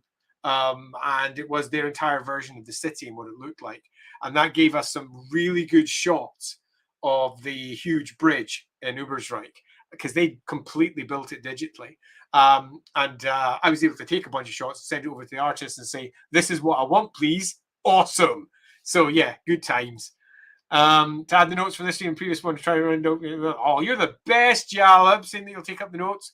But yep, I probably should say, yeah, it totally is a proper stupid size. Welcome to Warhammer. Speaking of that, I think I'll end up DMing you about writing things, Andy. Oh, I hope that's I'd like to do it, DM, and not Andy, I think you suck. Why do you keep on mentioning writing things for me? Message. Because if that's what you think you're doing, that would be pretty awesome. But, you know, there's no pressure on that. If you'd like to do that, that would be kind of awesome because it would be nice to see this place supported with a complete section. And as I said, my job is to let me see, that's the one I want, but just not the color. My job is often an editor of exactly this sort of material. So it's not like I'm not in a position where I can't help along as required. Yeah, that'll do. Let's make this area sort of greenish. That's a little bit too green. Let's drop off the desaturate that a little. There we go. Let's go for a little bit of brown in the this area too.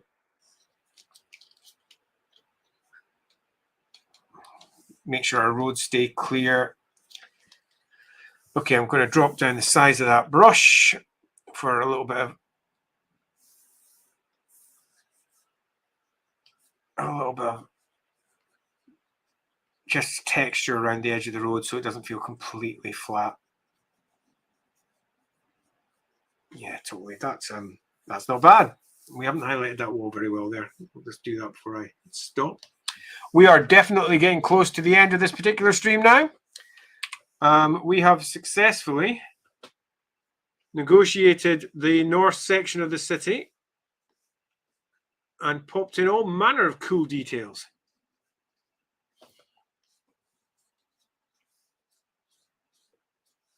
Let's see if I've dropped any water in. I seem to recall I did drop a little bit of water and I didn't add white to it. I'll just do that now. No fishmen, but definitely water. There's a little bit here as well, so let's just add a bit of white to the water by the dyers.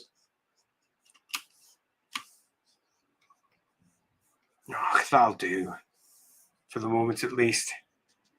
The aim of this is to be done, not to be super. Oh yeah, that's looking good when you zoom out though. We have significantly, I couldn't even say the word significantly. I was so pleased with what I was looking at. We have significantly dented that map. That has definitely done quite a bit of extra. So let's see if there's any other comments before we go. I can write stuff, but English is my second language, so really not perfect for this kind of stuff. Yeah, I get that, and you're probably right in that I wouldn't like to be taking in words and then rewriting it completely. But if your English is good enough, that's more than enough for me, because if all the core work is in place, I can just go through, sort the English out, post, job's done. I would obviously be concerned about that while simultaneously not being that concerned about. The biggest thing that's required really is the desire to do it and the desire to get stuck in and make it the best it can be. And if you have that, then yeah, it's definitely worth a go. Joseph Conrad had English as his second language. Totally true. Writing and getting feedback is the best way to get better. 100% spot on. Could not have said it better. Far better than I said it. Still a lot of Thursdays to go for this map. Alexander, spawn. As I look at this rather large map, let's take a total zoom out so that we can go just how much we've done. We've actually done a good chunk of it, though. That's looking pretty decent. I'm pretty pleased with how we've done today. It's really beginning to now form into shape. And when we do our next bit and start connecting that through, I think it's really going to start looking more and more like an actual mappy place. Oh, look at that. Great. So let's move towards tie-up. Let's sum up with a couple of things. Number one, thank you very much for watching the stream. I cannot appreciate it. I cannot say how much I appreciate all the help that you provide as we make our way along. Whether you're watching this later or have watched this live, thanks. You're the best. I do intend to finish this off right to the end, so do make sure you pop back each Thursday. I'd also like to offer a huge thanks to the patrons over in Lawhammer. They are currently patronizing us for a thing that hasn't even really started yet, because our patron is really for the stream game that we're doing. But they've come in early and they're helping us out, and they are super the best. We're doing streams like this because of them, to make sure that they get some cool content. On that as well, I should have up a whole bunch of new Sigmarite and Ranelden prayers and rules and goodies for the stream that we're doing. And that might be of interest for you as well. The format that we're using for those is quite different to how they are in the core book, because we want to have a method of adding lots simply in a very short amount of time, which is very much how that has been built. So there's going to be a bunch of new posts over the course of the next week on that. I'm also going to be doing in progress for our studio, which is now largely done, except for I need to get a new top for the table. It's super exciting with all the cameras up and all the bits and pieces and the lighting and everything peering down. It's all sorts of fun. So yes, thank you very much. I'm going to pop off now. I'll do a quick check of any more comments before we go. So we have like a sixth of the city done. I'd say that's a good sixth, though. Thanks, Andy. And thanks to you as well, Yalab. I really appreciated. These things are great every time. Thank you. It's just a shame we had a period of about 3-4 minutes where it all went quiet because the sound went weird at this end. It was a pleasure to watch this. And thank you so much, Alexander. It's really nice that you should say that. And Esty says, great stuff. Good night, everyone. And indeed, good night in return. I shall pop off with a quick zoom in, pardon me, of the map that we've built so far. I think we're doing pretty good progress here. We have got ourselves a real place building up. The only thing that I wish we had a little bit more of at this point is that sensation of the rise and fall of the different parts of the town. Because at the moment, it just looks very flat. And I don't think flat is necessarily the best for it. We've got a little bit of the idea of movement of height up towards the northern wall there, but that's about it over the course of the entire wall. So perhaps we might want to have a little think about doing something to that either in the next stream or a later stream when we've done some more of the city. So other than that, until next Thursday, this is me signing off, and look forward to seeing you all next time. Bye.